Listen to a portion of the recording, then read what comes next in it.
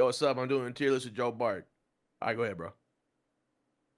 That was a very short. That was a very short intro. Thought you were gonna. Yeah. Yo, Okay, there you go. yo, Yep. Joe Bart, YouTube, yo, YouTube frogs. We're going to be doing tier lists with JoJo the Mofo today. We got a variety of ones we're going to be doing, kind of yapping about random things, and seeing if we agree or disagree on certain aspects of a tier list. Let's lock in. First one, Sir.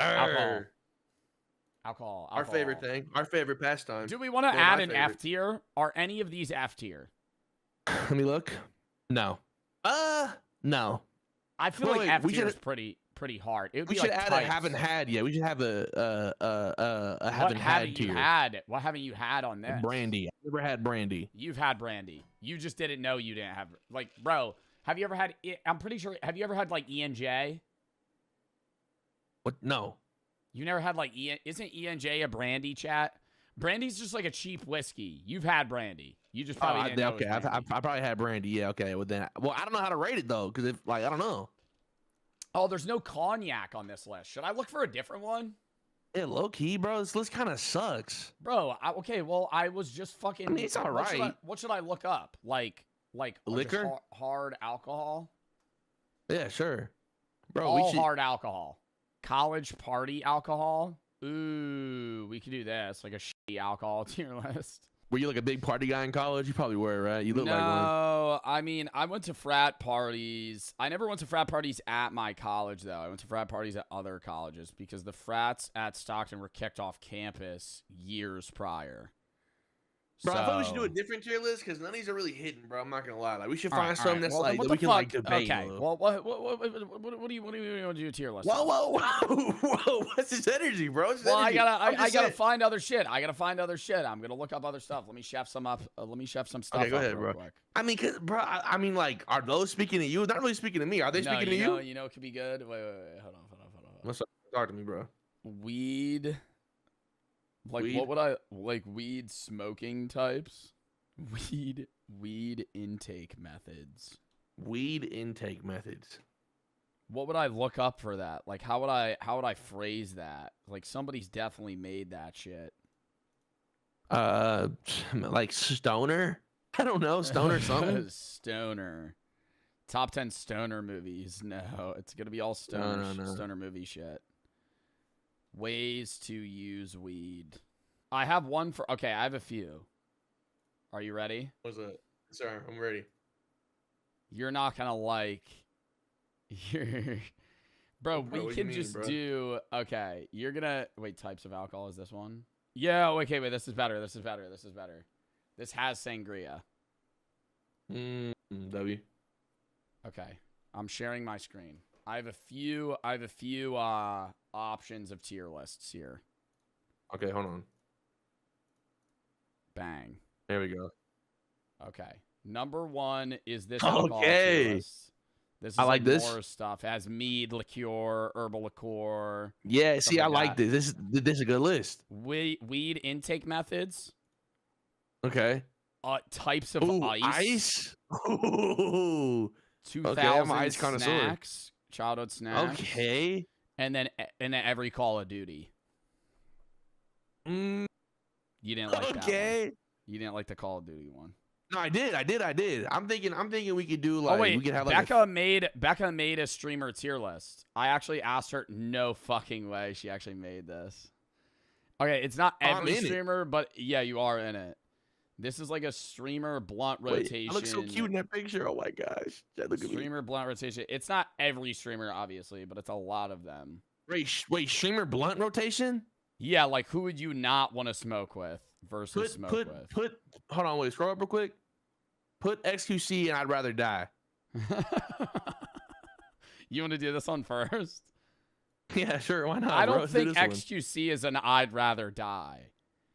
I feel like XQC, in my mind, is there all right. Like, I don't think he would be bad to smoke with.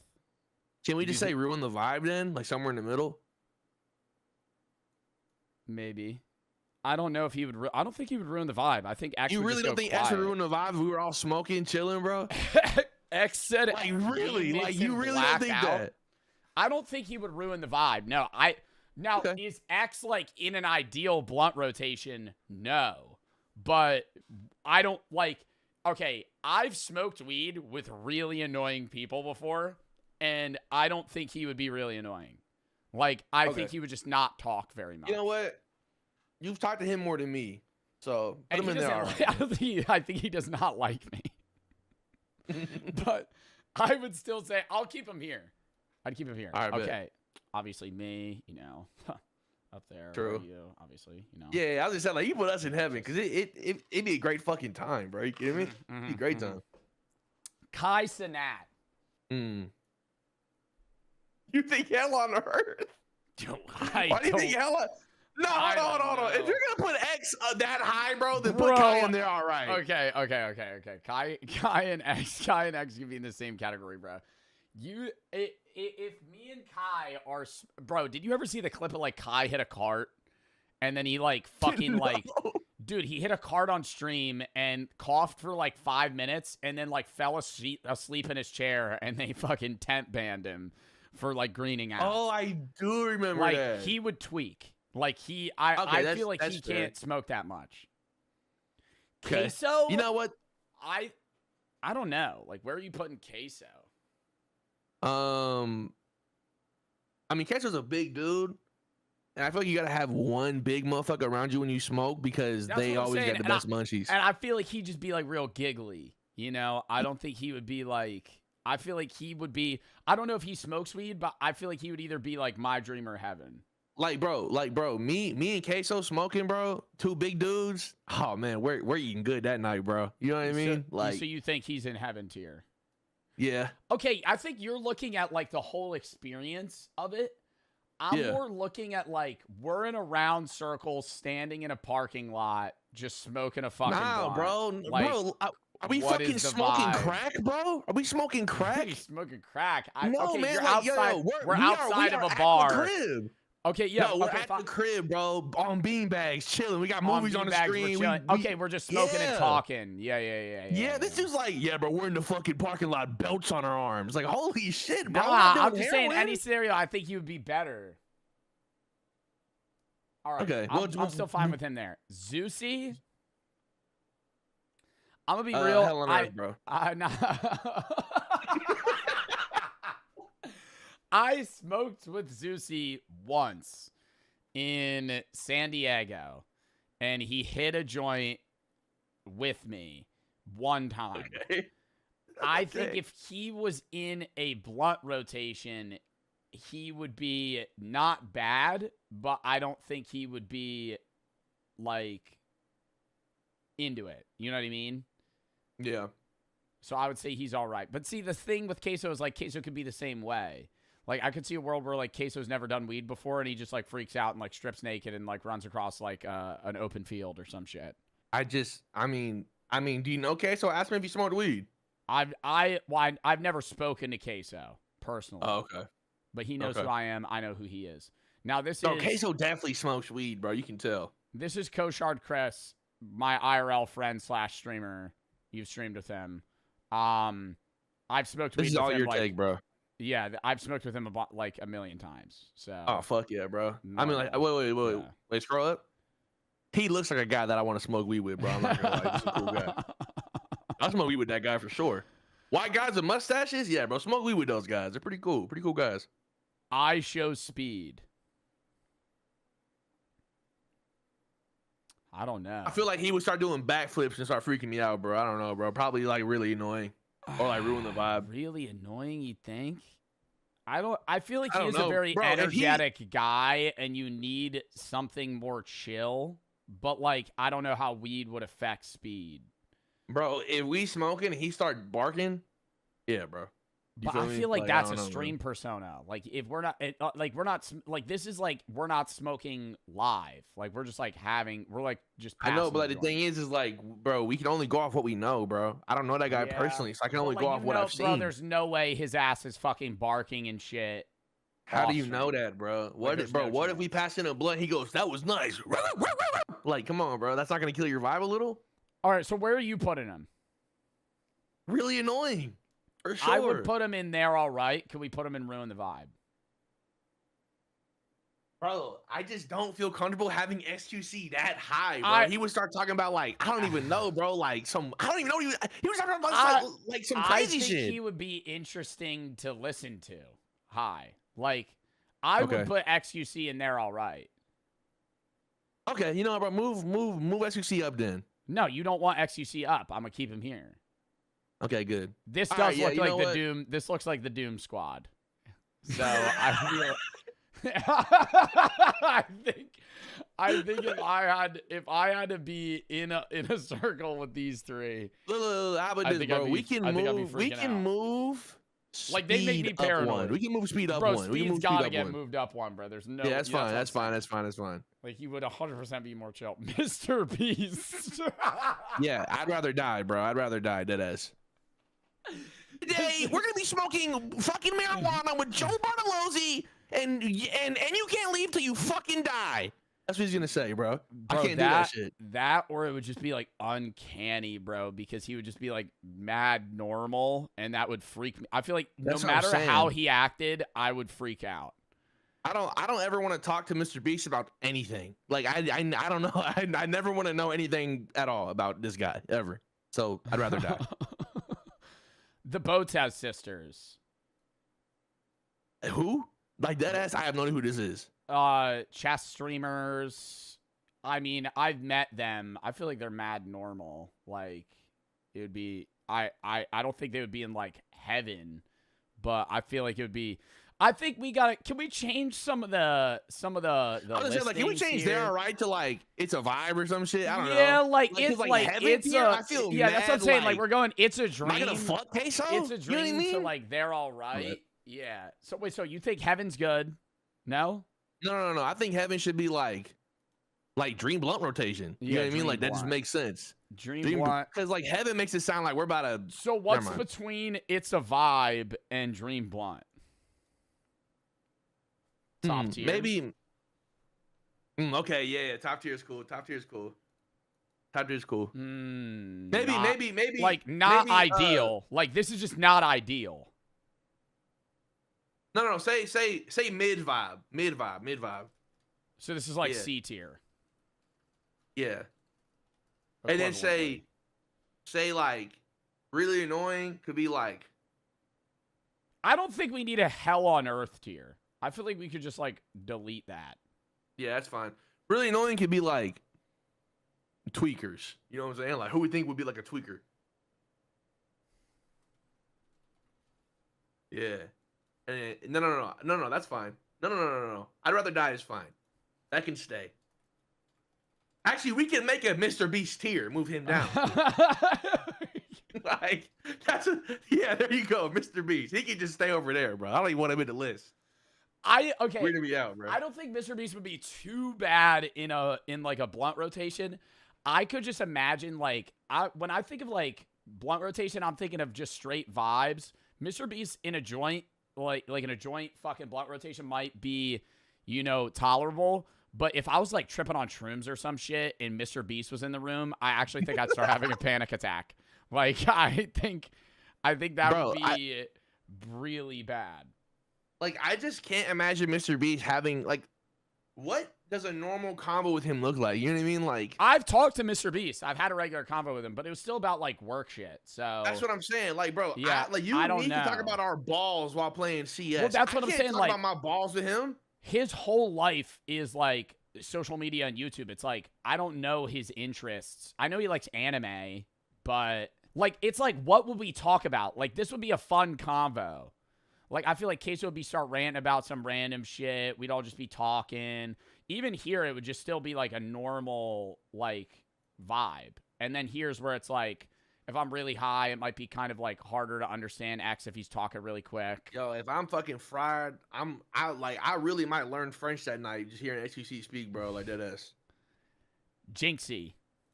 I'm not gonna lie, bro. I think Jinxie is top tier, bro. I think Jinxie wants to smoke weed with me one day. I think there's a tipping point with Jinxie. I think Jinxie on stream smoking would be a bit of a tweaker. And bro, you know what we should do? We should. Oh, my bad.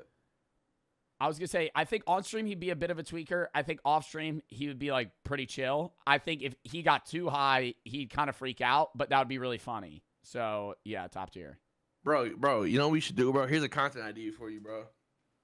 We should like invite Jinxie and then everyone else that makes it into Dream Blunt rotation or whatever, and then do a scam line lobby where everybody's fucking fried. Yeah, everybody. Well, okay, but see, like, there's 0 chance Queso gets high on stream. I mean, we could ask. I mean, we could ask. Bro, he doesn't like, even curse on stream. You think he gonna be like, all right, yeah, I'll fucking get high. What's a little drugs, Joe? We could just ask. I'm just saying. Okay, fair. Feel me? I'm just saying, like, it would be fun. I mean, like, it would be fun. Yeah, we could even pull cool. like some of the people, because I think right. That's what I'm saying. Okay, it could be cool. Deji, I'm not gonna, bro. Deji's kind of funny, bro. I love Deji, and I think his laugh is hilarious. I think he's funny as shit. I think Deji's probably in the dream. Yeah, I put him up there. He's funny as shit. Ooh, Dan TDM. Who's that? I don't know who that is. I don't know, man. Yeah, I don't know who that is. So I don't. Okay, bro. Dan TDM. Okay. Now I think he's going like mid vibe. Okay, my chat is not happy that I soft hovered him and I'd rather die. Yeah, he made my childhood. He made my childhood. Exactly, chat. You're gonna smoke a joint with a guy that you watched when you were 8 years old, and that's gonna be a mad weird vibe, bro. I'm just going to be like, yo, I loved when you talked to that villager that you named that one episode. It would just be so awkward. Like, it could go either way. Yeah, I just don't know who this is, so we'll keep him mid. We'll keep him mid vibe. Yeah, I don't know who this is. Should we? Do you know who that is? No, we should have a I don't know list just in case, because like I don't know. Mr. Beast can stay. Yes, that's a solid list. Yeah. Who are these people? Aiden Ross? I disagree with Aiden Ross on a majority of serious topics, but I think in a blunt rotation he wouldn't be very bad. I also disagree with Aiden Ross on a lot of things, but he probably got some good weed, bro. So, hey, bro. Good weed and probably like chill beanbags, good music. That's what I'm saying. It would be good weed, and we smoking in his house, bro. So, like, you know what I'm saying? House is cool, bro. Yeah. And, maybe he'd be cool. Maybe top tier? Nah. No. It's a vibe. It's fine. It's a vibe. I think it's a vibe. Sketch. I'm putting Sketch.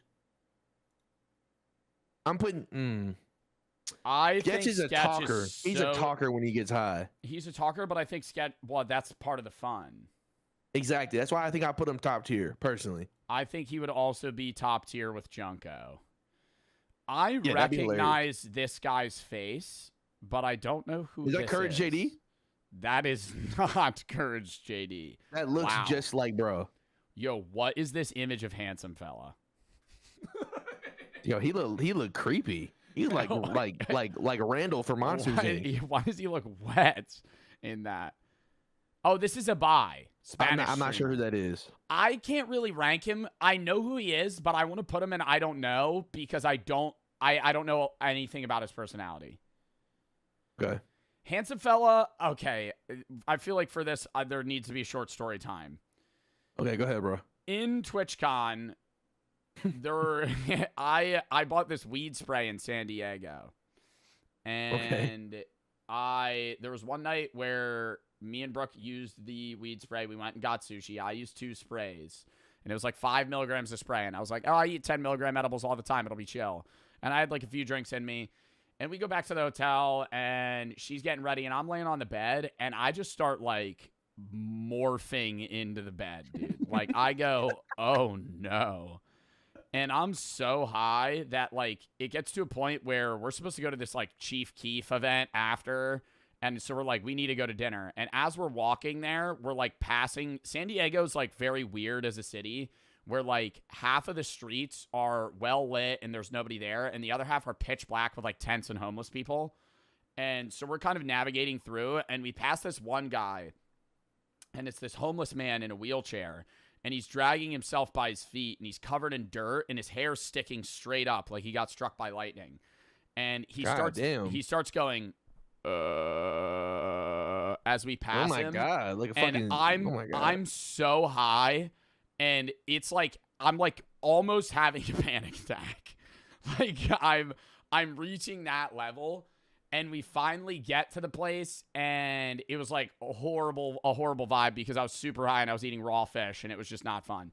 Anyways, the next day, we're supposed to go to this Minecraft event, and Handsome's like, oh, I could do a spray. And I'm like, yo, be careful. Yesterday I did 2, and it was horrible. And so he does 2 sprays after hearing me say that, and shows up to the event covered in sweat.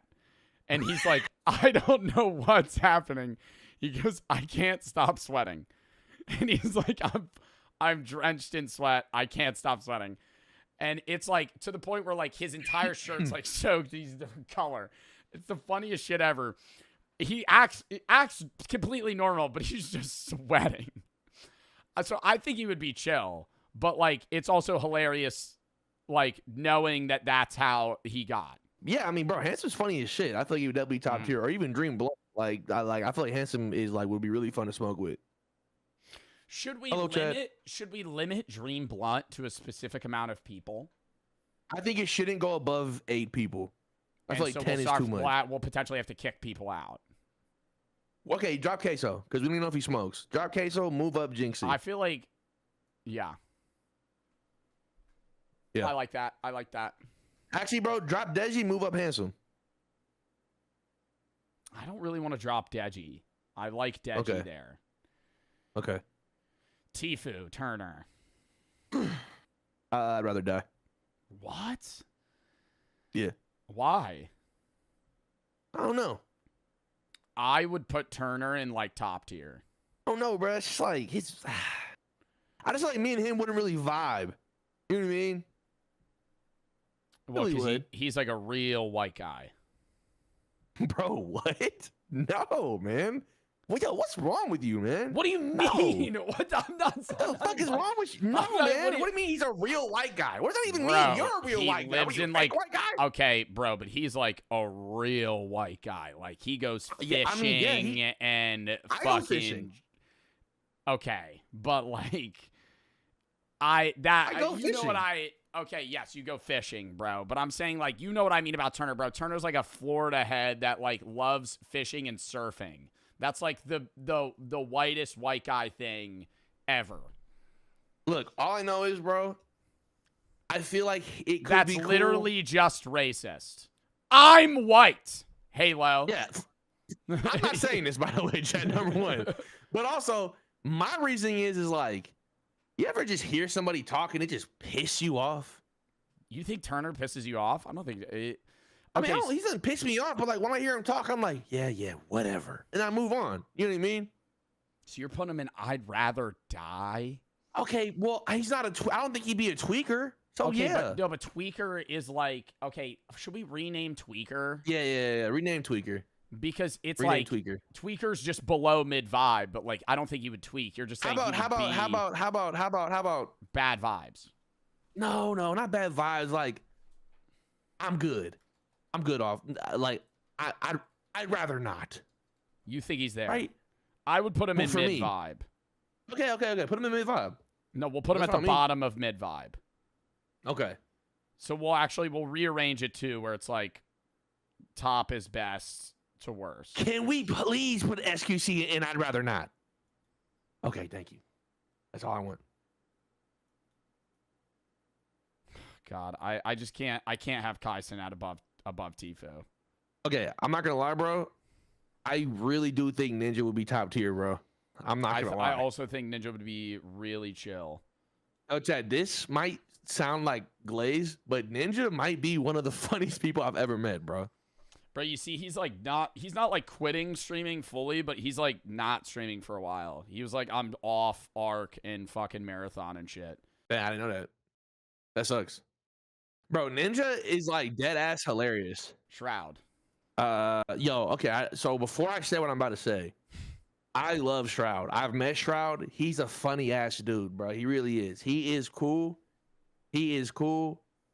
But I would definitely rather die, bro. Yeah. Oh, I don't know about I wouldn't rather. I'd rather die is a very bad tier. Bro, like, I love Shroud. I love Shroud too. I think he would be a horrible guy to smoke with. I think it would be. Yeah, that's what I'm saying. It would I mean, be like boring. I don't know. It would be. He's too monotone. I'd rather he's die. Very like, monotone. We're not actually gonna die, bro. It's like a figure of speech. You know what I mean? It's like, my thing is, like, I love Shroud. He's a fucking cool ass dude, bro. His wife is so nice as well. I'm not smoking weed with Shroud, bro. I'm not doing it. Oh shit. Let's just get those out of the way. I don't know why. Yeah. Becca, why are we putting those on the list? I mean, we got. Right. What the hell? I don't know who this is. Do I don't we not know anybody else? That guy right next to her. Who is this? That's not Maya. I don't know who that is. Is that Ginge? I think it is Ginge. Who's the guy next to Schlatt? Where's Schlatt? Is that Schlatt next to Senna? That's Steak. Who? Steak. I'll rate Steak when we get to him. Okay. I've never. Yeah, my bad, Steak. I'm sorry, Steak. My bad, bro. You probably don't know me either, bro. So my bad. Pokimane. You know, I think it would be. You know. Yeah. Not bad. You know. Not bad. Not like, I mean, the best thing ever, but I think it would be a vibe. I don't think it would be bad. Yeah, it's fine. Seems pretty okay. I don't know. Hassan. Also, this is the same. Why do we have two images of? Isn't that also just double George? Is that Sapnap? Oh gosh. Yeah, I feel like Becca, we need to work on the tier lists here. Thank you for making this, but we could do some better picks in here. Yeah, I'm not gonna lie. I mean, the streamers we're just picking the top 50 streamers by listings on Twitter of all time. I did it on purpose.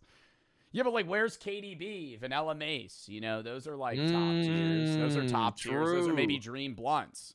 KDB, Vanilla Mace, they'd be up there. One Pixel. I feel like it's just hard to get all would the definitely names. be up there for me. We'll do this list, and then we'll throw in some honorable mentions. Okay. Hassan.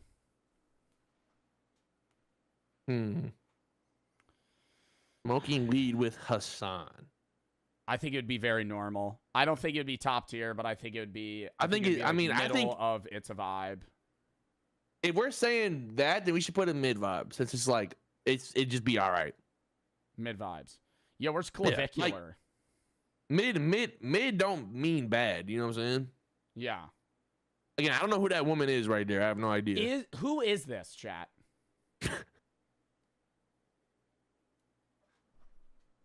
I don't think that's Maya. It's Anita. I don't know. Sweet Anita. Myth.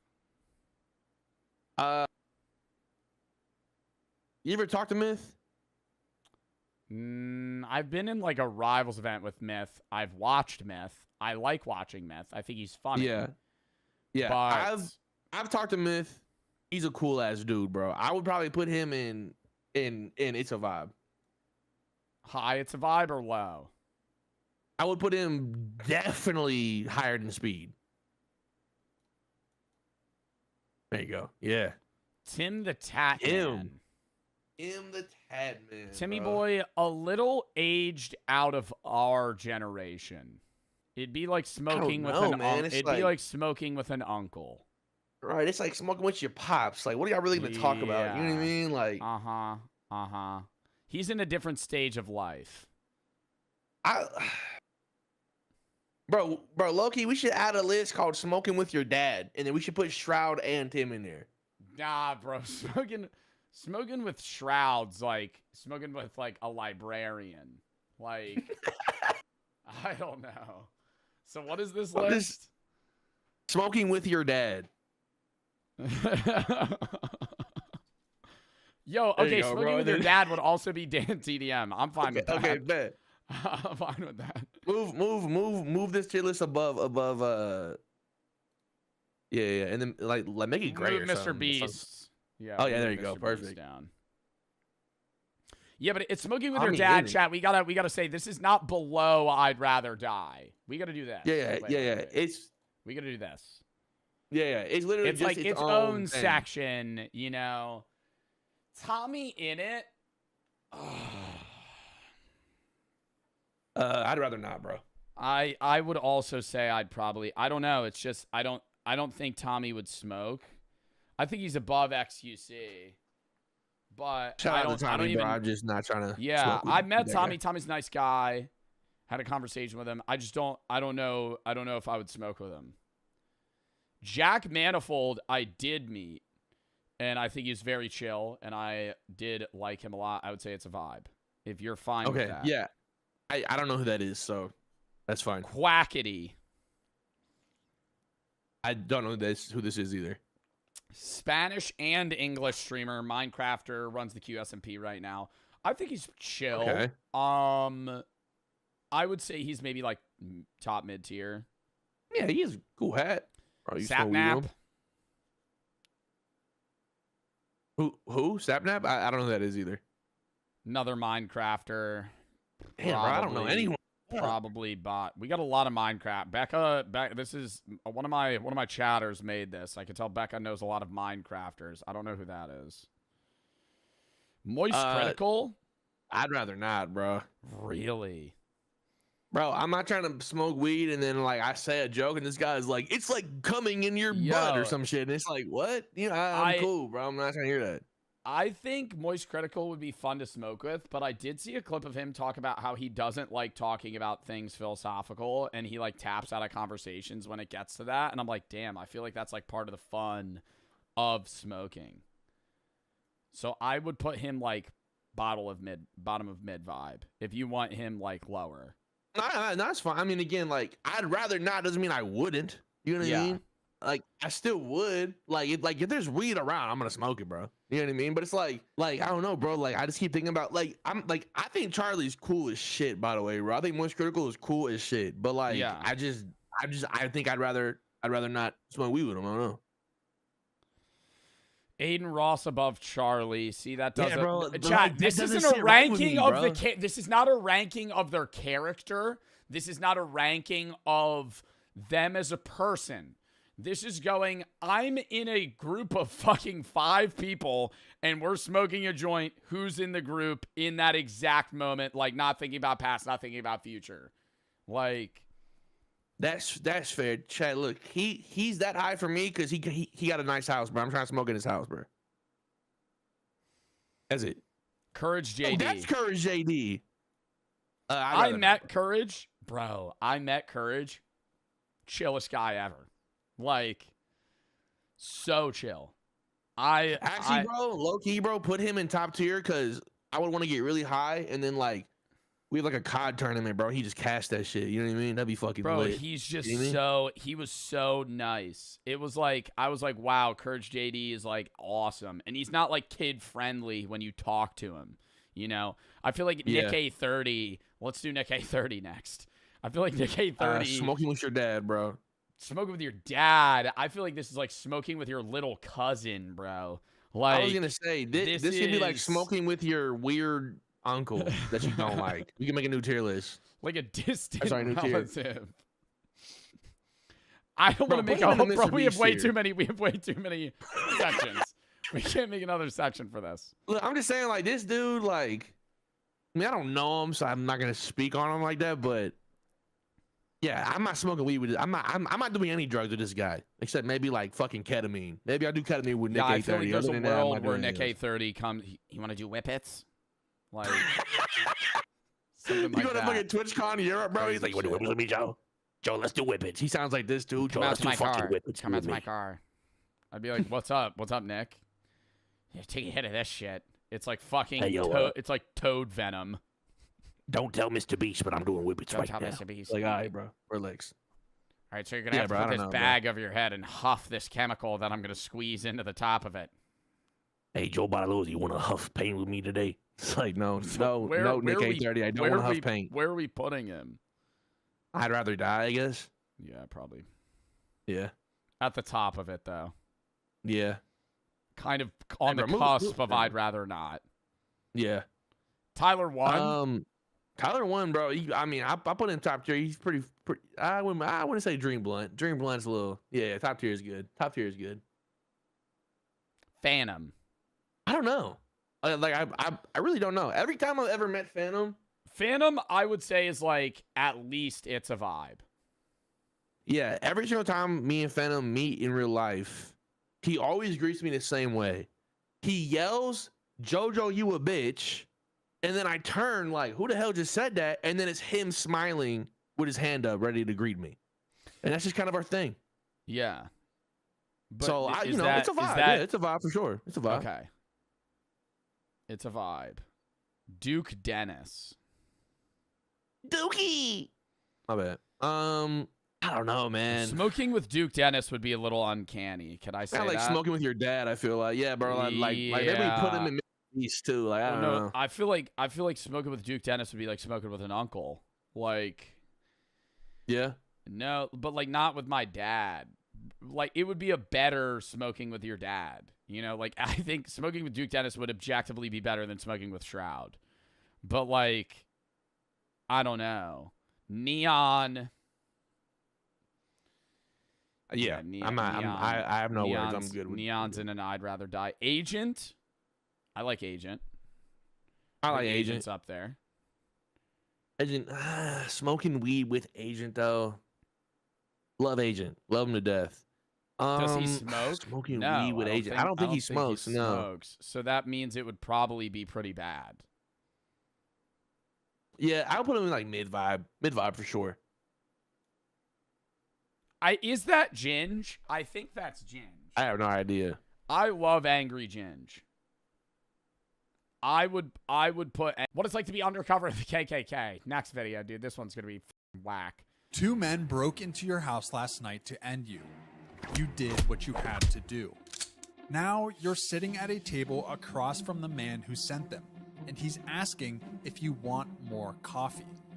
But that's the middle.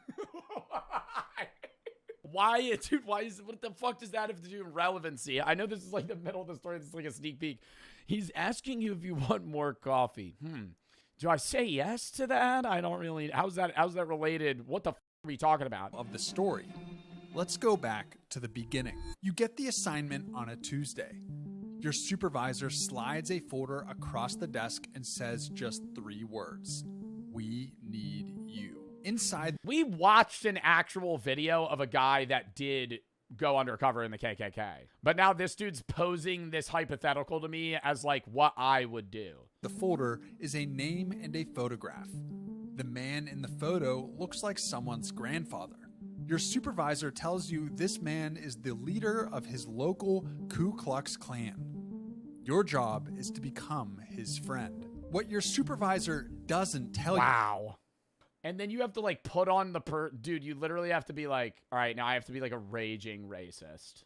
Like I have to literally, you have to go meet this guy, shoot shit with him, and then be like, yeah, so, and then just start spewing hate to be like, for him to be like, you know, you're pretty cool. What he can't tell you is that Op said not hard. Not hard. Been in a Valorant match. Not hard. Have you ever played a League of Legends game, buddy? That this case is going to force you to make a decision about an innocent woman that has no good answer. A decision that will keep you up for years after it's over. But that comes later. First, how long would you have to fake being racist for? I don't know, probably some time, seeing that you would be joining the Ku Klux Klan. You're going to be wearing the uniform, you know, probably doing some crazy shit. Probably more than a day. Have to become someone else entirely. You move to the man's town 6 weeks before you even try to meet him. You rent a small place. I knew somebody was going to make that joke. Bro said faking, question mark. A job at the hardware. Well, that wouldn't be hard for me at all. Store on Main. You wave at Shut the fuck up. Neighbors. You learn which diner has the best biscuits, and you go there every morning at 6:12 until the waitress pours your coffee before you sit down. You become a regular. A man with a pickup truck and a Bro's literally a sleeper agent. Grudge about the federal government. That's your cover. A man who hates the system. You don't rant, You let it slip out in pieces. A comment about taxes, a shake of the head when the news comes on, fake work history, fake ex-wife in Tallahassee. You build a backstory so wow, Tallahassee. Yep, there's a pick. tight that no one Yeah, my wife's down in Tallahassee. should suspect anything. The problem is, should. Because on day 9, a man in a gray truck parks across the street from your house for 40 minutes. He doesn't get out. He doesn't check a phone. He just sits there with the engine running, looking at your front door. Could be nothing. Could be a guy waiting on a friend. You write down his plate number anyway. First contact with the target happens at a cookout 3 weeks later. Someone introduces you. It starts at a cookout 3 weeks later. You brought baby back ribs. You spent 9 hours perfecting the recipe, and you kind of think they're a little undercooked. They don't fall off the bone like they should. You're a little nervous whether or not Randy's going to like the baby back ribs you brought. This is a pinnacle part of you getting entered into the KKK, and everybody knows you got to have good ribs. To the man from the photograph. His name is So we're reusing characters now? Yeah. Dale. He shakes your hand and asks where you're from. You answer. He talks about his tomato garden for 10 straight minutes. Soil mix, deer. The trick is soaking the baby back ribs in a sort of saltwater solution to help loosen up the meat before you actually cook it. Problems, how the heat's been rough this year. You nod. You don't know anything about tomato gardens, but your grandma loved gardening. You tell him you actually love to garden as well. Your grandma actually gave you the baby back rib recipe that... Using whatever. Some fucking YouTube commenter. Why does he always fucking pause the video and say stupid shit that doesn't have anything to do with it? You can remember. You're connecting with him, relating to him. Major progress. Then you do it. You slip in some comments to let him know you're an ally. Comments that make him understand you're on the same side. Like what? You know, they're just saying a slur or some shit? Like, what is he doing? So black people, right? He smiles, but that's all. For now. A week later, Dale invites you to a meeting. Like, what are you slipping in? Yeah, I feel like we're implying that it's like, okay, you're just being really racist around this guy so he likes you. It's a back room behind a machine shop. 12 men, folding chairs, fluorescent light buzzing overhead. The room smells like motor oil and cigarettes. You notice 2 men in the corner immediately. They're not talking to anyone. They're not eating. They're watching. You notice the kiddie pool in the middle of the room, filled with mud and some type of oil. This is a mud wrestling tourney. You're going to need to prove yourself to see whether or not you're going to be able to join the boys. Them has his chair angled so his back isn't against the wall. It's against the door. Nobody sits like that by accident. The other strange thing about this room is how normal it feels. The people there, they're your neighbors, your mechanic, the type of guy who may have patched your roof last spring. They laugh the same way. How normal it feels. I feel like there's one distinct thing that I would be noticing. Standing in a room full of, like, ragingly racist white men. There's gonna be a vibe, you know? Oh, it feels totally normal. What? Yeah, like, what's the normal? Like, what am I sitting... Am I sitting in, like a small town mechanic shop right now, just, like, listening to them, like, talk? Like, I don't understand. They complain about gas prices. You sit, you listen, you keep your answers short, nod at the right moments. Let the silence do the work. The talk starts harmless. The economy, crimes from the local paper, the usual how things used to be. Then it shifts. They slowly stop holding back. The language gets uglier, and by the end, they're saying things that twist your stomach, and they're saying them like they're talking about the weather. You drive home, park in your driveway. You know there's a problem already. Those 2 men who watched you the entire night never blinked. Do they already know you're undercover? No, they can't. It's not possible. You realize you're just being... Maybe they have some sort of medical condition that makes them not blink that way. Were they looking at you, or were you just imagining it? Paranoid. One thing... You don't know what you should do. Did they slip you meth in that cereal bowl they gave you while you were there? Why were we even eating cereal to begin with? It was 5 p.m. and we were all just sitting in a warehouse. Just none of it makes sense. Is for sure. Is Next, cereal soup or... You start thinking about that. You fall asleep in your car that night. The next night, you wake up and they're already knocking at the window. You ended up realizing that you wasted valuable time thinking about a stupid hypothetical. What the fuck am I doing right now? I'm way too high. Thursday, you have to walk back into that room. I'm just starting side fucking hypotheticals for no reason. FBI handler wants a report every 72 hours. You drive 12 miles to a payphone near a closed shop and make the call fast. Never the same phone twice, never the same route home. You become paranoid about being paranoid. If you're too careful, they notice. If you're not careful enough, you miss something. Or worse, you get caught. And getting caught here isn't an arrest. It's much worse. So you adjust. You forget a weekly meeting once so you seem normal. You make yourself imperfect on purpose. Next Thursday, you go back. The two watchers are completely different this time. Friendly, laughing. One of them pats your shoulder when you walk in, like you've known. Wow, missing a meeting's low-key tech, dude. I didn't even think about that. You showing up to the KKK meeting every time they're like, this guy's a little too racist. He doesn't miss a single meeting?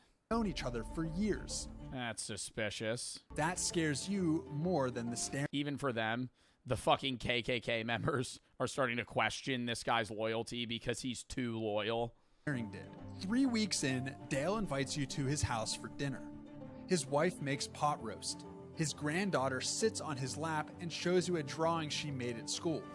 Dale looks at you and says, GM racist in a plat racist lobby. Wow. You're good people. I'm glad you moved here. And you feel it, a real warmth in your chest. For half a second, you forget what this man is. You forget why you're sitting at his table. You just feel like someone's friend. You drive home and sit in your driveway for 20 minutes with the engine running. That's the moment you realize this job doesn't just ask you to pretend to be someone else. It asks you to become someone else. And the longer you stay, the harder it gets to remember which one is real. The next day, Dale pulls you aside after the meeting. Bro's acting like the racist is creeping inside of him. What the fuck is he talking about? You're starting to actually kind of like them. What? The whole time I'm going to be sitting there, brother, talking about like whack-ass shit. You're telling me you get used to it? I feel like at some point you're going to be like tuning it out more than anything. Puts a hand on your shoulder and says, next week, we need to talk to you about something. You smile and say, sure. That sentence means one of two things. They trust you enough to go deeper, or they think there's something off about you. Next week, you pull into the machine shop lot. Something is already wrong. Dale, the two watchers, a fourth man you've never seen before who is built like a refrigerator and hasn't smiled once since you walked in. The door closes behind you. You hear the lock turn. Then there's an oven in the corner and a bowl of baby back ribs raw just sitting there. They loved your ribs. They think you're a narc, not because of anything else other than the fact that they think you didn't make those ribs. You got to lay it all on the line today. Man steps forward. Lore, chat. You see how I looped it back from the beginning? Motherfuckers think I'm too high. I'm on another plane right now. I made that joke 20 minutes ago, and I just circled back to it. I've created my own subplot within this video. Take your shirt off. Your stomach drops. What? Shirt off.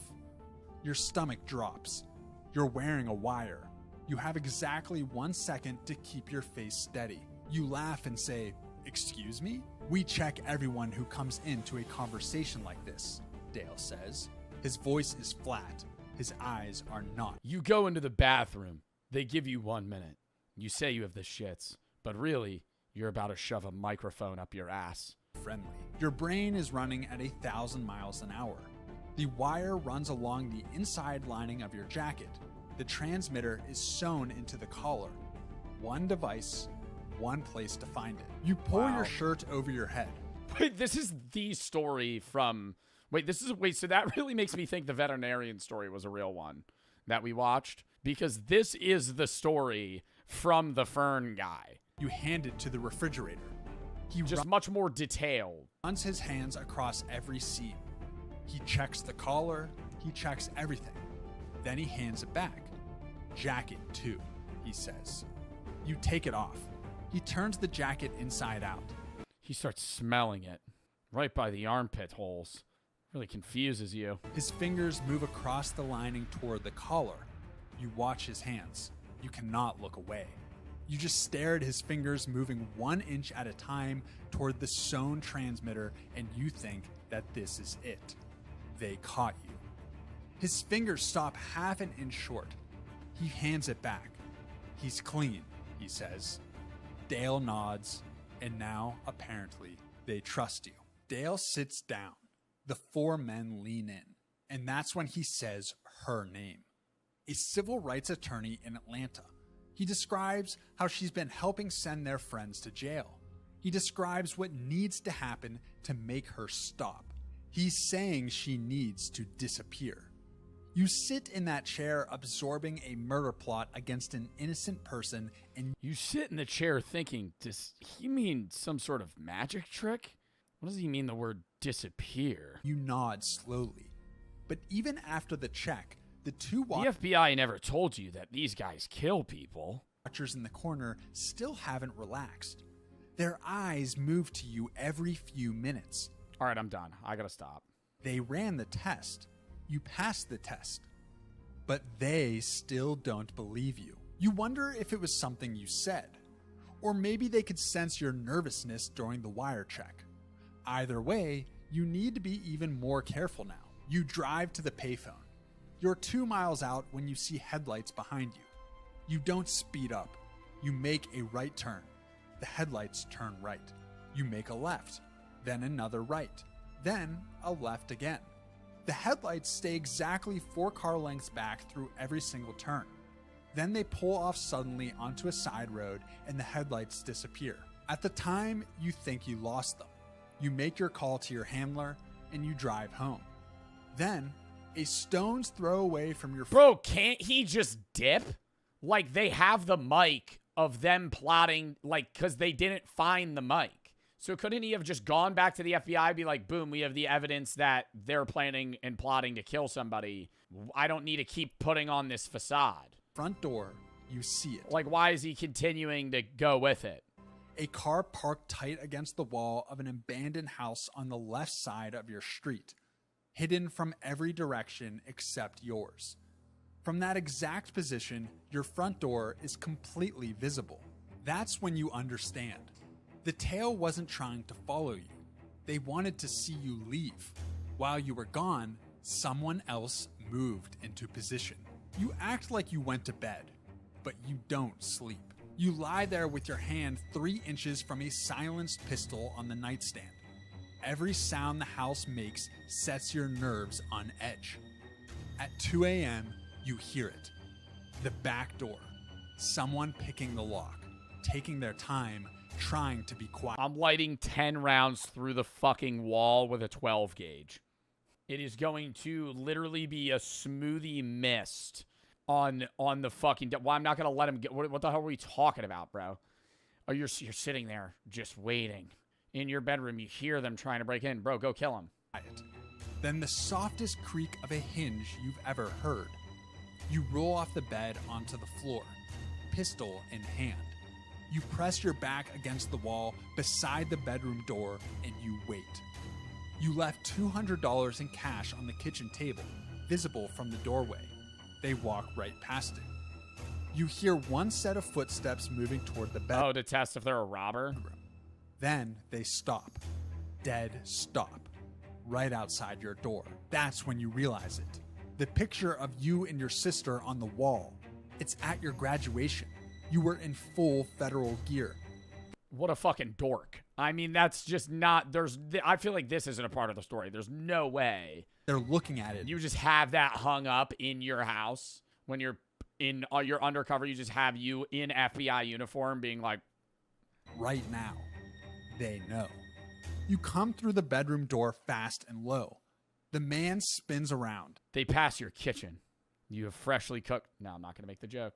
It's one of the I two said I was done. watchers. He gets one hand up before you close the distance, and then it's a brawl in the dark. You take a hit to the ribs that would have dropped a smaller man. You hear him call for help. Another set of footsteps starts moving up the stairs fast. You end it with a pistol. One shot, suppressed.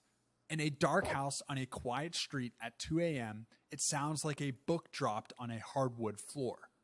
Then another one. The second man is down. You stand in your own hallway and the house is quiet again. Your hands are shaking and you can't make them stop. Then you get to work. You spend the next 3 hours cleaning up a situation that cannot exist. Two men who were never here. At 5 a.m., you sit at your kitchen table and you think What did he call for backup at this point, bro? If he knows that, like, why is he just like solo riding this shit? Like actually just John Wicking it. He's just not getting help. Why? about what comes next. They sent two men to confirm their suspicion, and neither of them is coming back with an answer. When two men don't report back, the people who sent them draw their own conclusions. You talk to your handler. He wants you to stay undercover, at least for the next meeting. You tell him you need backup. Close. He says it's already in motion. Wouldn't he unmask the men and see them? You have exactly 14 hours before that meeting, and you have to walk in there like nothing happened. It's time. The machine shop. You walk in, and Dale looks at you for exactly 1 second longer than usual. You seen the rest of the guys? He asks. Like who? You say. He shrugs. Two guys who were supposed to check in with me this morning. They said they wanted to look into something. I haven't heard from them. You lean against the wall and cross your arms. People flake, you say. Dale watches your face. 5 full seconds. Then he nods slowly and moves on. That's when it happens. The refrigerator locks the door. Dale asks you to sit down. You ask him what this is all about, but he cuts you off and tells you to sit down again. You sit. Dale pulls a chair across the floor and sits 2 feet in front of you, close enough that you can smell the cigarette smoke on his collar. I'm going to ask you something, he says, and I need you to look me in the eye when you answer. Why did he even go to this meeting, though? Because they sent him to kill him. Like, you're just going to end up dying either way. You look him in the eye. Did you have anything to do with my guys going missing? No, you say. No hesitation, no blame. You say it the way a man says something that's obviously true. Dale stares at you for a long time. You can hear the fluorescent light buzzing. You can hear your own pulse. Then he leans back. All right, he says. Then we move forward. You want some coffee? Then he asks the refrigerator to go look for them. In the meantime, he moves forward. Wow, the coffee part makes so much more sense now. With the plan. He slides a photograph across the table. It's the attorney, taken outside her office, time-stamped 2 days ago. Friday night, Dale says. Her husband leaves for a conference. She'll be alone. He looks at you. You're driving. And there it is. The decision from the beginning. The one with no good answer. If you say no, every ounce of your trust you've built collapses. Dale connects Bro, you could just say yes, and then they fucking fold on him then. Like, he doesn't have to actually go kill this woman. Dots, the missing men, your hesitation, you don't make it out of this room. If you say yes, you become part of a murder plot against an innocent woman. And even if the FBI steps in to stop it, you have to ride with these men toward her house, knowing that if anything goes wrong, if the timing is off by 30 seconds, she dies. You think about your sister. FBI could also contact the woman. We know, FBI could say, hey, there's 2 guys going to come kill you tonight. Maybe go sit in this locked room here. We're going to give you a bulletproof vest. They're going to try and kill you and we're going to intercept them. Think about the photo on the wall that you should have Or they just move her and then she's just not there. You know, they give them bad intelligence. taken down months ago. You think about how far inside this thing you've gone and whether the person sitting in this chair is even you anymore. You nod. I'm driving, you say. Friday comes fast. You spend the day before going over the route with your handler.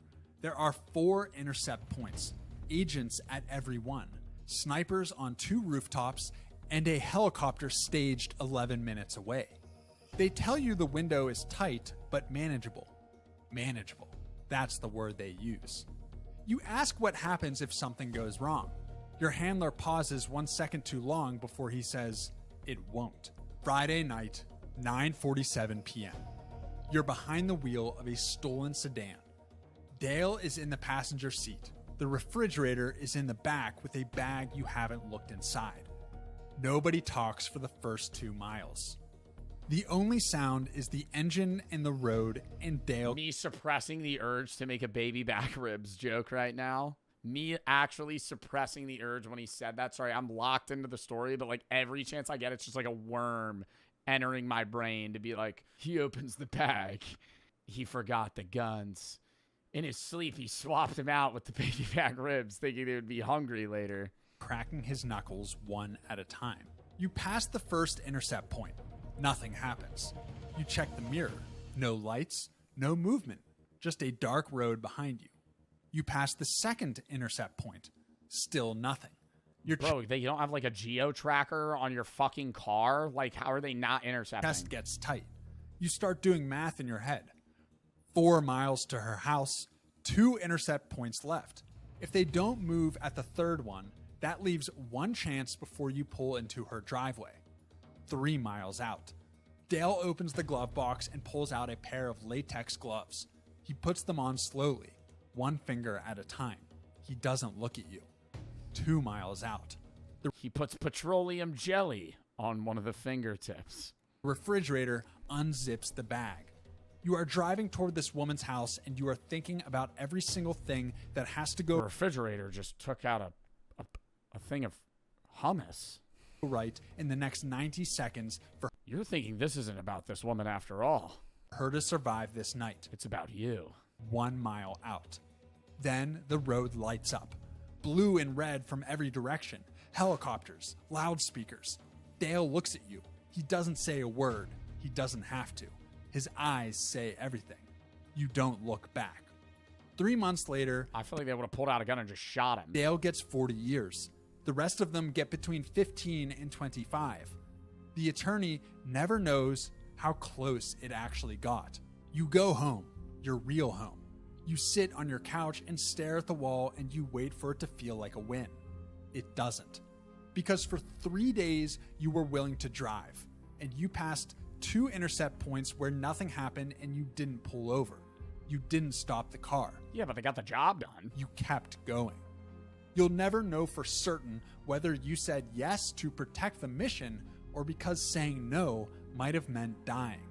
You tell yourself it was the mission. You tell yourself that every night. Wow, that was a good video. This guy makes great fucking content, dude. Holy shit. The Wealth Explainer.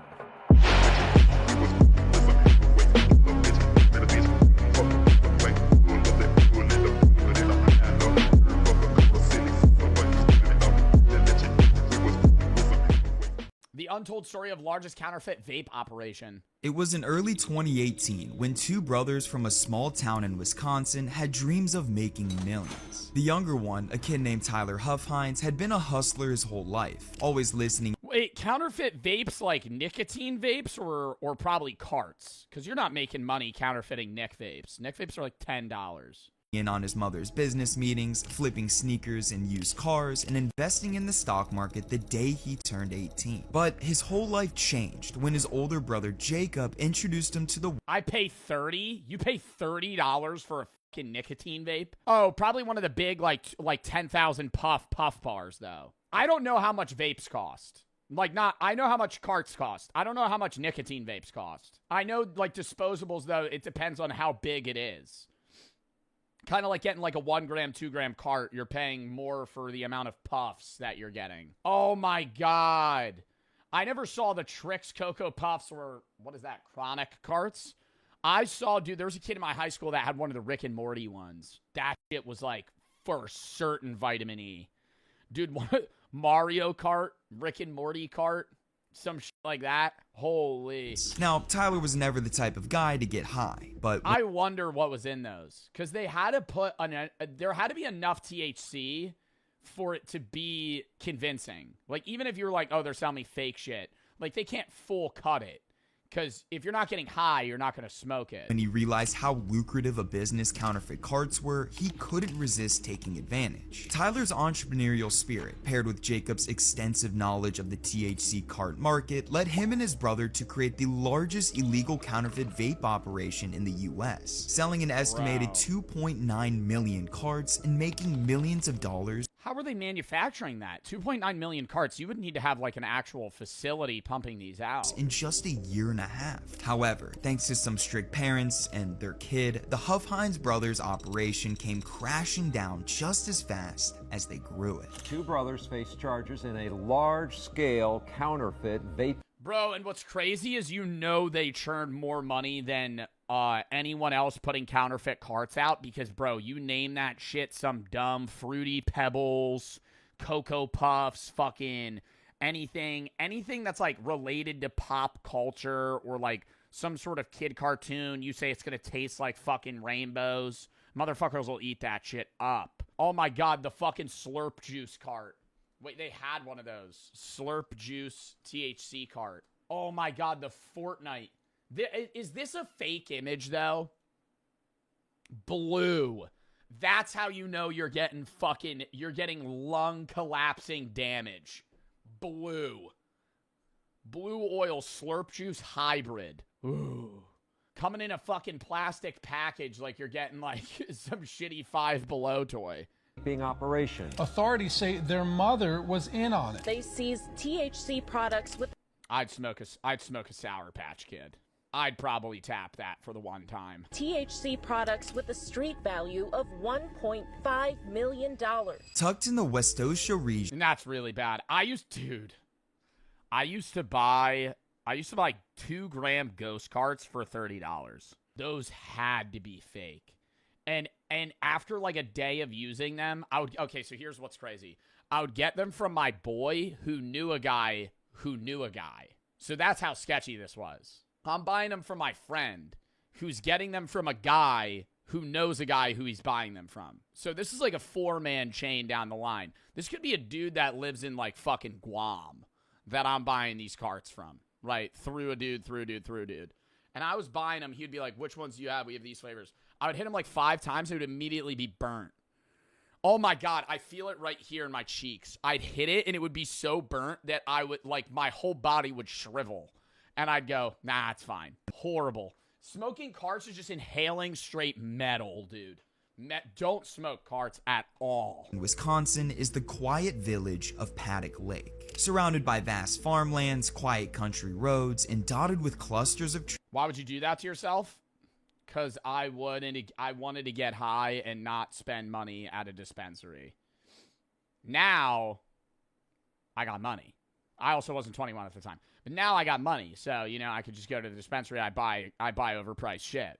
It's a peaceful place that's far removed from the bustle of big cities. The village, home to about 3,200, is built around its namesake lake, a hub for summer boating and winter ice fishing. It's the kind of town where everyone knows everyone, especially Yo, I just full zoned out, bro. They live in a nice-ass town, some shit like that. when it comes to their local high school. Westosha Central High School acts as the central hub for students across the area. The school standing Yo, everybody in that high school had to be geeking in 2018, bro. Holy. You have the kid that's selling 2 million fucking Rick and Morty carts across the United States in your high school class. on the outskirts of Paddock Lake is a modern building that almost feels out of place next to the village's small homes and rustic charm. But it's here where the youth of the Westosha region gather to learn, play sports, and in the case of Tyler Huff-Hines, make some questionable decisions. Tyler grew up with his older brother, mother, and grandfather in a quiet neighborhood overlooking Paddock Lake. From an early age, Tyler was drawn to business, often sitting quiet. You should make your own carts, Bart cart. Bro, I actually talked to my manager about that. I was like, would that be a fire idea for me to create my own weed strain and just like sell edibles and shit and like open a dispensary? He was like, you would not get any sponsor for the rest of your life. I was like, oh. Like if I created my own weed brand like Flight. Listening to his mom's business meetings and pleading to open his own bank account. By 7th grade, he was already on his grind flipping sneakers to make a profit. And when he entered Westosha Central as a freshman, his entrepreneurial skills only got sharper. While other students were caught up in sports and mowing down kids on Nuketown, Tyler was learning the ropes of business, taking as many business and leadership classes as possible while always looking for his next money-making gig. As his high school years went on, he made thousands of dollars flipping used cars while also investing heavily in the stock market the day he turned 18. After Tyler graduated high school in 2018, he attended Carthage College and worked alongside his brother at— Bro, this is what's so fucked is like, he probably could have made millions of dollars doing other shit.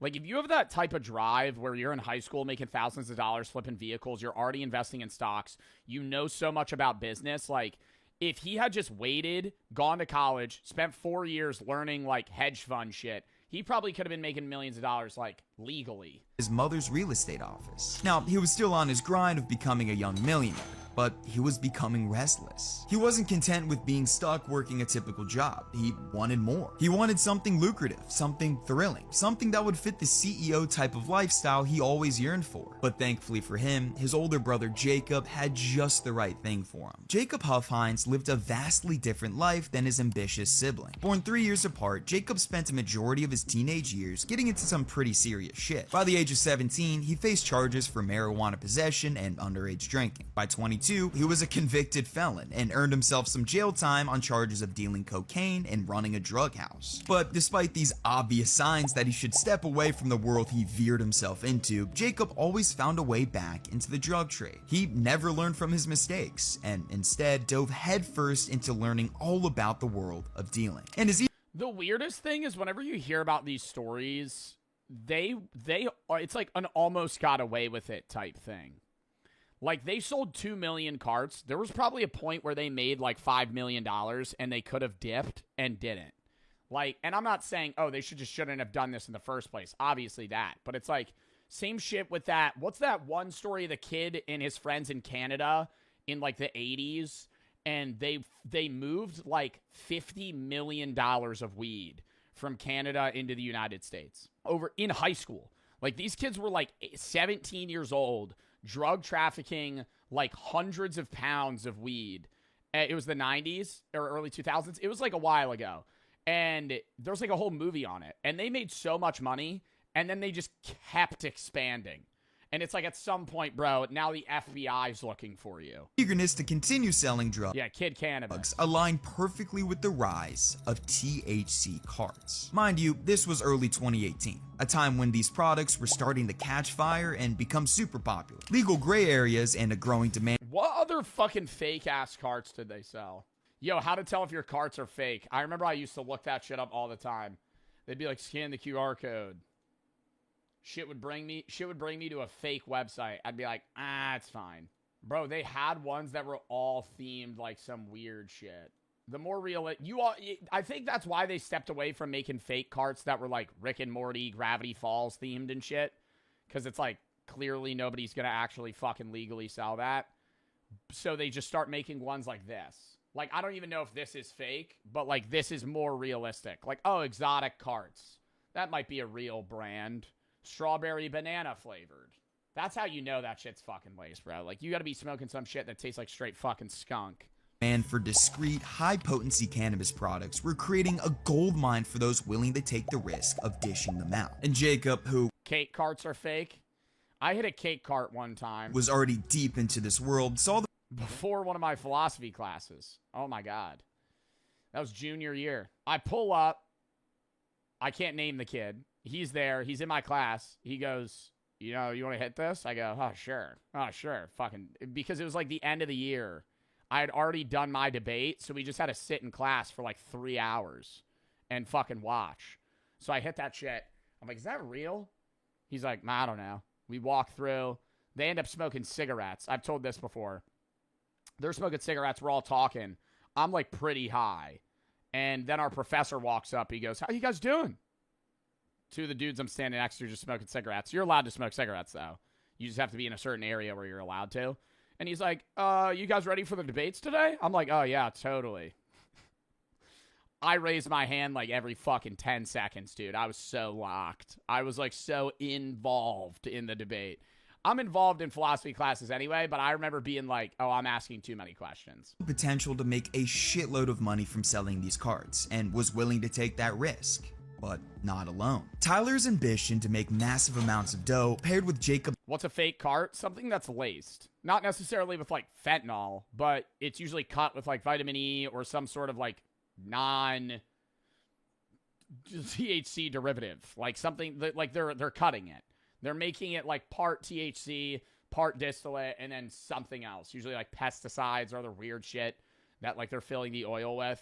You do a test, like the bubble test, to see if it's like fucking fake. His vast knowledge of dealing was a match made in heaven. A match that Tyler simply couldn't resist. When Jacob laid out his idea to Tyler, he was completely on board. And just like that, the boys started to craft up a plan. Their strategy was simple. They wanted to create an operation that cut costs and maximized profits by selling counterfeit vape cartridges. In other words, they wanted to establish what's known as a pen factory, a low-profile operation that essentially served as a middleman between THC liquid suppliers and high schoolers who wanted to get fried. Their plan revolved around sourcing empty vape cartridges and branded packaging from Chinese manufacturers for dirt cheap, and then filling them with THC liquid that the boys obtained from California. Basically, they wanted to pass off their carts as legit for as cheap as possible. Is that scummy? Absolutely. But it was profitable. And but were they not cutting? Like, were they not putting any, if they were just pouring straight weed into it? They made it even more profitable by opting to cut their THC And there it is. And there it is. liquid with cheaper oils that contained vitamin E acetate. Yeah, Honeycut. Sound familiar? This approach used less of their expensive We watched a video on Honeycut. core ingredient while still making their product look legit, which in turn increased their margins with minimal overhead. However, even though they had a solid plan set up, the duo still had no clue where they would set up shop. I mean, Tyler probably had enough money saved up to buy a place, but they wanted to keep costs down as low as possible. So Bro, but then are they not money laundering as well? Like, if you're selling 2 million cards, number one, how are you selling that many? Like, I get you doing a low grade operation. You're buying 100, Chinese carts that are empty. You're filling them with distillate you bought from Cali and fucking drove over. But like, how are you expanding to the point of having 2 million carts sold? Like, you have to have some sort of supplier that's going to be dealing those. And then on top of that, you're intaking millions of dollars. Now you have to money launder that. where would they go? Well, it turned out the answer was close to home. Courtney Huffhines wasn't your typical mom. She was a well-known real estate The mom gets in on the deal? No way. agent in the Westosha area with a larger-than-life personality that perfectly matched her career. If you lived anywhere around Paddock Lake, chances are you saw her bright red blazers on real estate ads or her smiling How do you approach a real estate lady and say you want to start selling fake carts to high schoolers? face on Instagram, promoting her new listings or showing off her family's latest vacation. But beyond the posts and business attire, Courtney was someone who valued ambition and wasn't afraid to take risks. She had spent over 2 decades in the real estate game. She built her career by working with well-known real estate companies in southeastern Wisconsin and eventually opened her own place called Bro, it's always Wisconsin. Why is it always fucking Wisconsin? People always say it's Florida. It's always fucking Wisconsin. Like every fucking video we watch in a body cam or some shit, it's always Wisconsin. Executives Unity. And despite filing for bankruptcy back in 2012, she was back on her feet by 2018 and opened a brand new real estate office in Union Grove, Wisconsin, about 15 minutes from Paddock Lake. She was all about success, resilience, and self-belief. But it turns out her success wasn't just limited to selling homes, if you know what I mean. The boys approached their mother with their plan, pitching it as some kind of entrepreneurial endeavor that required Yo, pitching this to your mom? How do you even approach that? Hey, mom. So, you know how I'm kind of an entrepreneur, right? So, let's just say I've been buying like 1,000 empty cartridges on Temu, and I have about like, I don't know, maybe like $8,000 worth of THC distillate sitting in the garage.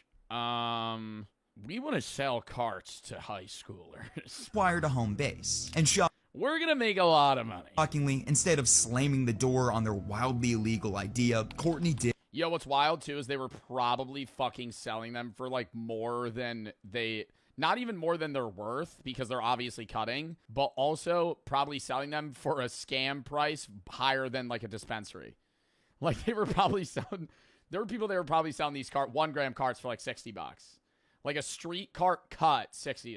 She gave it her blessing and even allowed them to use her office in Union Grove to get things started. It's almost surreal to imagine, like on one side is Courtney's nice real estate office, and on the other side, her own sons are filling carts with booth. On January 16th, 2018, Tyler, Jacob, and Courtney kicked off their new startup with nothing more than some empty vape carts, a bit of THC distillate, and a lot of ambition. Tyler, the #1 man in the operation, knew that scaling this type of business required, well, learning the business. And this is where a man named Moo came into play. Moo, who was not a cow, but rather the boys' plug from California, wasn't just their supplier of THC distillate. He became Tyler's mentor. Over countless Bro, if I had to sell hundreds of thousands of dollars worth of drugs, how would you go about doing that? Like, let's say you don't have a connect already. Like, am I going to go drive to, like, Camden, New Jersey and walk up to a dealer on the corner and be like, boy, do I have an opportunity for you. Let me pitch this to you. You open up the trench coat, Rick and Morty carts, right? We got Morty. We have Rick. Rick's stronger than Morty, 98% versus 43%. This one's really cut. The Morty cart's going to kill people. FaceTime calls, Moo walked Tyler through every step of making counterfeit carts, like how to dip the caps in alcohol to avoid leaks and how to properly fill them. Tyler picked up this skill rather quickly and began making his dank vapes 98%? Bro, they sell so many carts that are 98% now. and What a scam, by the way. The percentage of THC in a cart does not equate immediately to how high you're going to get. Like, I feel like the terpenes and the other shit that's in the weed matters more, bro. Like, I've gotten higher on, like, 83% carts than 99s. Sonic Sour Patch Kids carts all by himself in a matter of days. After he got in the swing of things, it wasn't long before he decided he needed to invest in more supplies. Over Labor Day weekend in 2018, he flew to California. Wait, how many did he sell? Rather quickly and began making his dank vapes and chronic Sour Patch Kids carts all by himself in a matter of days. After he got in the swing of things, it wasn't long before he decided he needed to invest in more supplies. Over Labor Day weekend in 2018, he flew I would have fell for the fucking dank vapes. The chronic carts, I would have been like, that shit's fake. I would have fell for the dank vapes.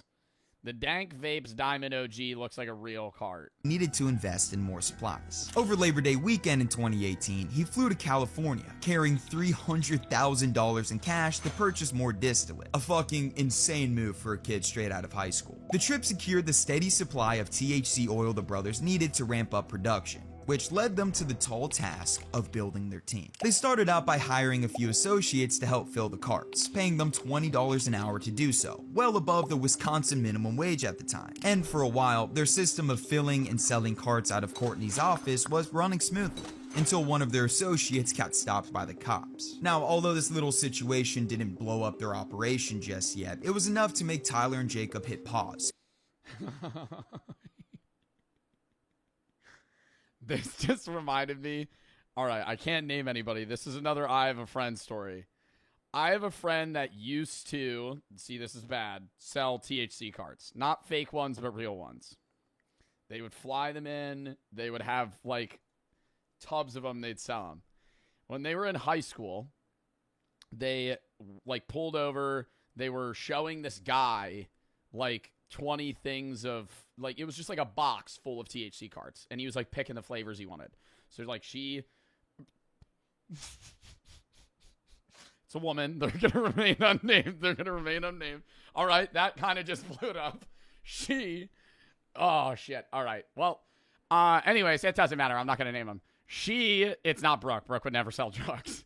She pulls over and has this whole box. She gives it to the guy. The guy's picking the carts. He goes, oh, yeah, can I, like, see the whole box? I'm just trying to, like, scope through them. Grabs the box, looks through it for, like, 10 seconds.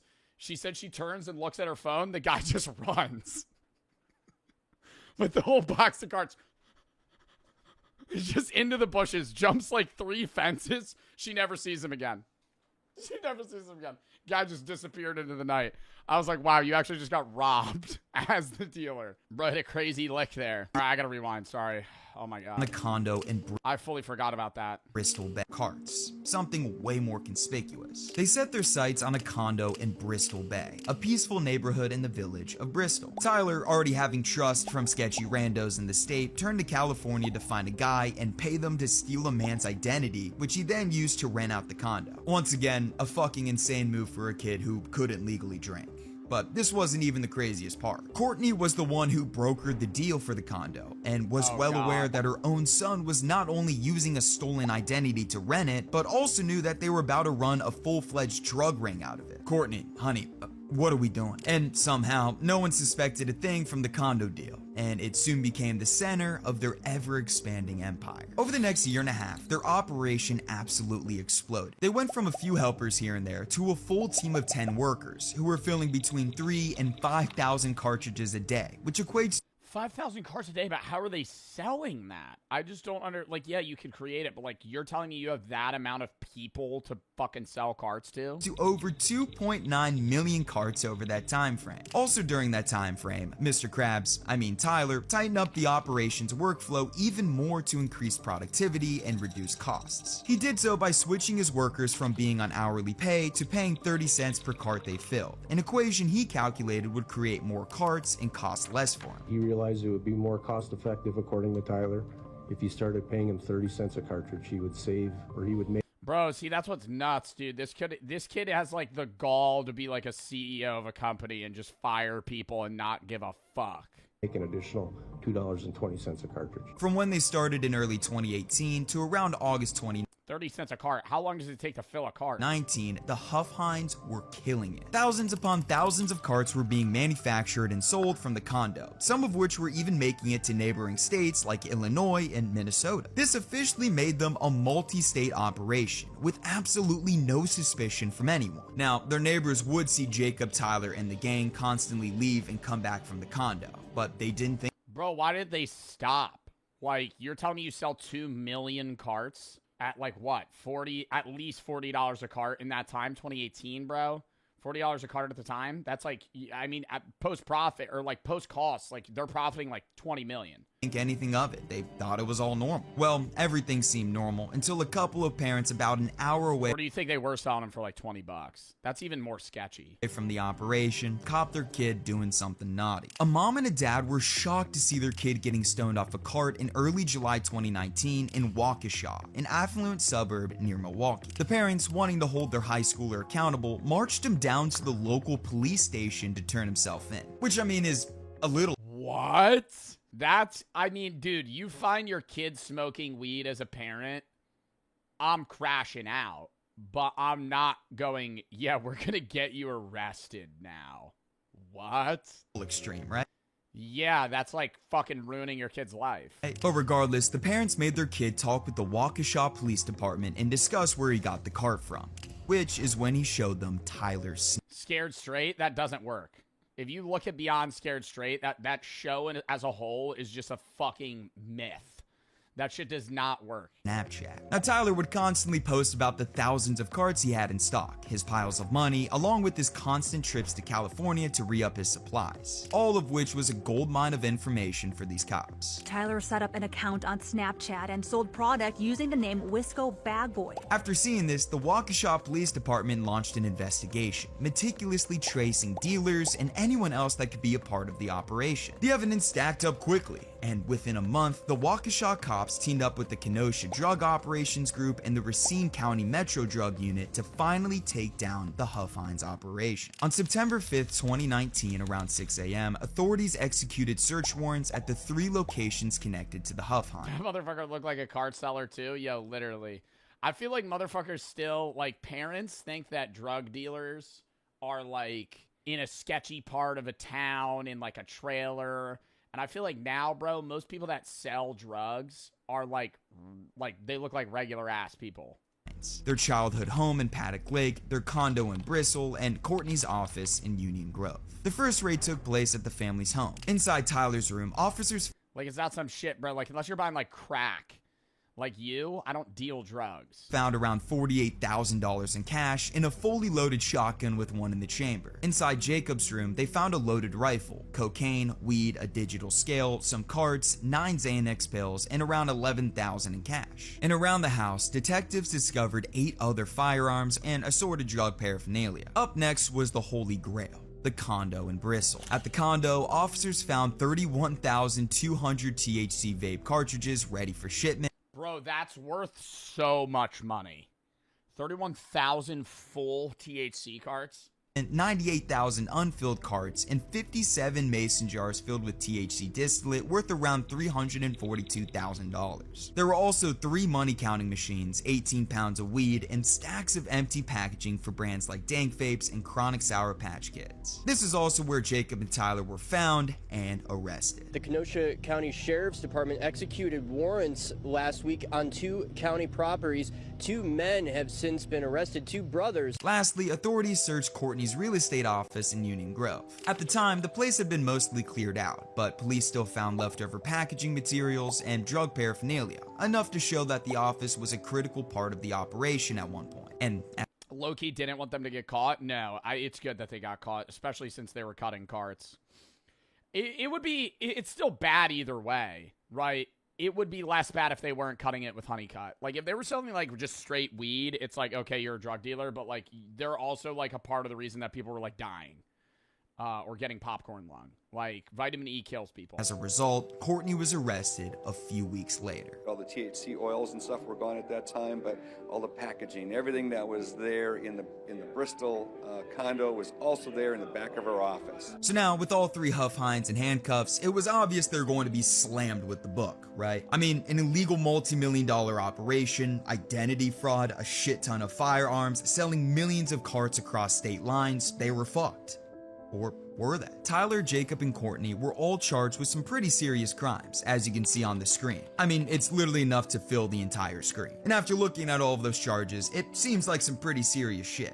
But whatever god-tier lawyers they hired got them out of all of it. Jacob was only fined $10,000 and placed on 2 years. Yo. So they're out. Like, they only, bro, 2 years probation, he didn't even go to prison. Courtney only had to pay $15K. Bro, so did they keep the money? They got fined $10K? Wait, so they're just millionaires. Like, they just have like 40 mil. Probation. Courtney was literally Better Call Saul. Like, using that fucking meth money. Fined a total of $15,000. Wow. Tyler wasn't fined, placed on 3 years of probation. And Tyler, who was the one who spearheaded this entire thing, was not fined at all and only placed on 3 years probation. I just don't know how to explain that. All 3 of the people connected to the largest black market THC vape ring in the US all avoided prison time and pretty much got away with everything. Bro, so they're just millionaires now. How the fuck did they get out of that? Were they registered guns? They found 8 guns, 37,000 fucking cartridges, or 31,000 cartridges full ready to sell. Under an illegal operation, you don't have a business. You're literally selling drugs. And you just get 2 years probation. What the fuck? They took the money? I gotta look that up. No. They took the cash probably and all the drugs. But like, you gotta think, bro, if they sold 2 million carts, they have money away. Oh my God. That is crazy. Oh, that was a good video. I gotta piss real quick, so count me down.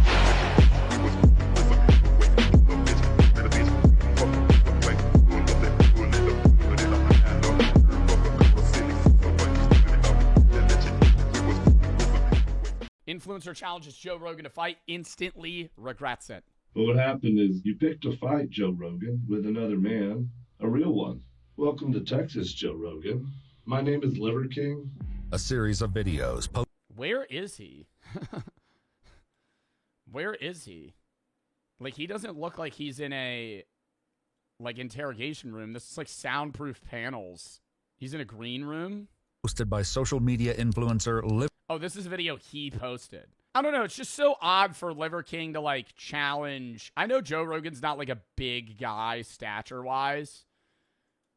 But, like, wouldn't Joe Rogan beat the shit out of Liver King? Like, Joe Rogan has fighting experience, like, for his whole life. Like, even though they're both old men, yeah, but, like, I don't think that would go well. Liver King leaves his followers increasingly concerned. But when he arrives in Austin claiming he's there to pick a fight with podcast host and media personality Oh my God, he flew out to Austin to try and find Joe Rogan. Joe Rogan, police are forced to step in. Can this video of me being in this container, can it go on social media? The following is based on official police records to date, and the footage has never been seen before until now. Please note that all persons charged with a crime are presumed. Do you think that, like, okay, I used to think that shit was fake, though. Like the Liver King mentality, where it's like all natural, he just only eats like fucking bull nuts. Like when he started out on it is, yeah, but this matches that. It is though. So no, but like I feel like what does he say? The 9 ancestral tenets. I think he lives by that. Like I think he actually lives by that. Innocent unless and until proven guilty in a court of law. On June 23rd, 2025, 47-year-old like bro, he's got a wolf fucking mask on right now. Fitness influencer Brian Liver King Johnson posted this video to Instagram. Joe Rogan, I'm calling you out. Oh God, I always look at his belly button, dude. Is that a not a hemorrhoid? What is that called? What is that called? Where the doctors make you cough and they hold your nuts to see if you have a hernia. My name's Liver King, man to man. I swear, chat, be real. Is that not something you guys experience? When I would go to the doctor, he would hold my balls, and you go cough. And if they don't retract, that means you have a hernia. No?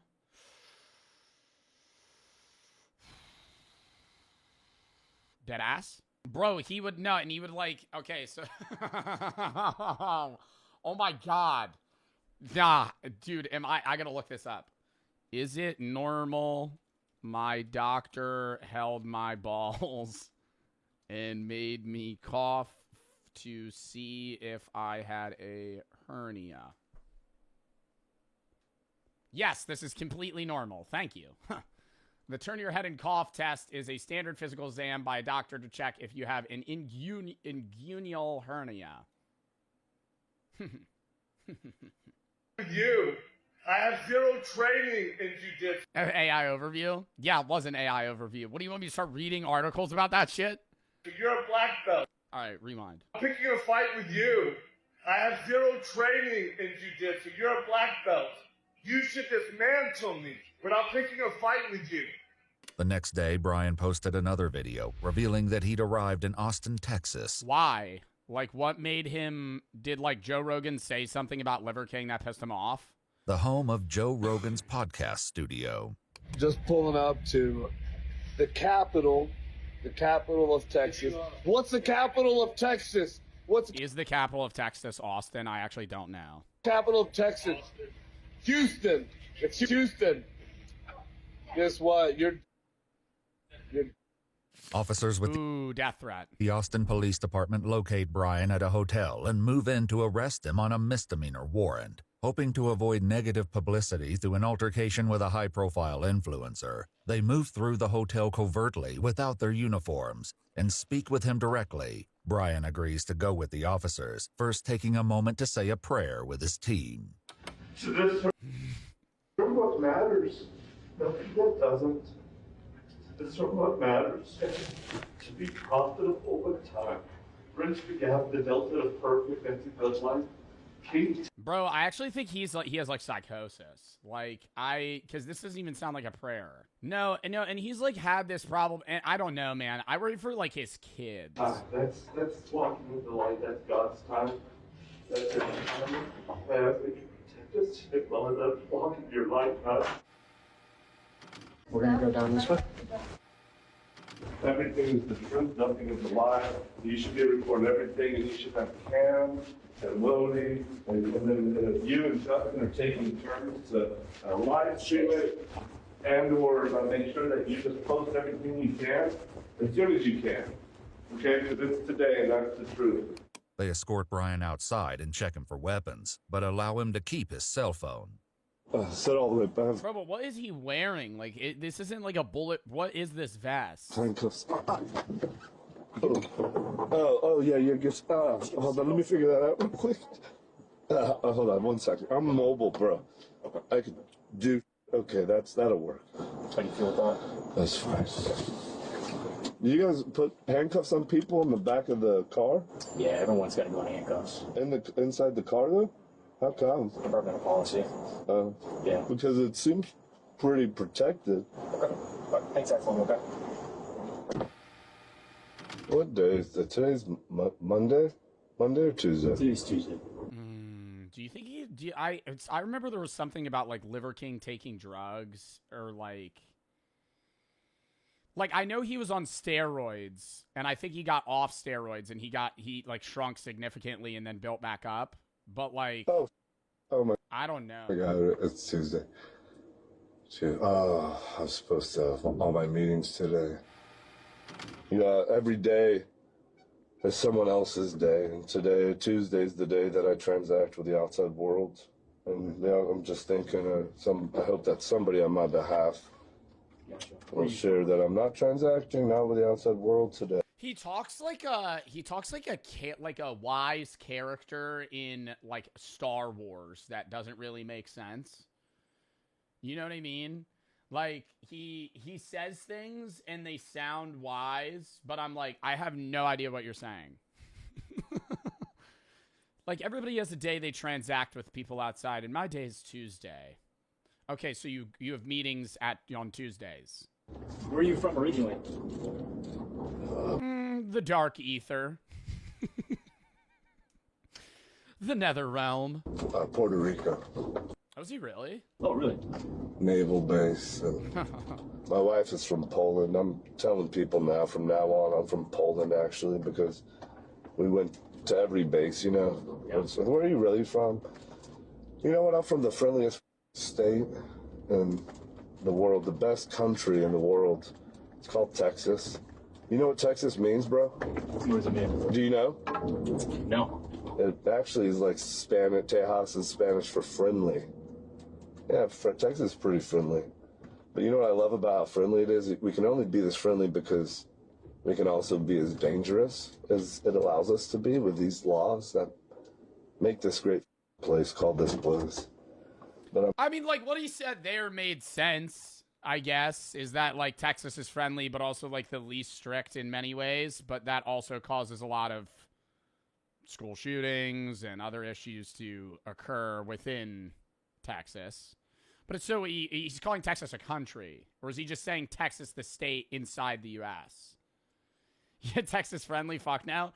Okay, well, from an outsider perspective, Texas, yes, does not seem friendly, but bro, there's like millions of people that live in Texas. There's no way every part of Texas is like dangerous or unfriendly. Brian arrives at the station and is escorted to an interrogation room where he remains uncertain why he's even here in the first place. Why does the fucking interrogation room look like Markiplier's fucking like YouTube setup? Like, is this in case they just start screaming or some shit? Why do they have fucking metal, or they have soundproof, they have the foam panels that I have? Well, I mean, I used to have more, and then they all started falling off, and I threw them out. But there's one left up there. There's one left. One foam panel.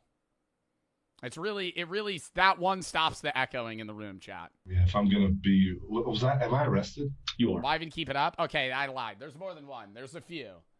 I have like two right there. They don't do shit though. I bought them, and I just started fucking putting them all over the room. They just started falling off, bro. Because I don't know, like when I started streaming in this room instead of the one with the fucking popcorn ceiling, this room echoed so much. But then I got carpets and shit, and so it's been better. I also think I changed some of the mic settings. I don't know. And they don't tell you why? Yeah, the lead detective will give all that information to you. It's a terroristic threat, is what it's called. Is it Texas or FBI? We're with the Austin Police Department, so Texas. That's what I thought. Yeah. Okay. Hang tight for me, Mr. Johnson. Okay. So many of you in here. It's actually the Israeli intelligence agency. He just starts panicking. Okay.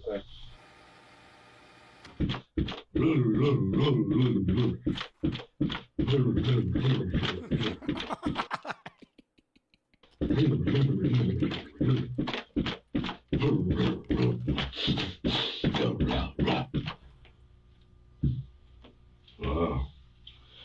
No, I didn't see that one coming, but it came. And that's awesome. I'll take that for $1. According to police records, Brian posted another video in which he was seen carrying a medieval axe, as well as a black box with a Joe Rogan Experience sticker on the top. Though he was secretive about the box's contents, investigators... Do you think, though, if the police didn't step in, he actually would have tried to hurt Joe Rogan?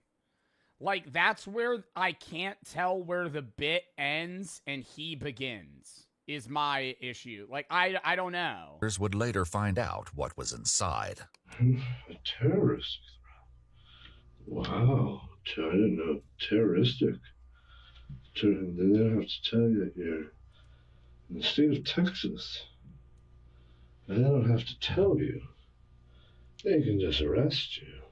I don't know how you get out of this box. How long do you spend in the box? Do they tell you how long you spend in the box? Ew, why is he blowing his nose into... Can this video of me being in this container, can it go on social media? The detective finally arrives, but his attempt at an introduction is quickly shut down. I don't know if you have any involvement with law enforcement. I just kind of want to tell you about myself. If you don't mind, I'm going to skip all that. I don't want to know about you. I just want you want to know about me. And so let's skip everything about you, and whatever you want to know about me or the situation, let's elucidate that as fast as possible. Okay. That's actually valid, though. I'm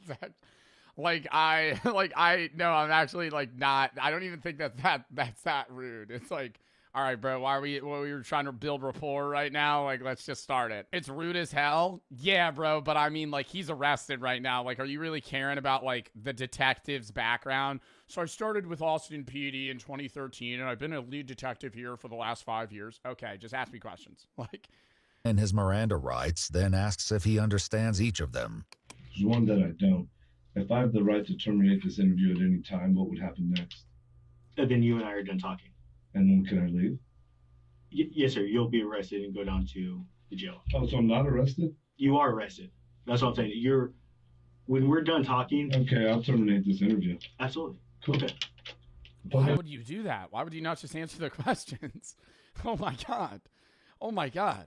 We could have, I feel like, I know a lot of the time they're like, oh, I need a lawyer. But I'm like, bro, he's just going to ask, why did you post death threats to Joe Rogan on Instagram? Like. Yeah, let's go. Do you mind? I saw that you have your phone on. Do you mind if I have that? You're not allowed to have a phone in here per policy. Oh, I already posted everything that I had in here. Okay. Is that okay? Because do I need to undo that? No, that's fine. But just. So you're asking me the question, if it's a demand, you guys can do whatever you need to do. But you said, do you mind? Yeah, I mind. Yo, I'm not even gonna lie. I'd be like mad scared to be in the room with Liver King here. Like, this guy is fucking jacked. And he's not chained to anything right now. Like, I feel like before, like, if he wanted to, he could kill you before anybody helps. My phone, and it's what I have on me right now. So maybe there's a protocol and you should use different language. He can't fight, though. Bro, Liver King's knocking me the fuck out. Like, that doesn't matter. Like, if I have as little fighting experience as him, even if he's 50, bro, he's probably like 240 pounds. Well, I don't want to demand, like, I don't want to be disrespectful or any sort of, like, I'm trying to show you the utmost respect. So I'm just asking. Okay, I'm just asking. You gotta ask him about the 9 ancestral tenants. That's how you build rapport, dude. This detective doesn't know what he's doing right now. Come on. It's Brian Liver King Johnson you're talking to. Talk about eating raw bull nuts. Can I be respectful to you? Well, think about this. You said, do you mind? Yeah, I mind. So the answer is yes, I mind. Okay. Can you give me your phone? I could. Will you? Give me your phone, please. I would like not to do that. Okay. He asks for his phone one more time, but Brian once again refuses to hand it over. On that note, the detective leaves the room, and Brian continues the conversation alone. Plus that one also. Posted that one. We'll post the next ones too. What happens next? What happens next? Well, I take you down to the jail is next. Okay, so I could just interview with you and then go to the jail, or I could skip that line and go straight to the jail. New experiences, new information, collect more points. We already did it in Poland. Yeah, in Poland, that can happen too. And it did, and so we kind of have... You know, this is like really unique because he's like, most of the time, I never talk to myself out loud. Like he's saying every single thing that he's thinking out loud. So we're just seeing the complete string of thoughts that he's having, and it doesn't make sense, but that's like, this is how your thoughts sound, no? Like, I mean, that's what it, not in this, like, he thinks in, like, bullet points instead of, like, full, like, sentences. Experiences, new information, collect more points. We already did it in Poland. Yeah, in Poland. Collect more points. That can happen, too. Enter. He's, like, writing a paragraph in his head. And it did, and so we kind of have a little bit of a reputation. A little bit of experience in jail. And I learned a lot, so collected more points, adventure, novelty. Collected more points, plus 4 XP. Enter. Moving on to the next level, seeing we're going to be in jail next. Didn't do the interview, minus 5 EXP. Leveled down 1, but we ended up gaining aura from the interaction, plus 1 mythic dagger. The evolutionary hunter, that's what you do. You go out to do adventure, accept the risk. Hopefully it's commensurate with the reward. Hopefully that you can make a calculated risk that geometrically magnifies the reward, but never at the risk It kind of of sounds like he's just like freestyling, but not like rhyming. Really, unless the reward is worth it. According to police records, an officer with the Violent Crimes Task Force spoke with Brian's executive protection employee, Justin.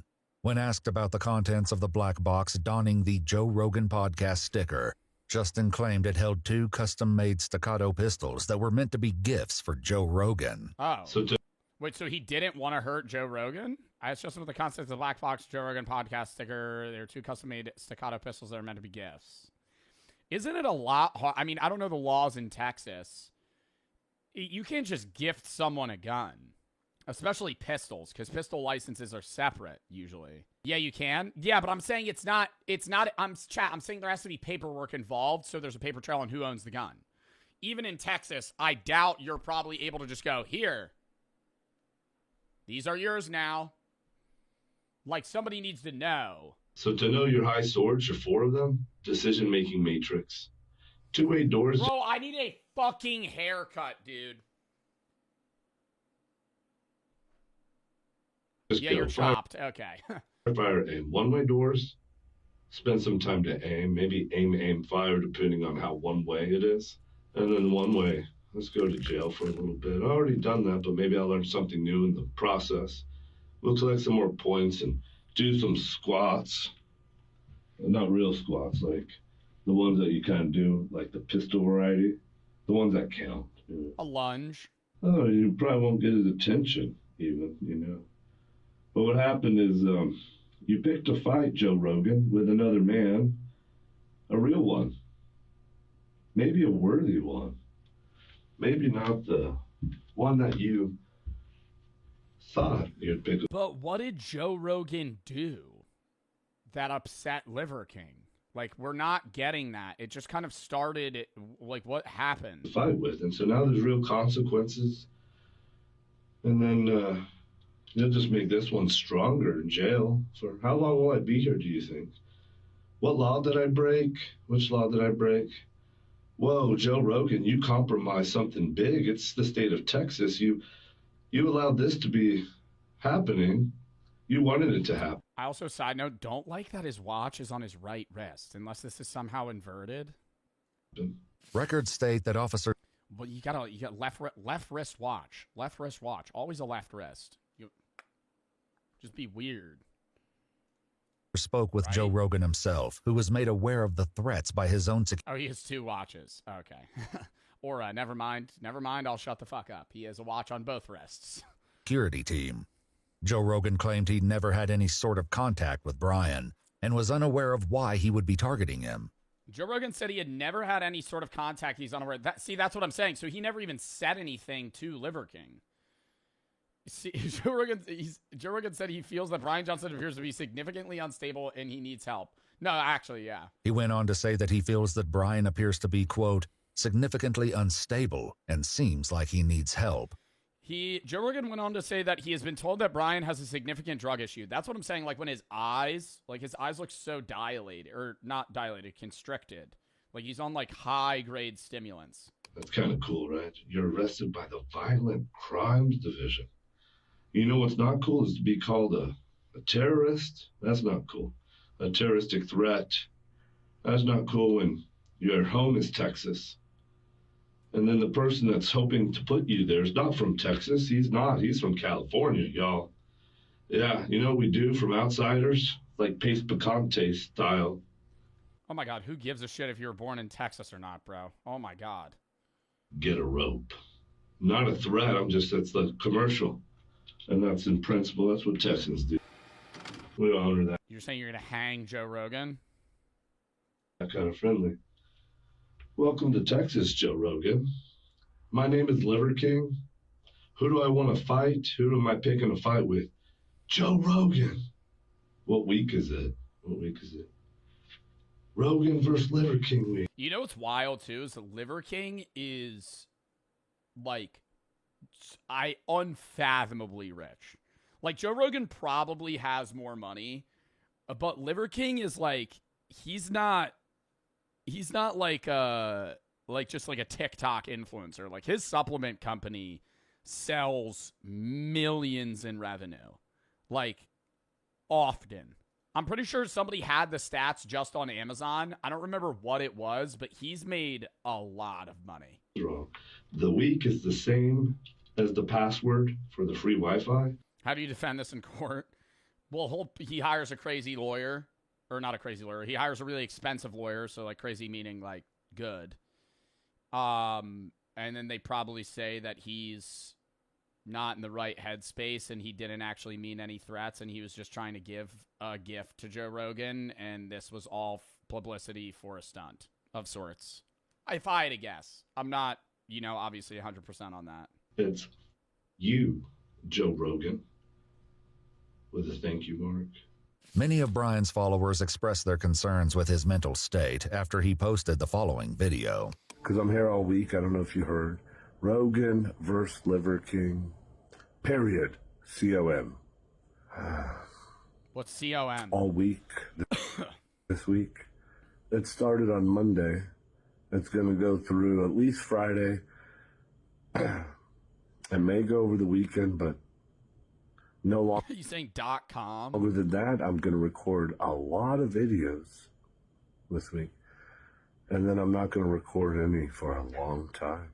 I just don't know why he doesn't retire. Because, like, I think it's different when you're somebody that's younger in the social space where it's like, okay, this is your job. This is what you want to do. But it's like, he's like 55 with kids. He made millions of dollars. Like, why not just, like, disappear from the public eye and, live off the stacks? Brian takes out his phone and plays what appears to be a recording of himself, captured just moments ago in the interrogation room. He listens as he waits for officers to collect him.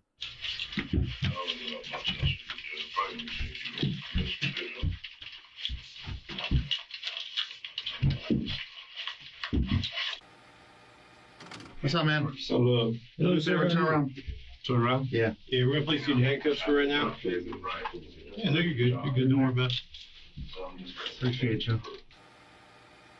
Where's your? I mean, he is being very compliant with the officers. In my pocket. The phone continues to. So I think that's also where they're gonna point at is like, hey, he's not trying to be aggressive. To play on the table as they remove the remainder of his property. He's then transported to the local jail. Would it be funny if I told you I had another phone on me?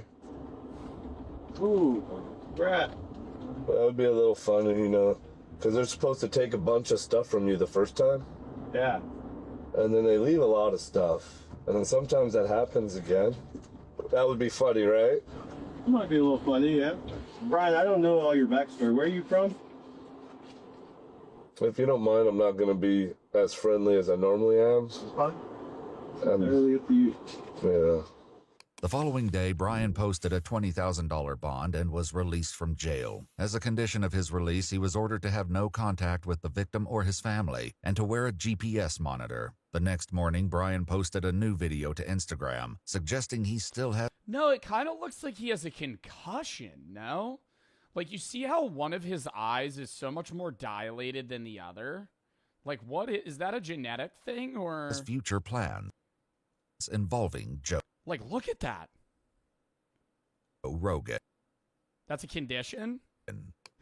What is that? Everybody knows where Seth Rogen's, the other version of him that rhymes with blow. If anyone knows where its family's going to be today. Oh, dude. Oh, my God. Right after you post bond, you're asking where the family lives? Yeah, now he's going to get thrown in prison, dude. If you could let my team know so that we can stay within 200 yards, not close to them, to stay away from them.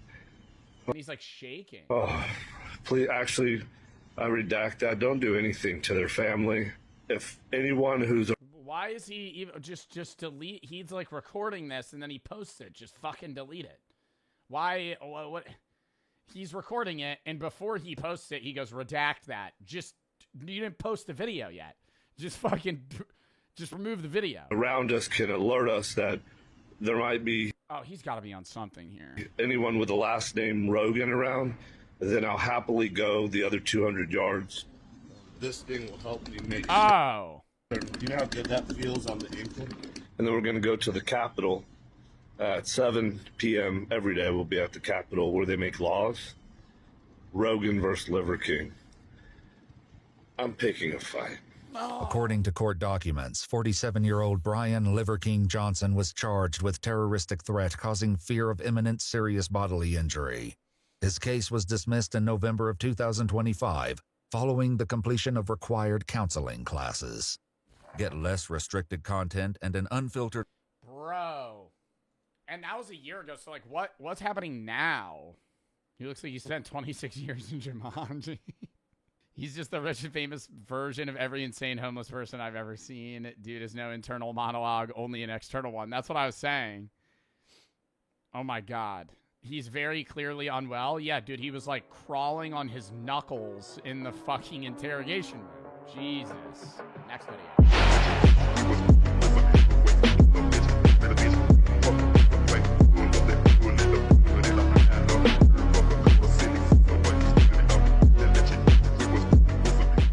Check Jinxie's stream. He said I'm the 4th best streamer this year.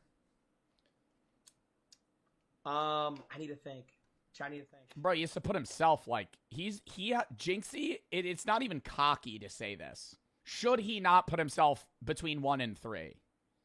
Like he has to, because he's the biggest gaming streamer. Ron's not 3. I would say you bump me and Ron down, and you wedge Jinxie between Speed and Queso somewhere. Like, I don't know. It's hard. Obviously it's all subjective, but it's hard to gauge who the top 3 streamers are, because it's like they're all just huge. I think Speed would undeniably be 1. That's not a crazy statement. Like, Speed has the biggest reach, objectively. Like, Speed is the biggest creator. Even if Jinxie pulls more average views per video, Speed will have streams where he's in another country pulling 1 million views. You know? Like, 1 million live views. He's filling 10 football stadiums full of people in terms of how many people are watching him. Moist is a top 10 YouTuber. Moist is more of a YouTuber than a streamer, by far. I feel like everybody would agree on that. I think Moist streams a lot, but like Moist is way larger on YouTube. Way larger on YouTube. Yeah, that news writer put like Rakai at 4 or some shit. Yeah, no, I saw that list. That list is terrible. Like, bro, chat, you'll notice everybody on my list streams consistently. Everybody. Chat, I think if we're going off consistency, I kind of want to see who you put that 5. I want to say XQC. XQC is live every day for like years. XQC's live every day. If it's all time's a different question than 26, I would say all time you got to throw Summit in the ring, bro. Jason's really consistent too, Chad. Summit's in there. Ninja's in really there. consistent, too. Right now, though, Yeah. One Pixel's a pretty good shout. He's also a European streamer, and he has a whole different audience. Pure consistency. Chat, if you're going to say 2026 off of consistency and statistics, I think you have to have Peanut in your top 5, bro. Yeah, Peanut's in there. I don't even think Complex had Peanut in their top 25. I think chat, Peanut at any given time. People are spamming hell nah. 70, 80,000 people. Peanut is potentially as big as Jinxie in terms of views. Like, he has less Twitch viewers, but dude, I regardless of what you think about Peanut, like, Peanut averages like 35K on Twitch and like 60K on YouTube. Like, he's huge, right? That's the thing. View botting. Peanut is not view botting, bro. No, Peanut doesn't view bot. That's weird that his chat said that as my chat said that. Wait, I want to look up Burnt Peanut's Twitch tracker. He's not view botting because you would see his numbers wouldn't dip. Arc Raiders fell off and then he lost viewers. Bro, he's getting 400,000 followers a month. Like, he's huge. And he's dipped, but it's like that was because he was in a huge Arc Raiders arc. Now he's playing like random shit. He's like full variety now. So he's like probably going to plateau a little bit, but he doesn't view bot. What? Should I go over that? We could do that as well. Should I do that right now? I could do my own top 20 streamers. I feel like that's a really hard list. Cuz like top 20 is so many people, but there's also so many streamers. Cuz like I feel like it's easier to do like a top 5 versus a top 10 versus a top 20. Cuz if you're like 15 to 20 spot, it's like, okay, well, who the fuck do you even put? Sorry, I'm uploading this real quick. Do top 15. What was the complex one? Do top 5? Well, top 5 is kind of cheap. Top 5 doesn't allow you to put enough people's names. It's also hard because it's like Twitch and Kick are in such a different space that it's like you have to throw like at least 2 Kick streamers up there, but like who are you putting? I use Asmongold at 7. Okay. Yeah, I don't know if I want to make a list. I feel like that's going to be a whole again, Twitter bro, thing. It's not about if you That's going to be a whole annoying Twitter thing. I make a list. People are going to be like, don't put this person here. He only has liberal streamers on his fucking... Oh my god, the Israeli plant. Some shit. Ugh. Yeah, I mean, if you're going off just viewers, like... I mean, Asmon and Hassan are probably top 3. Like, they both stream like 12 hours a day, and they average like fucking 32K viewers. Like, Hassan's live right now with 30K. To some respect, exists within the political side as well, and the politician side. Like, they're both just big-ass streamers, but they're in a different space. Who is Asmongold? Used to be gamer, still a gamer, but now kind of the opposite of Hassan, some would say. I kind of want to make my top list, though. Now that I'm watching Jinxie do it, I'm like, wait, that kind of would be fire. if immediately. Kai's a legendary streamer. Do the list? We'll do it real quick. What was the article where they did the top lists? Was it Complex? Yeah, Complex, the best 25 streamers right now ranked. It's hard. So we're not going off views. We're going on subjective takes on who's the best streamer. Like, I could do that. I could do top 20. Let me list this. Let me make my own doc. What font should we do? Impact, because it's big. No. Comic Sans. No, that's annoying to look at. I'm not going to include myself. I respect Jinxie for not including himself. I think that's lame to include. Now that I'm thinking about it, if I have to place myself on that list, that's just cocky as fuck. You know what I mean? Like, I don't want to rank myself. Like, I wouldn't put myself top 10. I would probably put myself at like 15, 20. In terms of performance, maybe like growth, but like, I'm not nearly top 5, 10. You are? No, I'm not. On Twitch Tracker, I'm ranked like 110th. Like, there are way bigger streamers than me. I think I'm larger on YouTube than a lot of them. But, All right, let's look at this real quick. We'll look at this real quick. Complexes. We're going to look at Complexes, which has been getting a lot of shit. They made their top 25 best streamers right now. From kick creators like Aiden Ross to Twitch broadcasters like Hassan Abi to YouTube streamers like iShowSpeed. These are the 25 greatest live streamers to watch this year. Or right now, rather. Valkyrae at 25. Not upset. Would I say Valkyrae is one of the biggest streamers right now? No, comparable to when she used to stream years ago, but I'm not upset at that at all. I think Valkyrae is a big streamer, huge in the space, kind of helped build Twitch. Fair pick. Jinxie at 24 is the dumbest thing that I've ever seen in my entire life. The dumbest thing that I've ever seen in my entire life. Who else is on this list? Ninja and God. 24. He is the biggest gaming creator. It's not even close. What else are we looking at? Bill Nye the Science Guy? Is the Magic School Bus coming up next? What's happening? What's after this? Because I just don't understand. I get you not putting him at 1, but he's top 3. Top 3 without a doubt. Also, this picture just looks stupid. Why are they blurring them? What is this shitty ass fucking... What is this weird tech blur I'm in fucking Cyberpunk? And they have paragraphs about them. In 2026, streaming can mean so many things. IRL aspect of streaming up into the world of possibilities. At its core, streamers like Jinxie will always be around. Bro, that's discrediting the fact that the biggest streamers are desktop streamers. If you take the top 100 streamers, 85 of them don't IRL. What the fuck is this dumbass take? This is feeding into this 12-year-old mindset of IRL's the move or nothing. Desktop streaming is the biggest streaming. It in terms of just raw viewers. Yes, Speed's probably the biggest streamer. When we end up doing my own ranks, he's probably going to be number 1. But he's just an anomaly, bro. Ty Lil Show, I'm not really going to disagree. I don't really watch him, but I know he's big.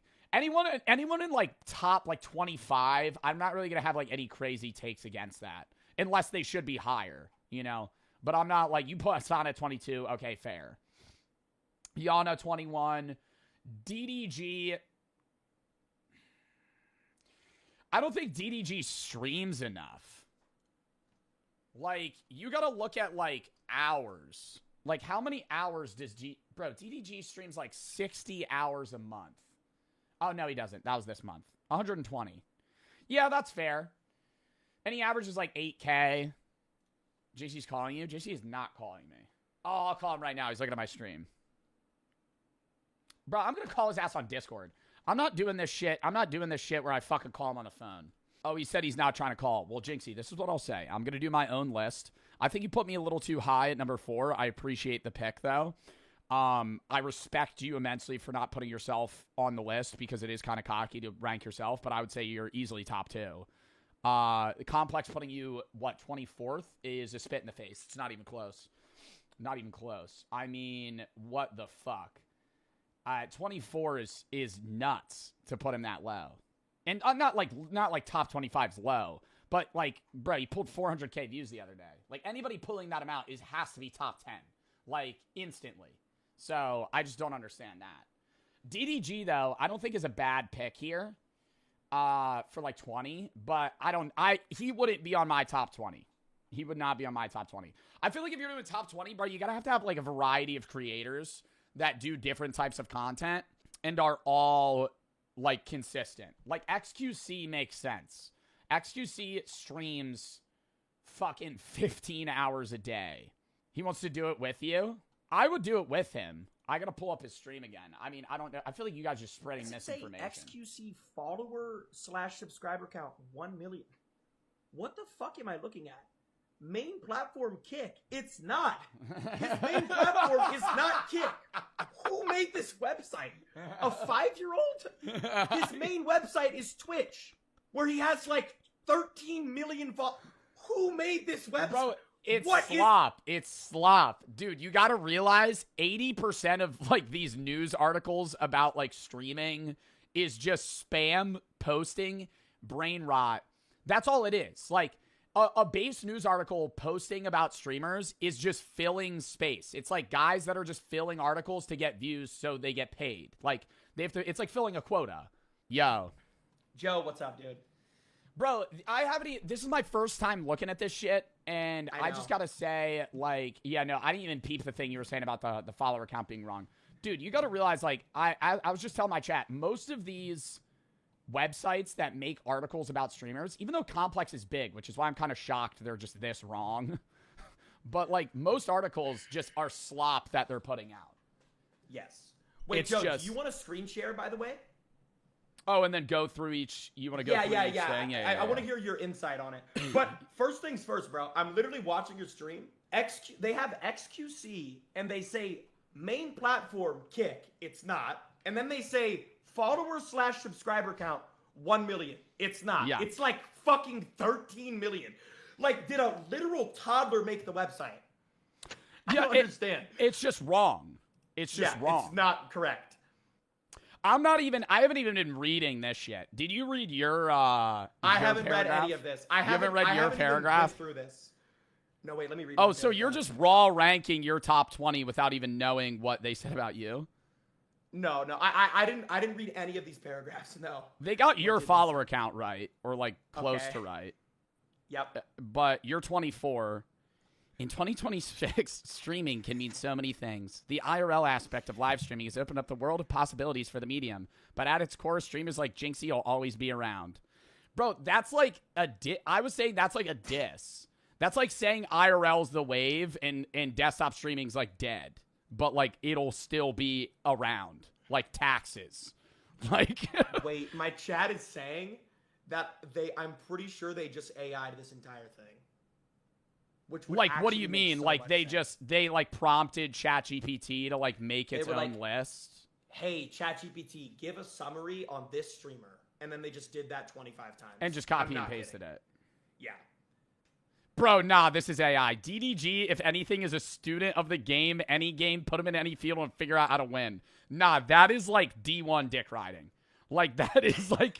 That is actually, I would even, dude, you could have the #1 streamer just like give a regular fucking spiel on him. Like, why are we Joe, typing I'm pretty that? sure you can do an AI check on it. You could actually. Yeah, but run AI it checks through are always like half, like, aren't they sometimes wrong? Like it'll say it's AI when it's not, or the reverse. Yes. And then they have underrated, agree, overrated. What are these emojis? Okay, so I have a theory on this if you want to hear it. What? I think they made this list to completely rage bait people because... Oh, for views. And then it gets complex. So you think they just put people in weird positions on purpose? Here's what I think they did.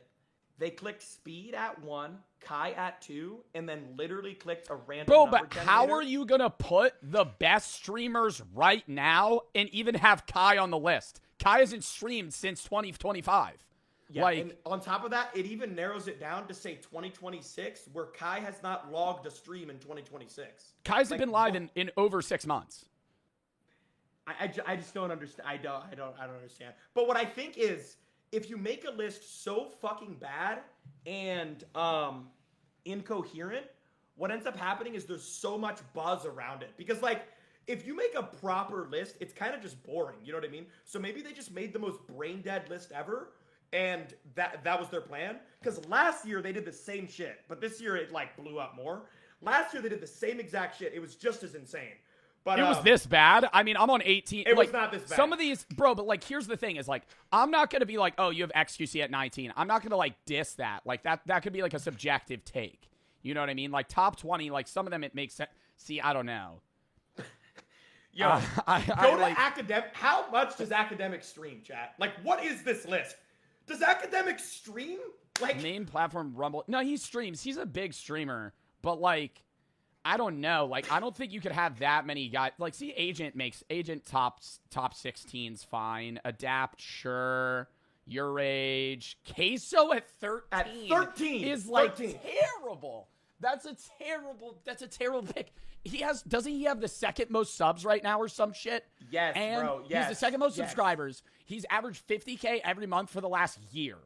Like, I think like, dude, I think 2 years or maybe close to 3 years, bro. Since 2024, Queso has streamed 6 days a week and will have anywhere from 50 to 70,000 viewers at any given time playing any given video game. If you have him at 13 on your list, you're what literally I gotta say, dead. if you have Queso at 13, when that motherfucker hops on Fall Guys still with 500 active players on that game, all of which are probably his viewers, and he's still able to pull that many people, that is insane. Insane. Bro, he'll play indie games that'll have 25 viewers on the category before he gets on it, and no one cares in his community. He'll have 60. Well, yeah, no, yeah, he grinds these itch indie games. Like, well, do you know what itch.io is? That's like most of the shit he plays is like that, or what I play too. It's just a platform for games. Jason at 12, sure. Neon at 11. Don't really know a lot about Neon. See, I don't know about Rakai 10. Aiden Ross, don't know how much he streams. Ray at 9. Emily at 7. Phantom at 6. Dude, I feel like Phantom hasn't really streamed much in the last. You could check. Somebody in my chat said Rakai at 10 is a war crime. See, here's the thing though. I'm actually going to give Rakai a little bit of credit because Rakai actually streams, bro. A lot of the people on this list don't stream. They don't stream. Yeah, no, Rakai's live every day. So it's like, I can't be mad. I can't be mad at that. Like, and and he is, dude, he's a big streamer. He averages like 25K views. But like, hold up. Sorry, I was trying to pull this up. Bro, and again, it's not even about like, chat. The thing is, it's not about if you like someone or it. Another thing a lot of people have a problem understanding is like, if I don't watch a streamer, that means, oh, there's no way anybody watches them. They have to be view botting. Bro, chat, a lot of people watch Rakai, whether you like him or not. Rakai actually tries to stream. He streams. If you have Rakai in your top 10 or top 15, that's not the end of the world. He actually streams. No, that's not. It's not like when you have Rakai at top 10, I might disagree with that, but I wouldn't put it past you to put him at 10. Like, that's not a crazy take. It's just like, okay, I might disagree with that. That's how, I think the reason people are annoyed at this is because it's just like, how are you putting Rakai above Queso? Like, that's just... Yeah, okay. That's idiotic. Putting Rakai above Queso is a war crime. There's also other people that are above... Like, it's like... I don't know. I want to vomit looking at the list, dude. Yeah. Well, wait, are you looking at my stream right now? Like, Phantom, Phantom, I get you having him top, but, like, I feel like if you're streaming, like 51 hours, 50 hours... Like, this month... Has he... He hasn't been live. He hasn't been live since April 1st. Or is this wrong? Is that over a month ago? I don't know. Maybe this is wrong. But how is Complex, like, how are they credible? What are they known for? Like, why do people go to the website? Is it because of, like, didn't they do the shoe thing or something with, like, yeah, they have a good shoe. I love that shoe shit they do. They have, like, good segments and stuff. I think it's just a media company. It's just like a media news outlet. Senna at 4, Ron at 3, Kai at 2, Aisha Speed at 1. Like, their top 5 isn't that... Like, I'm not annoyed at these picks. I just think, like, putting Kai on the list of top streamers in 2026, it's like, he hasn't streamed. So it's just, like, I get Kai being a top... If you want to go top streamers of all time, sure, yeah, put Kai. But, like, you can't say right now and then have Kai on that list. Yeah. Well, he hasn't streamed, so like, the list. Do you want to do a rank together? Wait, sorry, let me. Yeah, I actually just want to hear your input. Like, I don't want to like alter your list at all. I just want to hear your input, and then I could also. You could throw in some names. Yeah. Well, it's hard. Like, this is really hard. I'm not gonna lie. I feel like it's hard to have. Oh, you're doing 20. You're doing 20. Okay. What were you doing? I did 10. 10 is way harder. Oh, I think I was saying 10 is harder because once you have 20, it could just be like, oh, anybody that you don't think is top 5, you still throw on that list somewhere else. You know what I mean? Yeah. 1 is iShow Speed. Yep. I'm not upset at anyone. Like, if you put Speed in top 3, fine. If he's below top 3, that's stupid, right? Like, objectively, top 3 streamer. He has to be. I think Speed is the best streamer. Serial killers who accidentally chose the worst targets. The Cheetah Incident. In 1993, at a club in California, a demon prowled the venue. Unbeknownst to many, the Grim Sleeper, a man who'd ended the lives of 10 women, was searching for his next victim. 10 to 100. What is that fucking scale? What? I never understand that. I know it's like always like 10 asterisk because it's like maybe what they've been convicted of or like proven guilty of. But it's always like such a wild jump. It'll be like a serial killer convicted of 8 killings, but assumed to have murdered 80. It's like, how did they not find any of... Like, I'd get it if it was like convicted of 10, presumed to have killed 15. You know? But I'm like, assumed to have killed up to 100. He noticed an African-American girl that seemed annoyed and upset, so he walked over to her to figure out what was wrong. The lady told him that she was invited out to play dominoes, but everybody there kept offering her drinks and telling her to club when she wasn't a drinker. It was extremely late, and she was tired and wanted to go home, so the Grim Sleeper pointed to his vehicle outside. He told her that he has a car, and if she really wanted to go home that badly, he could just take her. Delighted, the woman sprung out of her seat and... Really? I feel like today, no woman is getting in the car with a man they've never met before. Like, I understand it's a nice gesture, but I feel like if you're a dude at a bar and you meet a woman for the first time, you shouldn't even offer to bring her home. Like, I know that's like a common gesture, but it's only going to be perceived negatively. You know? Like, if you're like, oh, I could take... Don't even say that. It's like a nice thing to say. You know she's going to say no. Don't even say that. Because, like, then they're going to be like, whoa. You know what you do? I'd call you an Uber. I'll call you an Uber. That's nice. Not even get in an Uber. Obviously, yes, today you would get an Uber. We don't know. Did we say what year this was? They might have not had Uber then. But I'm saying, like, that'd be nice. I'll pay for your Uber. Sprung out of her seat and followed the dangerous criminal back to his car. She got in first, and he shut her door like a gentleman. Then he got into the driver's seat and began taking her to her house. After a while, she told him to make a right turn to her house, but he ignored her. Confused, she repeated herself. You're supposed to make a right over there, not a left. Realizing the criminal was no longer responding, the lady quickly went to open the door to get out of the car, but it was then that she finally realized that the door didn't have a handle on the inside. It took her that long to realize that there was not a handle on the door?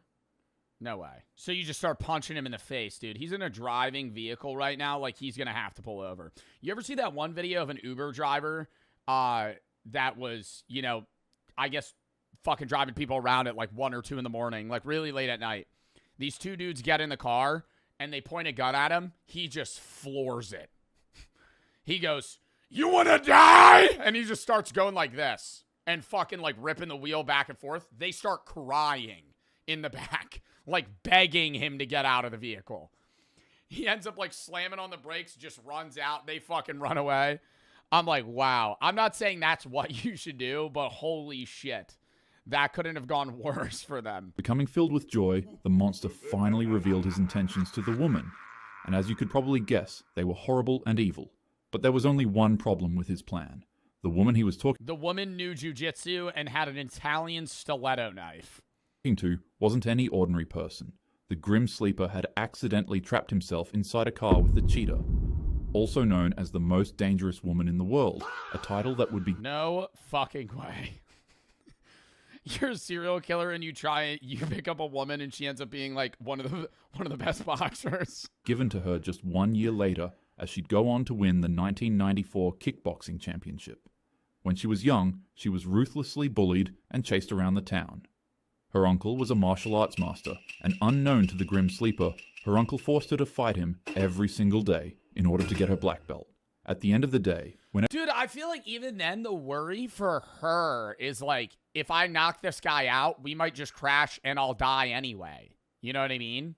Because like he's driving the car. Like what if he faints and then his foot just gets on the fucking gas? Whenever she finished practicing with her colleagues and got ready to leave, her uncle, also known as Master Quiet Storm, would lock the door with a key, and if she wanted to exit the dojo, she'd have to beat him in combat and forcefully pry the keys out of his hands. She did this every single day as a kid. As the criminal asked her to comply with his sick demands, she told him no. As you could guess, this angered the psychopath, so he swung at her with his full might. But immediately she blocked his punch and spun back with a devastating counterpunch, striking him straight in his face. "Oh, so you're a fighting type," he said as he smiled. The woman quickly jumped into the back seat of the van, and he followed after her, which would go on to prove to be his worst mistake. Once he was trapped in the trunk of the van with the professional champion kickboxer, she unleashed a hellish attack on him. He tried to tackle her, but she grabbed his shirt and swung him around in the trunk of the van, smashing his head against... Why did she get it? Okay, why did she even get in the car to begin? Like, he drove a white van? He drove a white van? I thought he drove a regular car.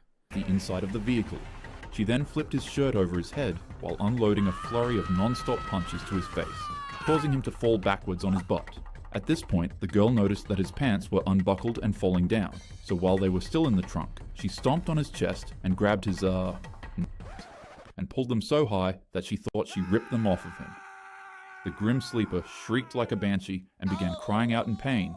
He quickly gave her the keys to unlock the van and escape.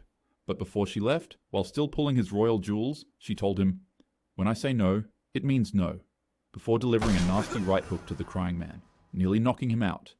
She took the keys, unlocked the trunk of the van, and should have fucking punched his balls like it was a punch bag. quickly escaped while throwing the keys It'd be like broken Orbeez in the middle. away so that he couldn't follow her. Freddie Gibbs would go on to win her first championship after that year, officially titling her as the most dangerous woman alive. Holy jacked. Holy jacked. This guy thought he would win that fight. Her as the most dangerous woman alive. Look at her fucking shoulder caps. And years later, the grim sleeper would later be caught and arrested in 2010 because of an eaten pizza crust he left at a crime scene. When a bitch says no, she means no. And I walked in, bam! Then I left.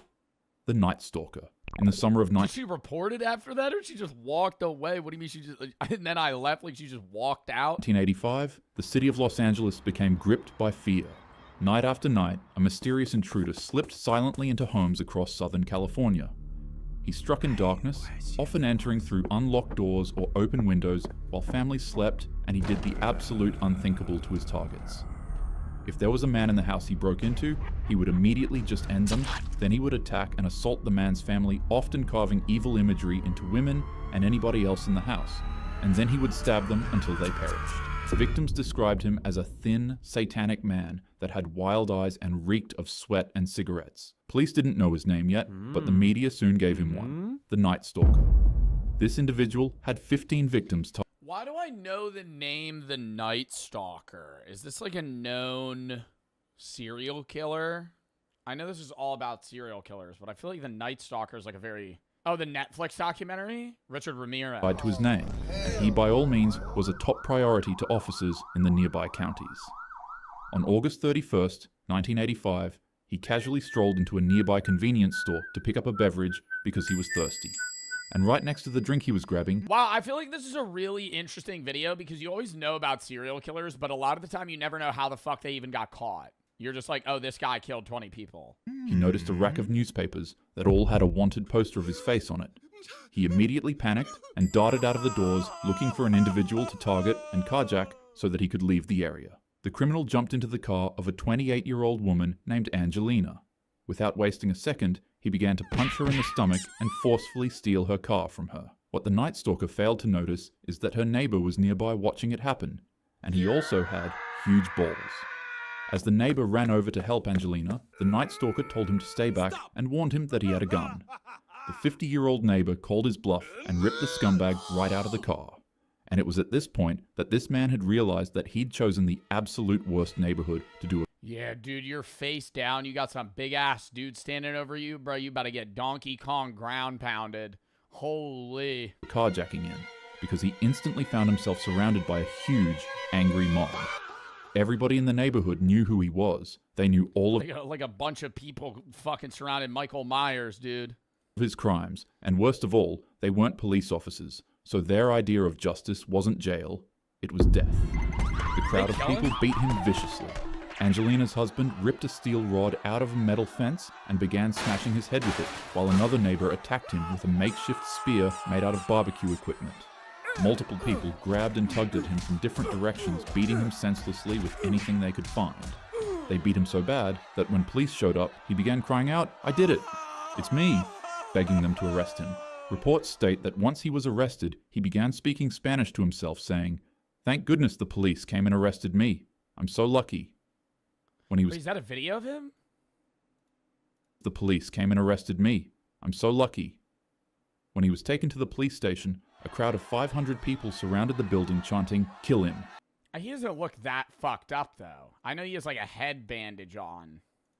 I'm so lucky. When he was taken to the police station, a crowd of 500 people surrounded the building chanting, "Kill him," in unison. He would go on to receive 19 death sentences. However, he would pass away from cancer at 53 years old in 2013. Honestly, if I was the... Wow, he got 19 death sentences, but lived on death row for 28 years and then died. The cop tasked with arresting him that day, I probably would have just driven around in circles and pretended like I couldn't find him so that he could spend some more time with the crowd of victims he had been terrorizing for the past year. The crash out incident. While most either don't know or just don't believe it, this man is a serial... 19 death sentences, or was it life sentences? Because that doesn't make any sense. How do you get 19 death sentences? Wait, King Von? What? Incident. While most either don't know or just don't believe it, this man is a serial killer. Allegedly. He grew up in the Parkway Gardens, an area that would... King Von is a serial killer? Later on become named O-Block, which is named after his close friend and mentor, OD. I know people talked about how King Von would, like, just murder motherfuckers.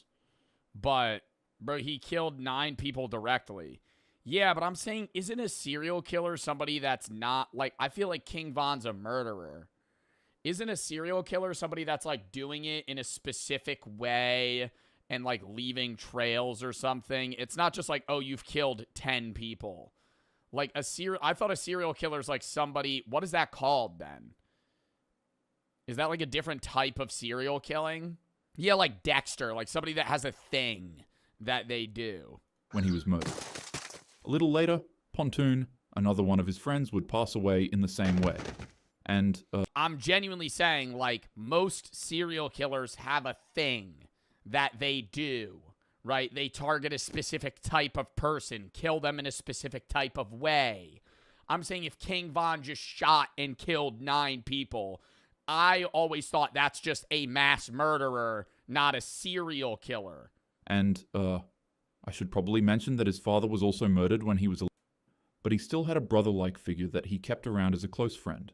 White, except not really, because in 2012, White would pass away on Von's 18th birthday, right in front of him at a gas station. It's important to note that it was this specific traumatic incident that caused him to become a serial killer, as after this moment, he would later on be connected to over 10 or 11 murders throughout his life. Wow. Whilst also taking deep, nearly sociopathic pleasure in the lives he ended and putting it into his songs. Allegedly, of course. Nonetheless, he really did what he rapped about in his music, which is what caused him to develop contempt for another popular up-and-coming artist in his industry, Young Boy. Von took a lot of pride in the crimes he committed, especially since it was what eventually made him become popular and successful. Young Boy, in a lot of ways, is similar to Von, but Von didn't believe that he actually did any of the things he rapped about. So for him to see another artist getting more virality than him, when he believed he was a fraud, quietly upset him. And so, completely unprovoked, he'd go on to publicly say that Young Boy lies in his music online. You got cap in your raps. You got cap in your raps. This would start a pretty petty back and forth between the two young men. Von would begin flirting with the mother of Young Boy's kids. Young Boy would flirt with Von's ex, then they sent disses at each other, and blah blah blah. You get the gist. Despite the clear animosity between the two Von's still alive? No. Von died like 5 years ago. Individuals, Von would go on to say that there was no bad blood between him and Young Boy at all, which would later on prove to be obviously untrue. On November 5th, 6 years ago, sorry. 2020, he would get up, hop into his bulletproof Hellcat, and head out to a club to perform his show along with 8 other cars that were guarding and following him. At the club, despite everything seeming normal and fun at first, people close to Davon noticed that he seemed off. The man frequently mentioned paranoia and feeling like the spirits of the lives he ended were always watching him. Many people said he could switch from being calm, collected, and silly to seeming very off or sociopathic. Yeah, but that might just be his base personality. Like, that might not be indicative of him knowing that he was going to die. A lot of people generally started to believe that he might have had a literal demon living inside of him, or something. Or just like an actual, yeah, like a mood disorder, like Taylor is saying, like, yeah, like bipolar disorder, and then mixed with, like, yeah, the weight of killing people. Something seriously wrong with his head, and it was noted that he was allegedly given inside information that one of Youngboy's friends was at a nearby club that was extremely close to him. This friend's name is Quando Rondo. After he finished performing at his show, he and his entourage got up, went inside of their cars, and headed back home to call it a day. However, suddenly, the security guards noticed that Von's car had gone missing. He made a detour to the club that Quando Rondo was at, and waited patiently. His entourage later on showed up and found Von. After regrouping with him, they put all of their weapons away inside of the car and got ready to head inside of the club. But it was at this moment that one of Von's associates located the person he was looking for. As Quando Rondo was leaving the club, Von bumped into him head on and began to beat him ruthlessly. The man was terrified, later stating that he didn't even know who was fighting him, but once he realized it was Von, it felt like the devil or a demon was attacking him. It's like I had an out-of-body experience. Like, it's like the devil was coming to get me. Like, it's like my soul, like, I can't even explain it, man. Von was doing what he loved, and the man he was attacking was likely going to become another victim that he'd rap about in his songs. But there was just one slight mistake he made. He assumed that his target was alone, and was so laser-focused on attacking his target that he failed to realize that just 2 feet away, a random white car was full of Quando's crew, all of whom were armed. And when they saw their friend being attacked by Von, they didn't hesitate to shoot him 4 times. Even after getting injured, Von continued wrestling and attacking Quando until the two were eventually broken up by their crews. He got shot 4 times and still fucking was trying to kill him. How you get shot 4 times and still fight? Undercover police officers ran to the scene and began calling backup. Yeah, adrenaline, but I'm saying I feel like you'd bleed out so... I mean, it depends where you got shot, but if you get shot 4 times, chat, you're probably bleeding out in like 2 minutes. Tops. If you didn't get shot in a main artery, like you got shot 4 times, you're probably dead within like the next fucking 5 minutes. The man had 4 holes in his body, and blood was leaking everywhere inside of the car, panicking his team and friends. Didn't 50 Cent get shot more than that and live? Bro, what? How many times did 50 Cent get shot? 9 times. 50 Cent was shot 9 times at close range in Queens, New York in the year 2000. He had to relearn how to walk. He got shot in the legs.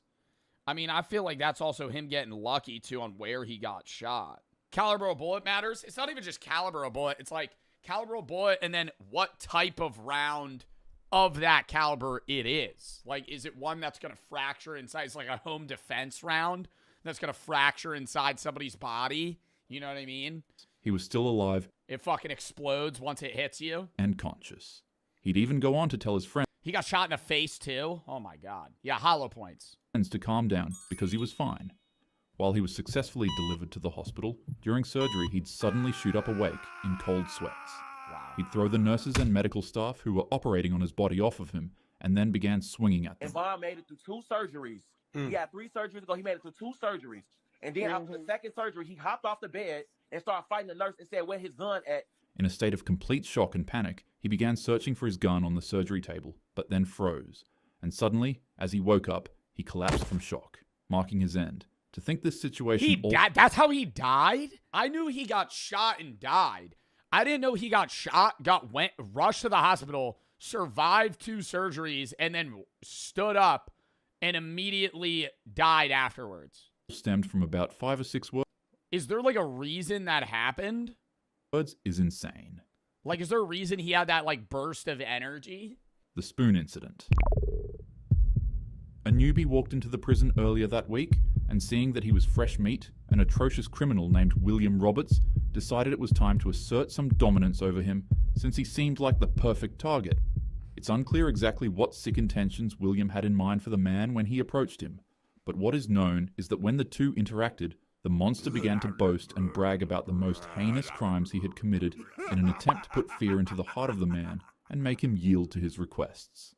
He walked up to the man's seat where he was eating, Then he set down his food tray and began eating beside him. "What are you in prison for?" he said.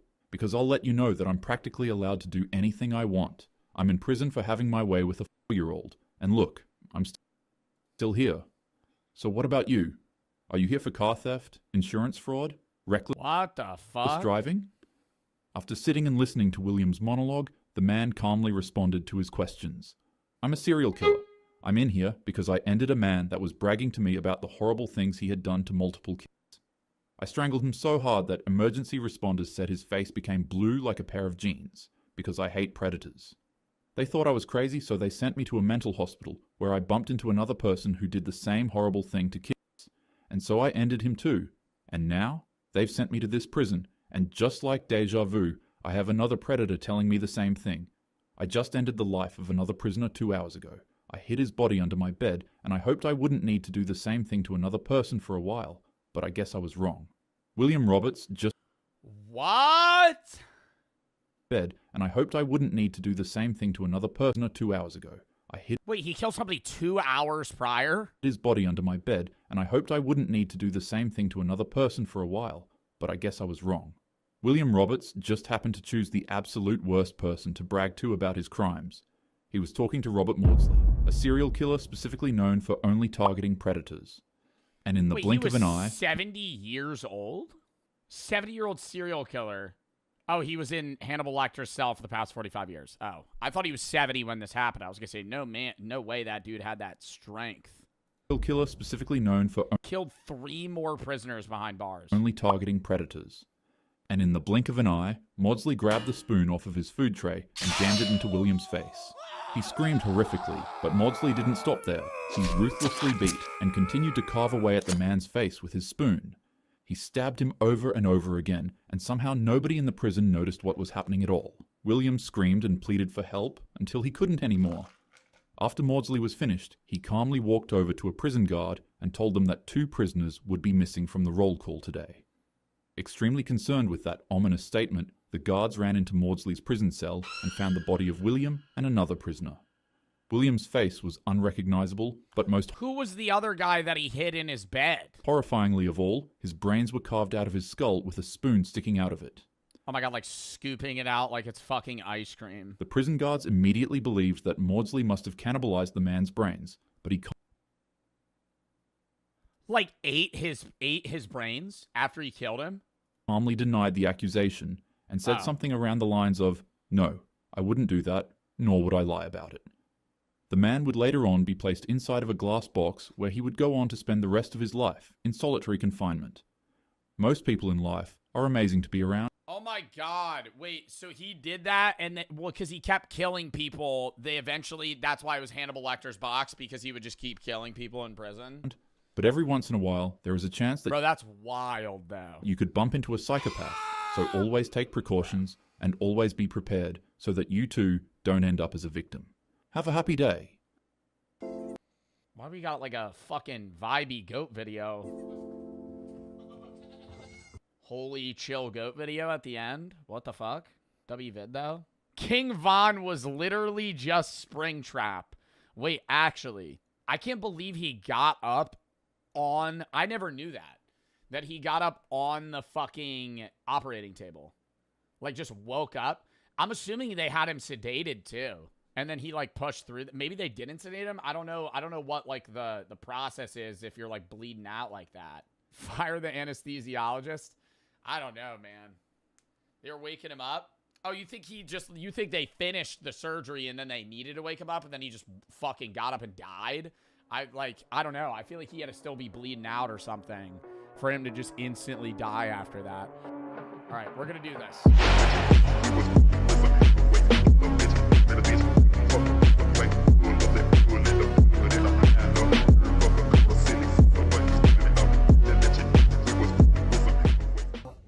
It doesn't count. What are you rating it though? 5-5. 5-5. It was Holy a 10 out of shit. 10. I wouldn't have rated it a 5-5. The food and the atmosphere Okay, right. combined was like a You gotta remember- 3-8. The atmosphere was a 5 if you're going for the vibe that we got. The drinks were the best drinks we've had so far. Yeah, they had By far. They had a mango mixed drink that was like actually So fucking delectable. And like the spicy one was good too. yeah, I had a spicy mango margarita. He had a regular mango smoothie drink, and both of them were like 10s. And so the drinks were a 5, and the fucking food vibe was a 3. They left, and I felt really awkward. Oh, it made my night. Yeah, we had a lot more space. I felt bad they left, but I was like, oh, thank fuck. Because we were like sitting like this, and then it was like a spread the legs, pause. No, because you were worried about us pulling up and then thinking they're lames and leaving. Yeah, and I was that's worried what they would be. I was worried they were going to be a bunch of lames, and then they left us, and I was like, "Fuck, are we the lame people?" I was like, "Fuck, are we the ones that suck?" And the silver lining was Oliver, bro. Oliver, our waiter, man. I started asking his life story. He's from Mumbai. He was Hindi, turned Catholic. I learned about this man's whole life story. He told me a whole route to go from northern India to southern India. If I travel, I said, hey, man, I'm trying to go now. Like, let's fucking rip this shit. So maybe India vlog coming soon. See you at the next bar. So we just left Korean barbecue, and this motherfucker was saying he would pass a driving test. I said, no, you won't. He said, watch. Ordered 5 champagne drinks and 2 beers. I said, you're doing 3 of them. And he's about to put him down like an absolute boss. Skippy 62 Abel. Joe is hammered. I've had the same amount of drinks. I'm pretty drunk. I'm not gonna lie. We were at that fucking Korean barbecue place, and I was wired. So we're back at the fucking flute bar. About to get drunk, see what happens. So went to a bar we already went to. Am still light. Maybe going to the nightclub. Who knows? Everything's up in the air. So bad news. I lost about $800 at the fucking blackjack table. When I tell you I got rinsed, it was like she fucking took my money, punched me in the face, and fucking poured gasoline on it and lit it on fire right in front of me to spite me. It was a single deck. Every hand I played, 90% of them I lost. We're about to go to the casino bar and get fucked up. Zinni.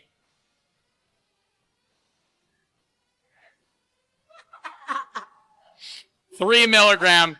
Don't do Zins, but my God, are these hitting? I'm having a great time. Even though I lost money, when I tell you this is a fucking fantastic trip, and Jack Pembroke's on the ride, flip the camera. What a guy. His own Zin. That's a 6er. I can't do 6s. Look at these sunglasses. You think I'd rock those? Should we get those? They're probably $300 up price. Fuck this place. Hey, dudes. Peep them. Look at them. Dude, I wore those. Tighten them. Okay, he's making fun of me. He said he wore these in 6th grade. L.A. dickhead. I wore these. L.A. dickhead. L.A. dickhead. I grew up in New Jersey. These are peep them again. Hardcore peep them. Fits. Aura. Oh, sorry.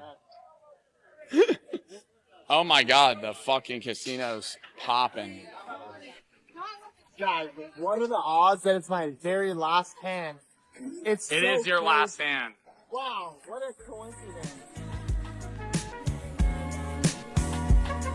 Broadcasting live right now from your mom's house.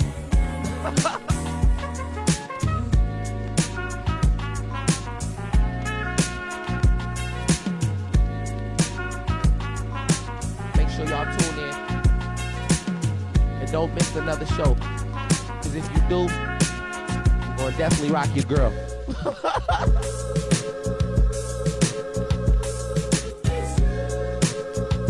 So we lost about $1,000. Let's keep it real here. I played blackjack, lost about $400. Played about another $500 on roulette, made about even. And Jack said, "Hey, let's pull out." I said, "No, man, it's all or nothing." We went to blackjack, and I couldn't have fucking lit the money on fire quicker. When I tell you that I lost that money faster than you could go, it was gone. It was like a magic trick. I thought I was watching a fucking movie with what's the movie? The fucking movie, the movie with the magic tricks. You know the movie that I'm talking about. It's got the fucking old guys in it, and they do like magic tricks and they rob people. Yeah. Jack's fucked. I lost money so quick. Chat, we are down probably 1,100 on this casino trip. That was bad. We're going to go watch a movie now, and we'll see you tomorrow for the rest of the bars. Peace. So it's the next day. We woke up at 1:30 p.m., and last night after that last clip got a little rowdy. We ordered room service, didn't show up till 3:30. I ate roasted chicken, asparagus, and potatoes with my hands, dry heaved a bunch, and then fell asleep. We were really rationing water last night as well. Kind of ran out on that end.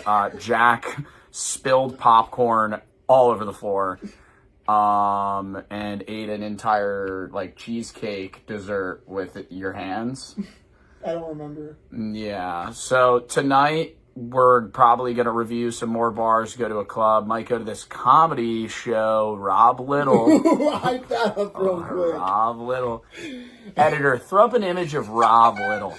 This guy is the happiest comedian of all time. They're hyping him up on Virgin Voyages. Him sitting there going, every photo. Yeah, one. Dude. So I kind of hope it sucks.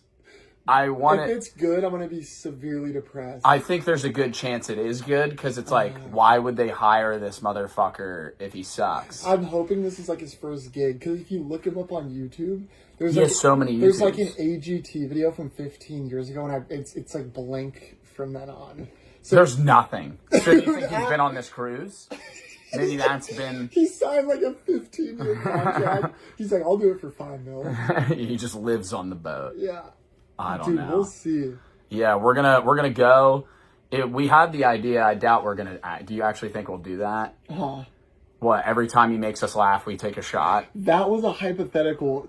Yeah, I think that would be a good future idea, to go to like a comedy show or do something where it's like, if you laugh, you lose, but every laugh is a shot. IRL, not Dude. like, oh, I'm watching TikTok. Taser. Well, when you're actually there, we look over at each other and we're like, I think the second Rob Little walks out and goes, I'm dying laughing. I'm going, this is going to be gold. Yeah. We're at the Draw House. It's a beer bar, but they also serve straight shooters, as well as a $35 shot of Don Julio 1942. Love the vibe of the bar. Only downside is, if you pan to the left here, we are literally in the fucking lobby. And I was just telling Jack, I think this should be a bar that is outside, you know, where people can mingle, rather than it being awkwardly quiet and I'm at like a hotel receptionist type spot. The beer we're drinking today is the Affligem Blonde Ale, $9 for a 12 ounce, $30 for a 54. Never had it before. Let's give it a shot here. Cheers.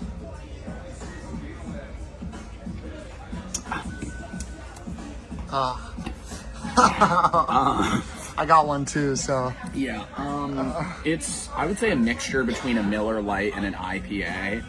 And so it's not bad, but for the first drink of the day, not great. Drink's gonna get a 2.8. Vibes could max out at like a 4 if this was outside, but realistically here it's probably like a 2.1. Miller Lite IPA, two terrible things, put them together. No way this is going to be good. Beer mode. Locked Locked in. Are those what sunglasses are those? Amazon. Amazons? $25. $25. Let's sip. Little head on here. Yeah. Was my description accurate? No, I feel like I'm not getting IPA. I think what makes it kind of weird is like it's a little too sweet and a little too tart. It's just a lot going on. When I want a beer, I want something simple that I can just drink on, sip on, have 10 of. This is like a one-time, one-and-done beer you have with a steak. Not my favorite. I'm gonna rate the bar vibes 2.7 out of 5. Drink is gonna get a 2.3 out of 5. Specific. You want me to redo? Yeah, no, not even redo. We're gonna do a mild correction here. Jack just chugged half that beer and made this face. So I don't think it does. What did you give it? Like a 2? Well, at first that's like a 1. At first I thought it was just an interesting beer, and now it's like a bad beer. Not enjoyable. And it has a very like the taste of my mouth is disgusting right now. Yeah. Like I feel like I haven't brushed my teeth in like 3 days. You know it's bad when like a light beer would like be your chaser for another drink. Like this is like chasing beer with beer. Chasing beer with beer. Yeah, like I need water to like sip on with that. Like it's too much. We got a scream.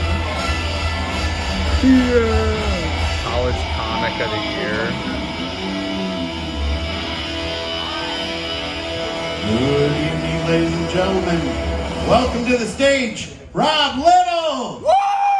Yeah! I love you, Rob. Woo! Oh my God, he's wearing the hat. Hello, everybody. Yeah. Thank you for having me. How's everyone doing? Everybody good?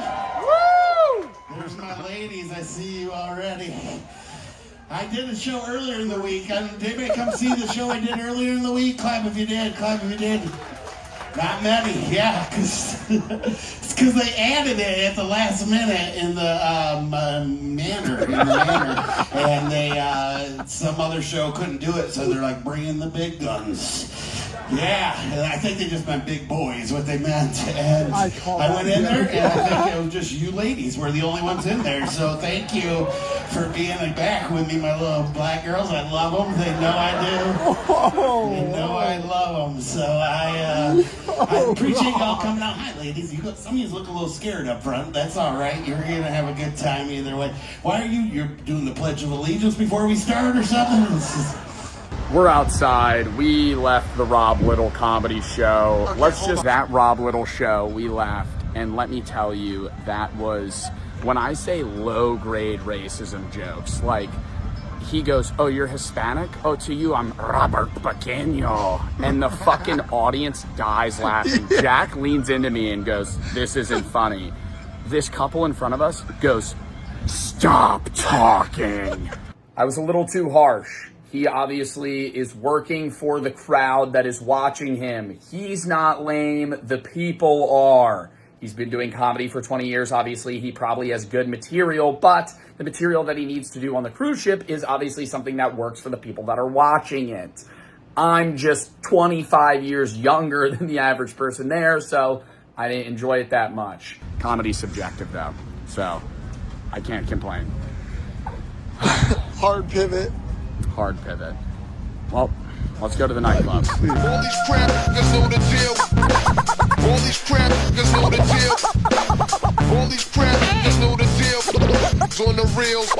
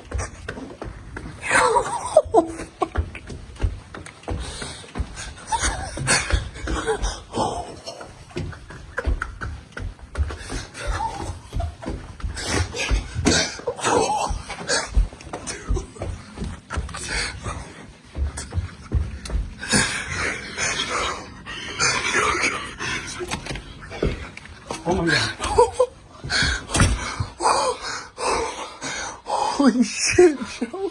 He was there. He was there waiting. Holy shit. Oh my god. Oh, holy shit. Did you get that? Yeah. He said, "What's up?" Oh my god. He actually did it. Oh my god. I don't know what. I didn't know what to do. I panicked. I darted instantly. I had to act like I didn't know what was going on. What'd you say? I said, I blacked out instantly. I saw his face. I went, "Oh my god, that's him." I went, how's it going? Holy shit. Oh my god, he was there. He was sitting waiting.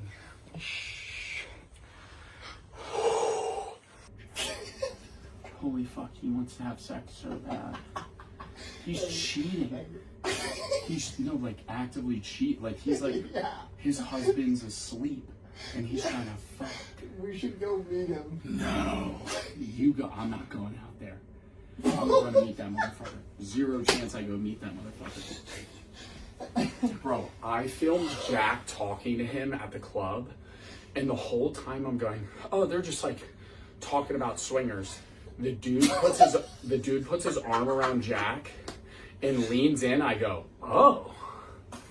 And then he comes to me. Jack goes, he's meeting us at the room at 1. Who cares? I'm not fucking opening that. Oh, shit. This is real. Stop. I'm locking that door. I'm not gonna lie. I thought that was like kind of cap. I thought, yeah. Me and Joe exit the elevator and he is sitting there. Waiting. Oh my god. Dude, he's gonna still come knock on the door. I hope so. I'm not, don't answer it. If you answer it, what are you gonna say? Listen, you have to go ass up. Ass up. Joe, for the video, you have to go ass up. That was the craziest thing no, literally, I was like, he's not gonna come. He's drunk. He's drunk. You had a 2-minute conversation with him, and he's just ready to fuck. Like that? Like... His husband is asleep. Yeah, he's gonna cheat on his fucking husband. Oh my, this cruise is so freaky. I really thought, I was like, damn, maybe it's not that freaky. No. We just had to go to the nightclub. Yeah. The nightclub's full of all the fucking horny ass. Dude, Jack didn't get it on camera. The second we walk in, a woman goes up to me, she goes, "Pineapples." And literally looks at me and then walks away. I go, what? How did you even pick that guy out of the crowd? You just went, oh, he looks like he's alone. He just looked at me first. And I was like, he wants it.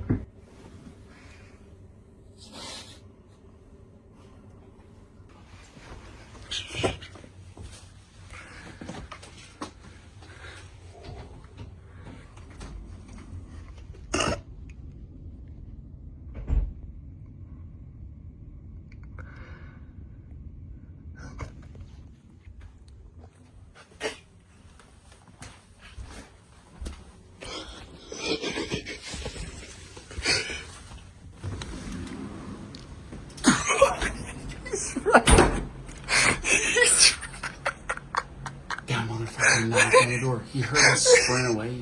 Bro, how long is he gonna stand out there? Oh my god, we're like, fucked. What if we see him tomorrow? That's what I'm worried about. Like the other dude that had a dick on his phone. Oh my god. We cannot leave the room, dude. No. He's sick. I look through the people. You look through the people, he's standing there. He's waiting for a DoorDash. Joe. The fact that wasn't hard to do is so scary. That was the second person you talked to. My heart is beating, bro. he's ready. Like, it's so funny to see you act like that guy's a freak as you have a rainbow pineapple shirt. Rainbow pineapple, bro. Should we go check? No. Let's go see if he's still there. Let's go. Joe, come on. Let's see if he's still there.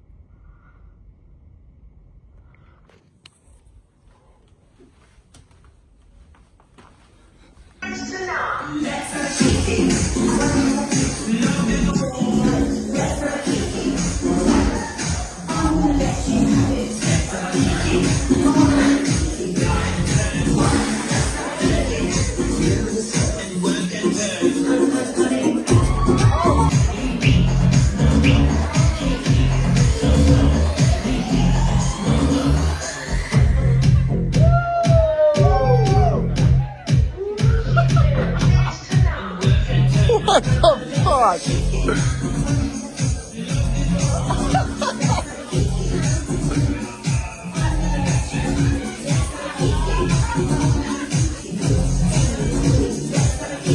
I know what she needs! If you wanna ride, Hold on, bitch, I'm coming! ride the wide. Rich coming to the rescue!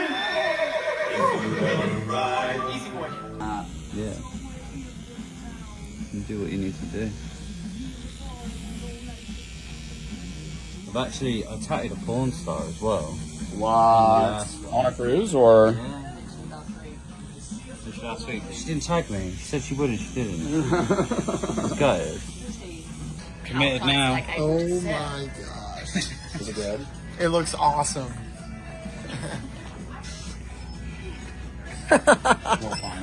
Yo. Do I regret the tattoo? No and yes. The pineapple, funny story. Good memories, could talk about it. Problem, why'd I get that shit upside down? I was like, oh, it's a part of the story. No shit, it's a swingers cruise. Not knowing, as the dumbass I am, oh wait, from an outside perspective, people are actually going to think I'm a swinger.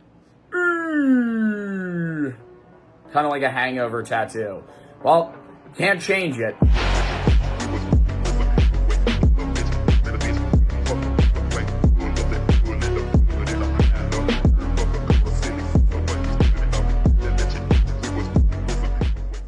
The bank heist of the century.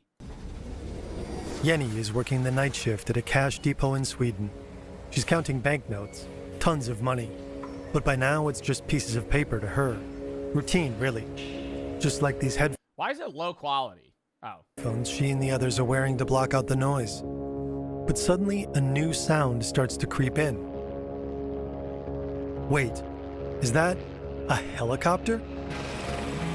This is the beginning of one of the most spectacular bank heists in history.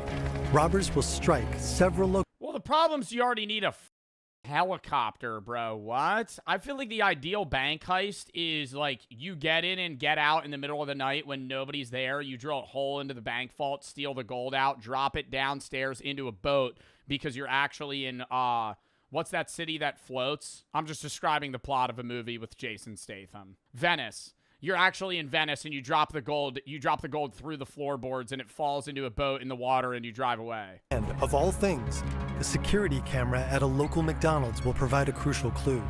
Why does every criminal get caught in a McDonald's? Like, why is the security cameras like McDonald's employees? Why is it just like people commit a crime and then they go and get McDonald's? I feel like that's like so common. Like Luigi Mangione got caught in a McDonald's. This guy gets caught in McDonald's. I feel like when I can't list anything outside of that, but you could probably Google like major criminals that just got caught in McDonald's. Behind it.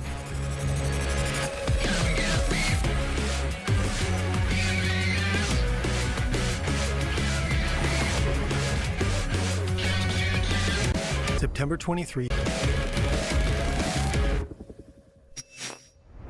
23, 2009.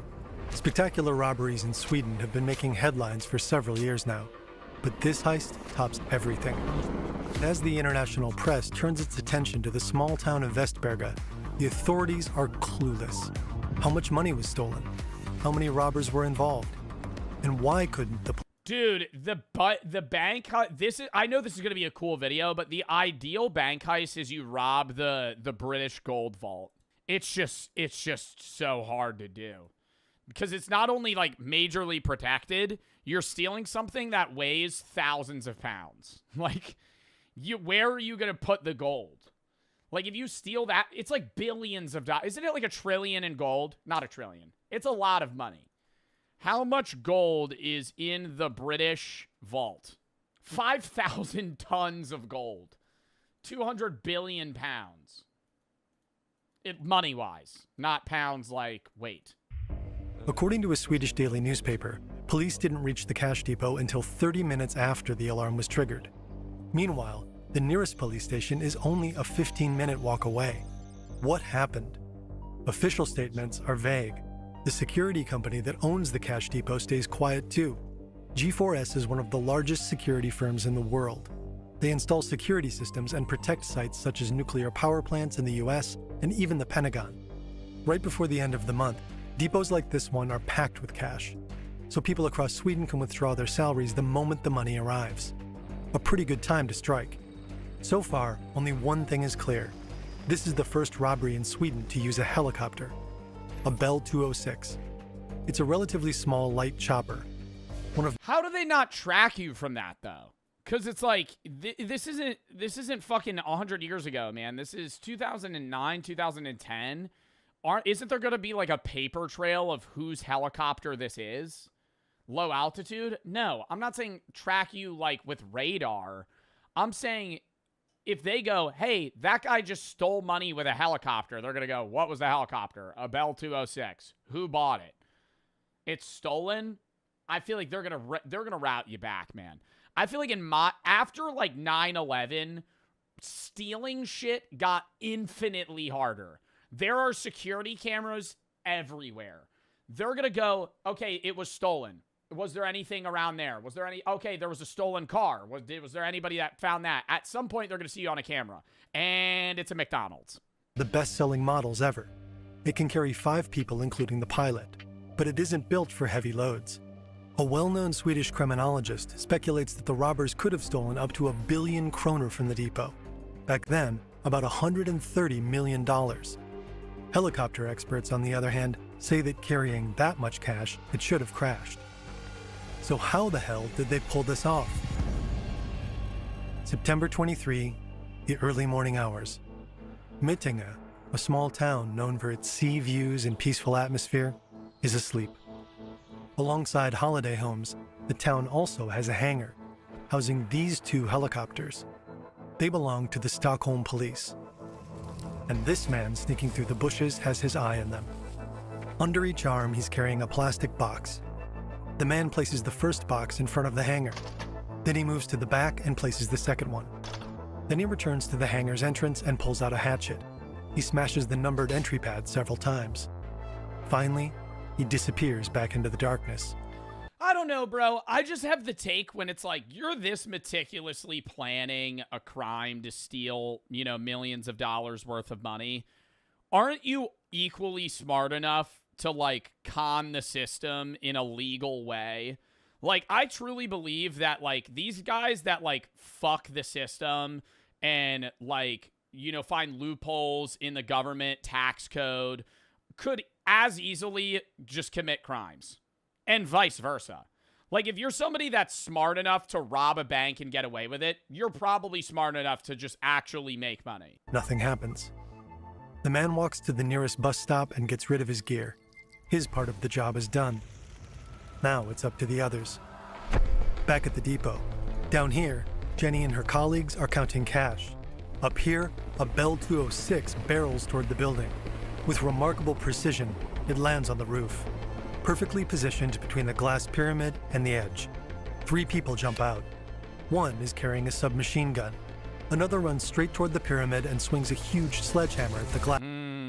Sledge from Rainbow Six. Okay, so we know what kits they're rocking. That's weird. He's like Rook on attack. Again and again. Meanwhile, his accomplice calmly unloads his gear. Explosives, climbing ropes, and mailbags. 2 ladders are attached to the helicopter's skids. The robbers detach one of them and set it down beside the chopper. After a few more swings, the glass gives way. The helicopter lifts off. The robbers enter the building.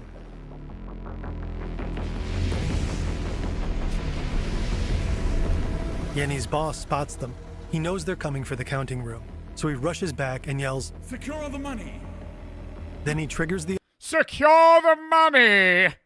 It's the Monopoly man himself. Chain doors or steel doors slam down. But her boss's instructions are clear. The cash has to be locked away in these cages made of reinforced steel, secured with padlocks. It's still quiet. In the commotion, I'm pocketing the cash if I'm her. In the commotion, oh no, they're heroes still. Start shoving the money police in your station, pants. about a 10 They got away with some of it. minute drive from Vesperga. Inspector Guran Palm is about Oh wait, no, there's cameras everywhere. Never mind. to finish his shift. He's waiting for his colleague to take over. When suddenly, the alarm sounds. Immediately, Inspector Palm rushes to his car. A colleague jumps in after him. They're told that the alarm came from the G4S cash depot. Helicopter, armed men, on the roof. Palm speeds toward the scene. He feels like he's starring in a Hollywood movie. Soon, they're closing in on the depot. This would be pretty lit, dude. Responding to a bank robbery. When Palm spots something on the road, the officers jump out of the car to find out. Actually terrifying as well, though. I feel like you would have like a mixture of adrenaline and also like morbid fear. Because this is going to result in a shootout. What just happened? Chains, stretched across the entire road and studded with spikes. The robbers are inside the building now. They set up a ladder to climb up to the 6th floor. The main vault where the money is usually stored is on the 2nd floor, but the counting room is up here. To get there, this glass pane needs to go. Hitting it with a sledgehammer doesn't work, so the robber uses explosives. He presses. Hitting a glass pane with a sledgehammer doesn't work. Oh, we're on thermite. Okay. Is it like bulletproof glass? How is it not breaking? So the robber uses explosives. He presses a bomb made of dynamite against the glass, connects a wire, and detonates it. They enter the office and smash through this simple door. Now, just a single steel door separates the robbers from the cash depot's staff. In the counting room, the staff is still frantically securing the money. When they hear the explosion, they panic. The team leader has been trained for a lot of things, but not for this. Then there's another explosion. The robbers are trying to get through the door. The explosion mangles the... Yo, I'm hitting the most submissive position possible when they walk into the room, bro. Literally fucking knees on the ground, hands on top of my head. I'm literally in the nugget position. I'm just like, I'm not, yeah, ass up. Yo, just take the money, bro. I'm not trying to die. Like, you're protecting the money for what? It's not your money. Like, you're protecting government money. Like, billion-dollar bank money. Like, they're not taking money from the people anymore. This is FDIC insured. I mean, this is a different country. But I assume it's another form of FDIC insured, right? Like, why am I about to fucking die over this? Because my boss is like, put the money in the vault. Fuck you. No, I'm helping them. I'm going, they had a gun. Metal around the handle, but it stays intact. But after a third explosion, smoke enters the room. The staff needs to get out of here, fast. The team leader orders everyone into the main vault on the 2nd floor. They leave the room through a secondary exit, take the stairs down several floors, and enter an airlock just outside the main vault. The airlock... Imagine your boss goes, all right, we're going to have to fight him. Yo, I'd be like, all right, we're going to have to protect the money. No. Is designed for one person. Now 14 people have to squeeze inside, including a pregnant woman. In this hermetically sealed room, there's no cell reception. The group leader can't call building security or anyone else. And the door Yo, you think people just start ripping ass in there? to the vault won't open. They're stuck. Their colleagues in the vault room are also panicking. Building security has instructed them to keep the airlock door closed. They have no visual on the robbers. Maybe they're even hiding among the employees in the airlock. It's so cramped in here that no one can move. The air is stuffy, the heat almost unbearable. Yenny's colleague struggles to pull out a photo of her daughter. If the robbers want to get into the vault by blowing their way through the airlock, no one here will survive. Meanwhile, well, why did we go into that room? Like, do most bank robbers kill the people that that work there? I feel like usually they just they like make you do shit or hold you as hostage. Really, they'll kill you? the robbers They have nothing to lose? Well, I don't know. When you're this meticulous in a bank robbery, I feel like you're just trying to get in and get out. entered the counting room. They carve into the cage's padlocks with a Wow, this is actually like straight out of fucking like Batman. buzzsaw.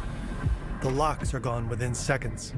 While they're packing, they seem oddly calm, as if they know that no one will catch them anytime soon. Robbing a place is a pretty unethical way to make money. But let's look at the spiked chains Palm drove into aren't the only ones. All around the depot, every access road is blocked by metal chains about 10 meters long. Nobody saw that? What time of day did they say it was? You see a guy in a fucking balaclava on the side of the road laying metal spikes on the ground? I'm probably letting someone know. It's open. The robbery's been in progress for more than 15 minutes now. The helicopter's still circling above, meaning the robbers are still inside. Police request aerial support from the military, What's a balaclava? Face mask. but the armed forces can't provide any aircraft. Instead, police helicopters are ordered in. We don't know exactly how, but Inspector Palm eventually gets close to the depot. He sets up a roadblock a few hundred meters away from the building. When Palm and his colleagues ask whether they're allowed to fire at the helicopter, the answer is a strict no. It's too dangerous.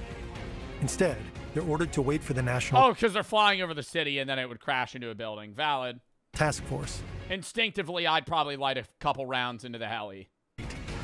Luckily, a police helicopter must already be on its way. Or is it? At 5:30 in the morning, police officers in Mittinga receive an alert. Robbery ongoing, a helicopter is involved.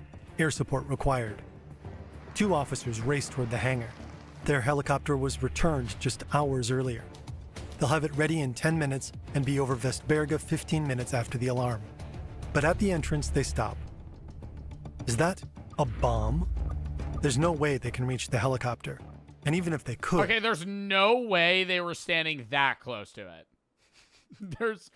There's no way they were standing that close to 5 feet. Is that a bomb? Let's go check it out. Taking off in a fuel-filled helicopter next to explosives. The 2 officers have only one option: call in the bomb squad and wait at a safe distance. So the White Bell 206 keeps circling above the cash Worst job ever. You're one of those guys in the marshmallow suit. You got to wander over to the bomb. You don't even know what you're dealing with yet. depot, unbothered. The security team watches as the intruders reappear in the courtyard and make their way toward the roof, carrying at least 7 bags. They hoist them up. The 3 men climb the ladders. One hesitates for a moment, as if he wants to go back in to get more of the money. Then they jump into the helicopter, bags in hand. And just 30 minutes after hitting the cash depot, they disappear into the morning sky. When the SWAT team enters the building, the robbers are long gone. Finally, the airlock door in the cash depot opens. The team leader, Yenny, and her colleagues are safe. At the police hangar in Mittinga, Bro, but like when that shit happens, like obviously it's very scary for the employees, but if somebody robbed a bank I worked at, I'd be like, damn, that blows. But as long as I didn't lose my job, I feel like the only people that are upset are like the higher ups at the bank. Like if Chase Bank got robbed, no one gives a fuck but the higher ups at Chase Bank. the bomb squad is in full swing. They use a water cannon to neutralize the bombs. But there are no explosions and no smoke. As the special unit approaches, they find 2 very wet plastic boxes with lights attached. they fell for dummies. Oh my God! Wait, that's like the smartest thing in the world. Just attach like an Arduino kit with like a blinking LED on a briefcase. Nothing's in it.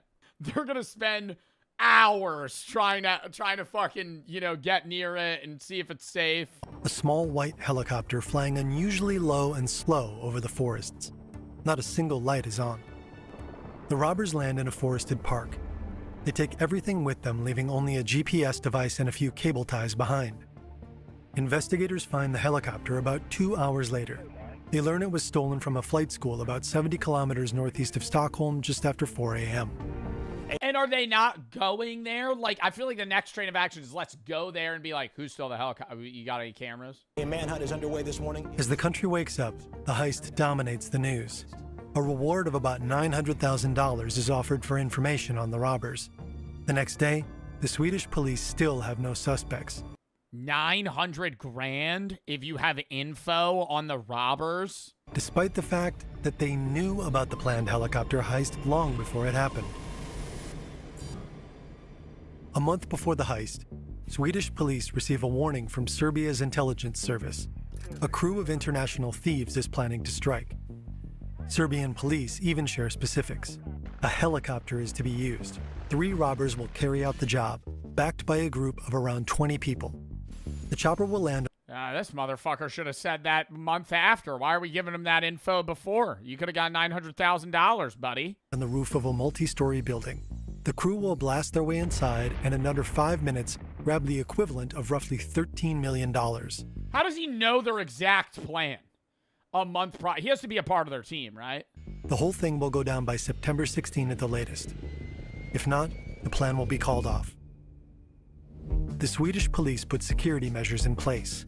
The public prosecutor authorizes phone surveillance of 2 suspects. All right, let me give y'all a scenario, chat. A lot of y'all, okay, chat. Would you say you're a snitch? Be real. A lot of y'all say no. If you and your friend, obviously you wouldn't do this, but if you and your friend were to rob a bank and you were caught and they're going, you're facing 20 years. If you tell us who your accomplice was, we'll give you 5, but they'll get 15. Are you taking that? Fuck my friend. And you know that, okay, but then if you know, if it's you, yes. Okay, well, fuck you, Zod. Okay, you know that if you don't rat on them, they won't serve any time. For the planned break-in, the police identified the most likely target, the Panaxia Cash Depot in Bromma, in western Stockholm. The second most likely target. Also depends where the crime was committed. In the U.S., if I'm in Norway, they got like flat screens in their prisons. You know, I'd be like, hey, me and you are just going to bro down for 5 years. Target, the G4S Depot in Vesberga. For 4 weeks, authorities remain on high alert, reinforcing their task forces during the nights around September 16. But then, nothing happens. In Bromma or in Vesberga. So the police end the special operation, and the police helicopters move back to Metinge. That's not the only vulnerability the robbers exploit. In the early 2000s, Sweden sees a string of robberies. The companies hit hardest are the ones that run cash depots. They're looking for help, including from the government. As early as 2005, a security company urged the government to place all cash depots and similar facilities under state protection. A formal review followed and ran for 3 years, but the Ministry of Defense took no action. Because the authorities never classified these facilities as protected sites, virtually anyone can access the building's blueprints. Floor plans of the roofs and facades, staircases and windows, everything neatly documented level by level. A Swedish news outlet later asked G4S whether the company had attempted to make the Vesberga building plans confidential. G4S didn't respond. But by then, it didn't matter. So no. The burned remains at the bus stop in Metinge, for example. The cable ties used to secure the ladders to the helicopter. The sledgehammer that smashed the glass roof, including bloodstains. Because the heist was so meticulously planned, police believe the masterminds must have had military training.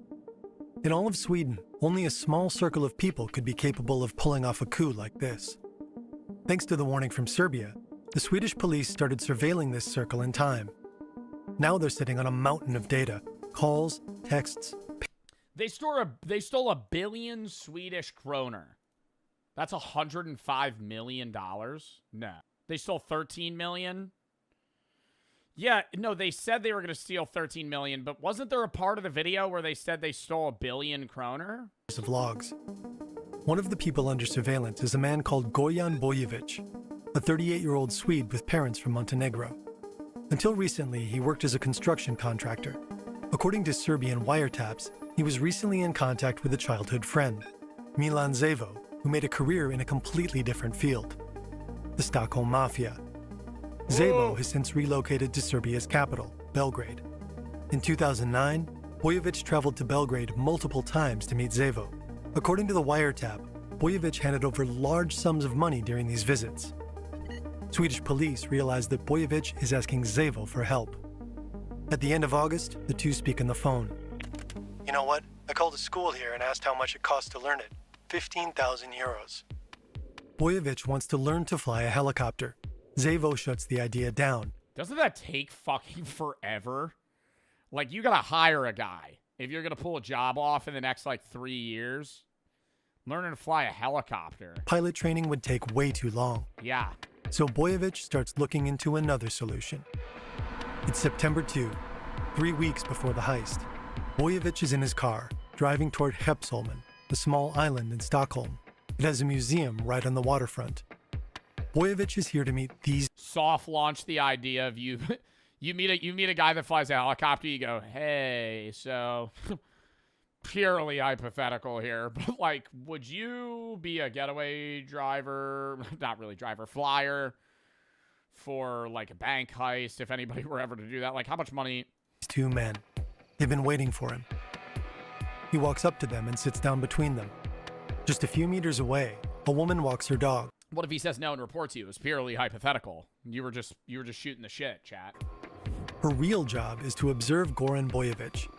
She can't hear exactly what. Hypothetically speaking, if you were to steal a penguin from the Boston Zoo, what type of criminal action is against you?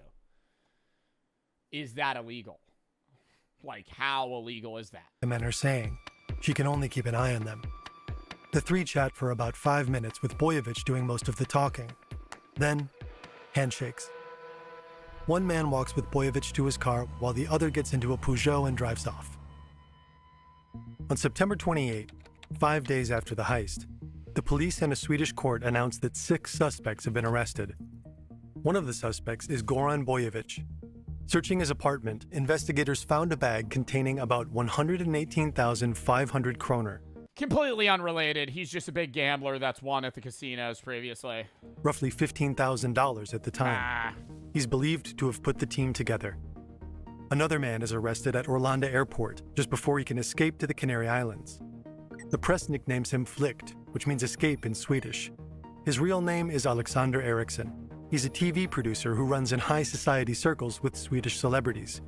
He's even rumored to be in contact with the Prime Minister. Between October and December, police arrest 7 more men accused of helping plan or taking part in the heist. One of them is believed to have planted the fake bombs. His DNA is found in the remains of the gloves and the lighter. In January, investigators identified the man who carried the submachine gun. The police already know him. His name is Zara Kadum, and this was his second armed robbery. Back in 2000. How'd they identify that motherfucker from that image? What do we got, AI running, build demographics on this? How do you even tell who this person is? It's a white guy. A whitish guy. That's all you can tell from literally this one sliver right by where his balaclava and his shirt meets. His name is Zara Kadum. DNA. And this was his second armed robbery. Back in 2000, he and a gang stole invaluable art from the Swedish National Museum. He was caught and served It's Sal from Impractical Jokers. 2 years in prison. Now he's been caught again. In July 2010, the public prosecutor presses charges. While the 10 arrests are seen as a major success for the investigation, authorities believe there must have been more people involved behind the scenes. For over 10 months, the police gather evidence and interview witnesses. 50 investigators work the case full time. By now, they have a clear picture of how much the robbers managed to steal. Almost 40 million kroner, about $5 million at the time. That's so mid. That's so mid. You're 6 guys stealing 5 mil. Like, the way that I perceive a bank heist is you need to be able to retire after, right? You're done working for the rest of your life. Like, after everybody gets a cut and you're also laundering the money because now it's dirty money, like, bro, you're going to have like 600, 700K. Like, that's a lot of money, but like, you're still probably going to need to work. Too much. Just under a year after the robbery, the 10 men stand trial. 5 of them are accused of being... Yes, 10 guys. And then how are we doing these cuts, man? Is this GTA? If I'm Goron, I'm saying, hey, buddy, I hosted the lobby. I'm getting 40%, right? Like, I'm not doing that bullshit where you come in for the final step of the heist and I give you an even cut. Hey, pal, you're getting 5% tops. 10? Maybe, right? Getaway driver's getting more. I'm getting a lot for planning. Like, you split that up in a way where it's like, hey, I put in all the work, man. Like, we're not... Like, if you're one of the guys that's now, like, just some, you know, chud that's involved in the last step, just holding the gun, like, you're probably getting nothing. Charges of aiding and abetting. The public prosecutor is confident there's enough evidence to convict all of them. But the men deny the charges. Take Alexander Eriksson, the TV producer. He's accused of flying the helicopter on the night of the heist. No way, he insists. His DNA in the stolen helicopter? That's easily explained, he says. After all, the chopper was stolen from the flight school he's been a member of for 15 years. The undercover officer at the museum clearly identifies him as the man in the suit at the meeting with Boyevich. Eriksson admits he was at the meeting. And yes, he talked to Boyevich, but about wind power, since Boyevich works in construction. He claims to have an alibi, too. On the night of the heist, he was involved in a car accident. But there's a problem. An hour after the supposed accident, he fucking crashes his car right into a fucking tree, like, minutes before the robbery goes down and just runs to the helicopter. Just, boom, fucking stumbles out there like, are you okay? You don't know me. You don't know me. Just fucking runs away. he's spotted at a local McDonald's about a... No! Oh my God. On the night of the heist, he was involved in a car accident. But there's a problem. An hour after the supposed accident, he's spotted at a local McDonald's about a 30-minute walk from where the helicopter was later found. Surveillance footage shows Eriksson calmly ordering breakfast just before 7 a.m. How did he get from a car crash in central Stockholm to a McDonald's in the suburbs? The prosecution is convinced that 2 of the other defendants staged the crash to give him an alibi. Surprisingly, one of them, Zuckification, admits his involvement. Investigators found his blood on multiple pieces of evidence. The other defendants continued to deny any involvement in the heist. But after just 18 days of trial, 7 of the 10 defendants are convicted. Alexander Eriksson and Zuckification are each sentenced to 7 years in prison for armed robbery. Yo, why don't you, like, get somebody else's blood and then, like, put it on the sledgehammer?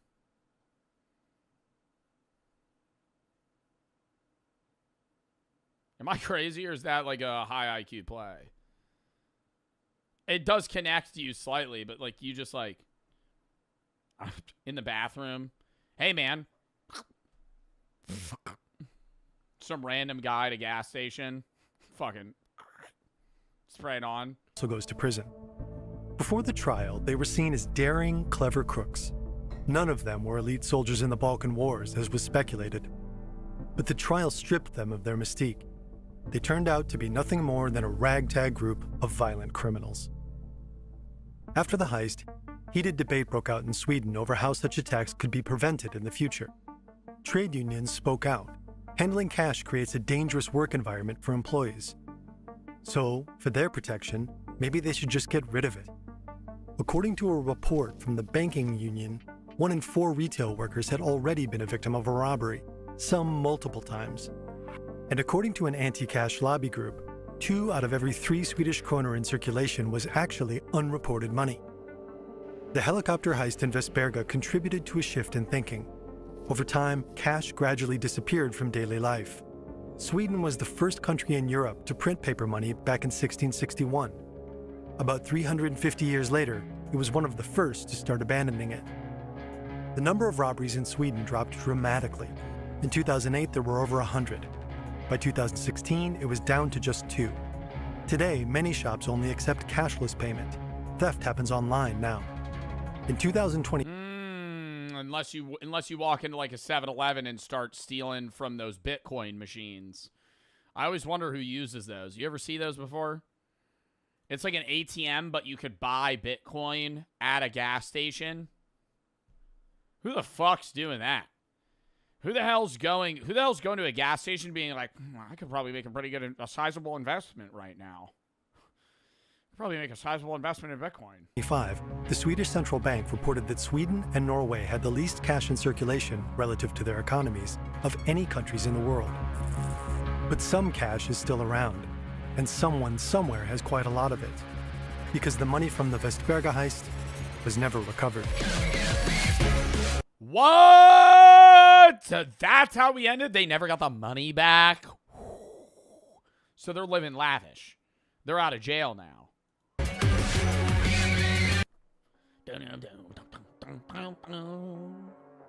Somebody got it. That's crazy. That was a tough video, bro.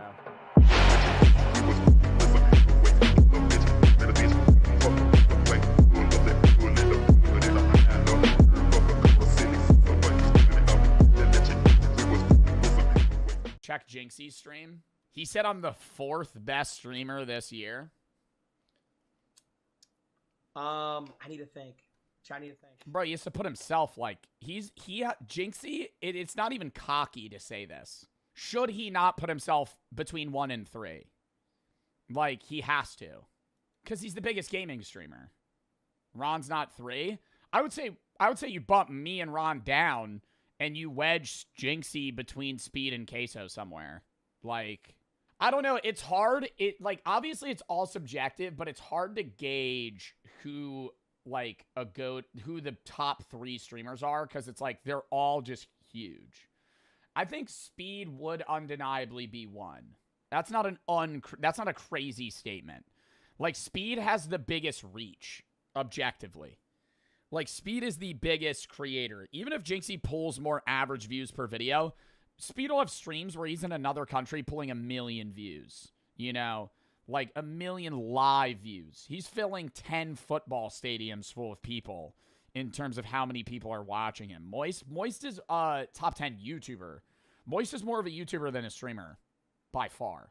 I feel like everybody would agree on that. I think Moist streams a lot, but like Moist is way larger on YouTube. Way larger on YouTube. Yeah, that news writer put like Rakai at 4 or some shit. Yeah, no, I saw that list. That list is terrible. Like, bro, chat, you'll notice everybody on my list streams consistently. Everybody. Chat, I think if we're going off consistency, I kind of want to see who you put that 5. I want to say XQC. XQC is live every day for like years.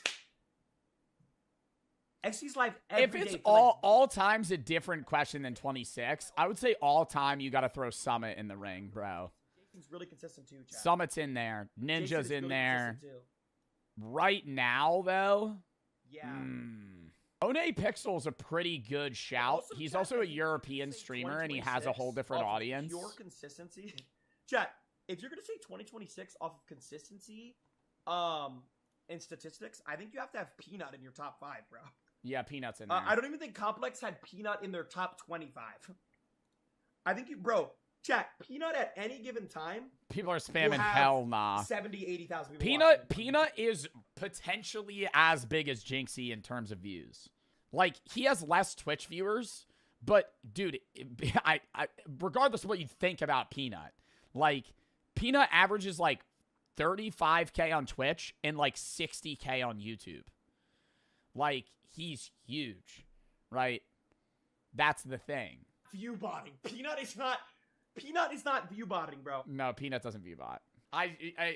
That's weird that his chat said that as my chat said that. Wait, I want to look up Burnt Peanut's Twitch tracker. He's not view botting because you would see his numbers wouldn't dip.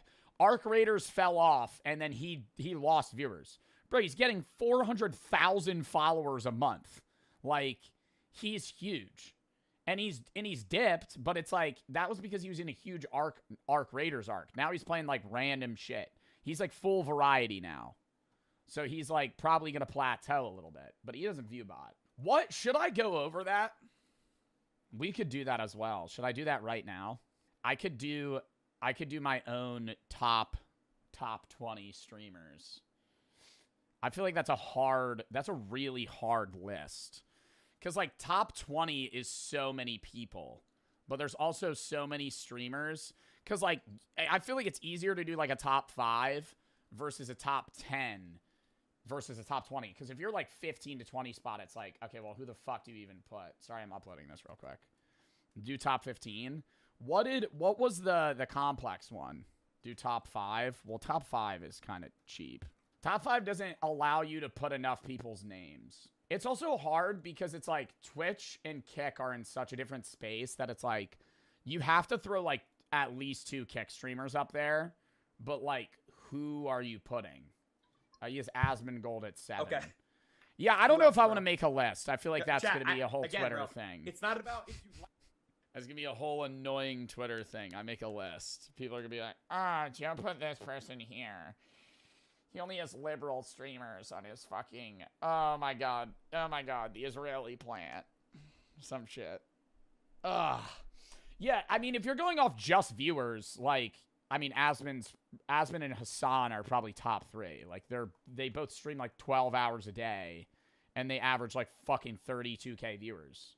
Like, Hassan's live right now with 30K. Some respect exists within the political side as well, and the politician side. Like, they're both just big-ass streamers, but they're in a different space. Who is Asmongold?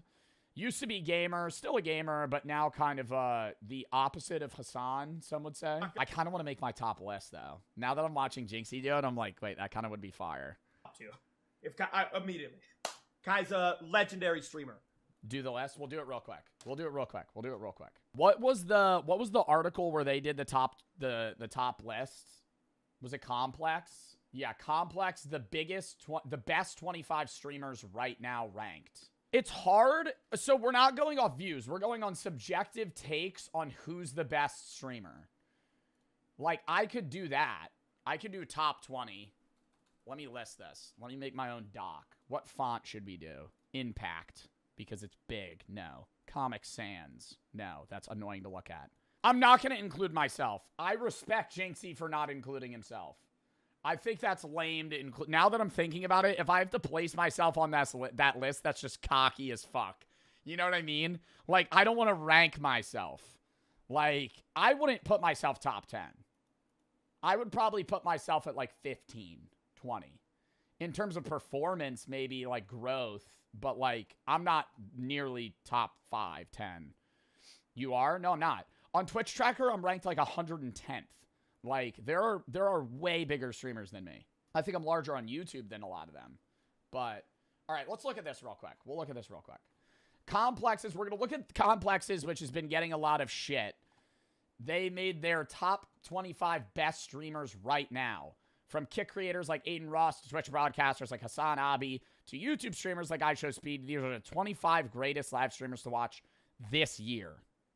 Or right now, rather. Valky Ray at 25. Not upset. Would I say Valky Ray is one of the biggest streamers right now? No, comparable to when she used to stream years ago, but I'm not upset at that at all. I think Valky Ray is a big streamer, huge in the space, kind of helped build Twitch. Fair pick.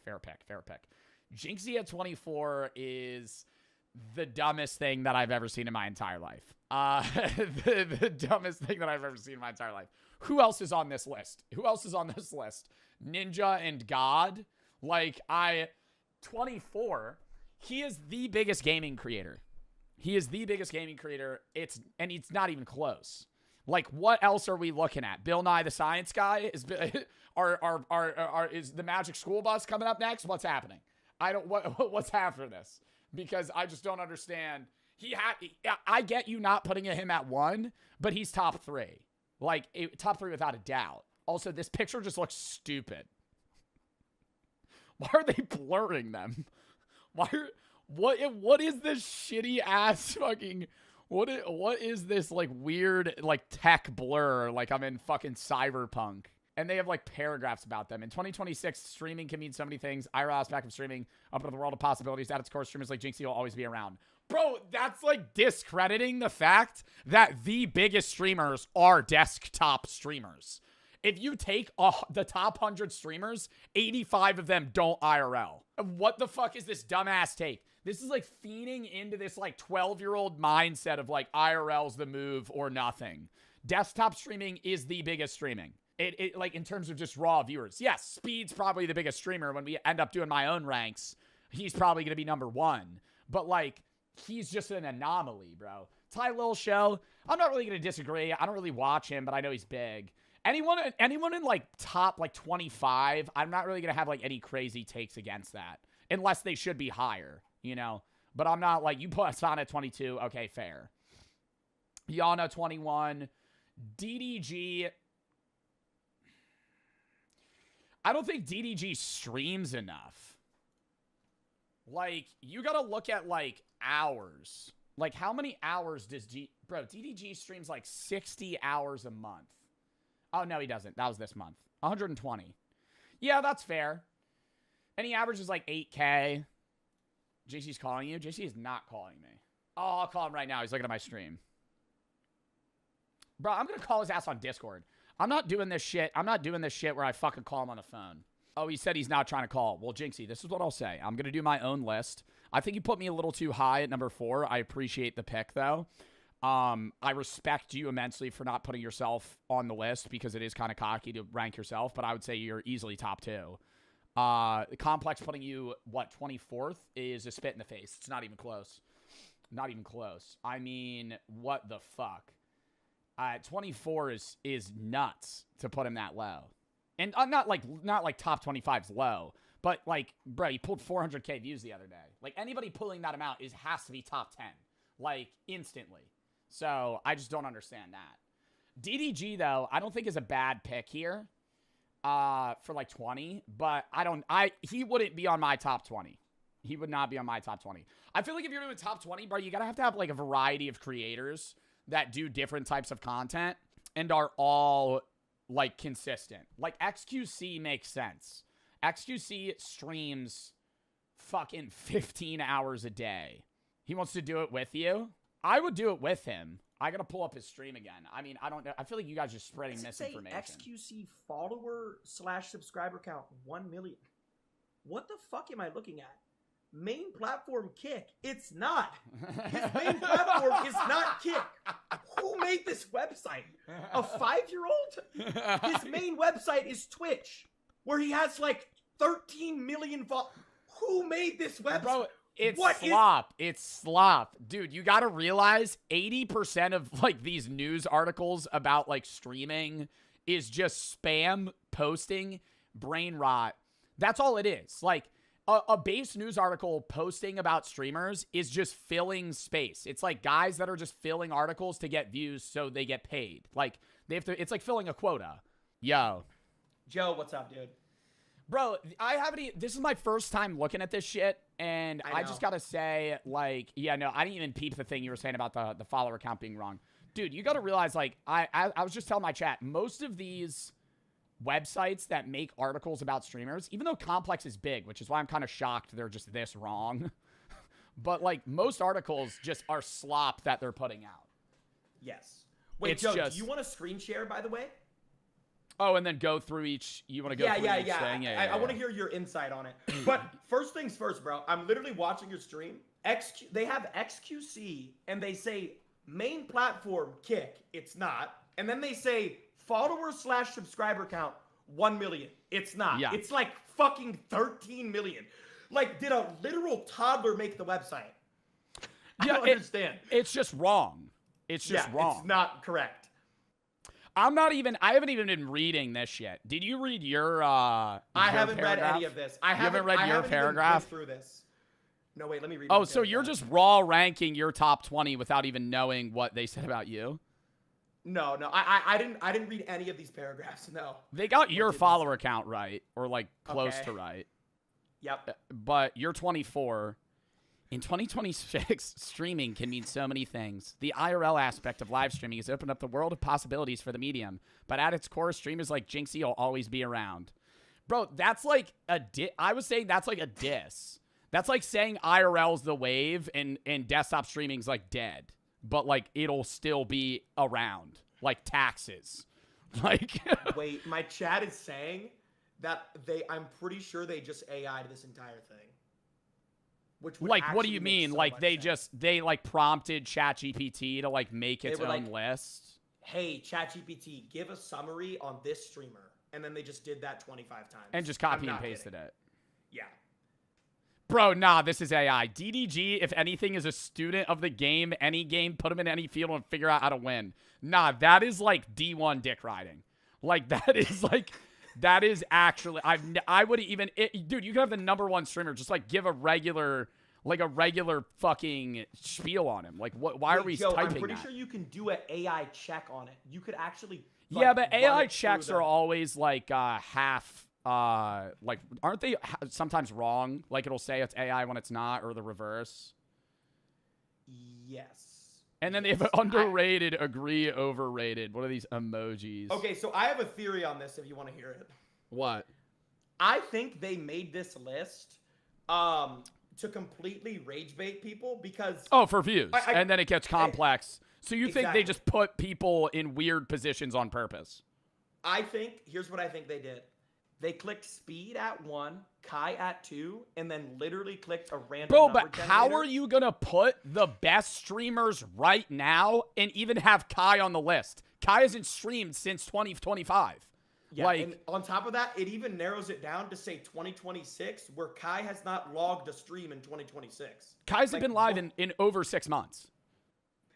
I just don't understand. I don't understand. But what I think is, if you make a list so fucking bad and incoherent, what ends up happening is there's so much buzz around it. Because like, if you make a proper list, it's kind of just boring. You know what I mean? So maybe they just made the most brain dead list ever, and that was their plan. Because last year they did the same shit, but this year it like blew up more.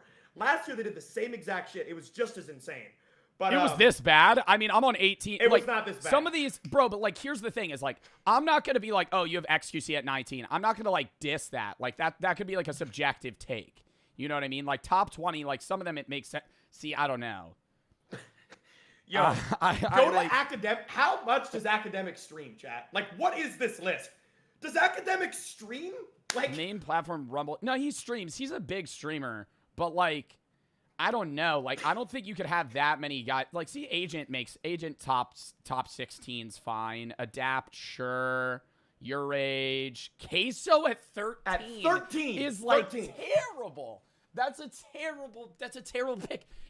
Doesn't he have the second most subs right now or some shit? Yes, and bro. He's the second most subscribers. He's averaged 50K every month for the last year. Like, I think like, dude, I think 2 years or maybe close to 3 years. Bro, since 2024, Queso has streamed 6 days a week and will have anywhere from 50 to 70,000 viewers at any given time playing any given video game.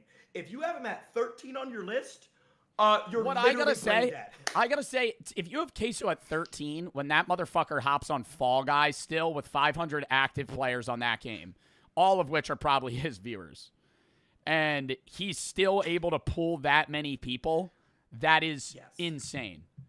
Insane. Bro, he'll play indie games that'll have 25 viewers on the category before he gets on it, and no one cares in his community. He'll have 60. Well, yeah, no, yeah, he grinds these itch indie games. Like, well, do you know what itch.io is? That's like most of the shit he plays is like that, or what I play too. It's just a platform for games. Jason at 12, sure. Neon at 11. Don't really know a lot about Neon. See, I don't know about Rakai 10. Aiden Ross, don't know how much he streams. Ray at 9. Emily at 7. Phantom at 6. Dude, I feel like Phantom hasn't really streamed much in the last. You could check. Somebody in my chat said Rakai at 10 is a war crime. See, here's the thing though. I'm actually gonna give Rakai a little bit of credit because Rakai actually streams, bro. A lot of the people on this list don't stream. They don't stream. Yeah, no, It is Rakai's live every day. So it's like, Yes. I can't be mad. I can't be mad at that. Like, and Yes. and he is, dude, he's a big streamer. He averages like 25K views. But like, hold up. Sorry, I was trying to pull this up. Bro, and again, it's not even about like chat. The thing is, it's not about if you like someone or it. Another thing a lot of people have a problem understanding is like, if I don't watch a streamer, that means, oh, there's no way anybody watches them. They have to be view botting. Bro, chat, a lot of people watch Rakai, whether you like him or not. Rakai actually tries to stream. He streams. If you have Rakai in your top 10 or top 15, that's not the end of the world. He actually streams. No, that's not. It's not like when you have Rakai at top 10, I might disagree with that, but I wouldn't put it past you to put him at 10.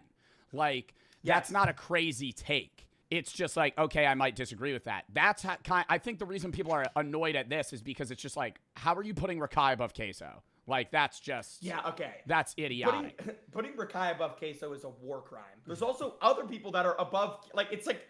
I don't know. I want to vomit looking at the list, dude. Yeah. What? Wait, are you looking at my stream right now? Like, Phantom, Yes, okay. Phantom, I get you having him top, but, like, I feel like if you're streaming, like 51 hours, 50 hours... Like, this month... Has he... He hasn't been live. He hasn't been live since April 1st. Or is this wrong? Is that over a month ago?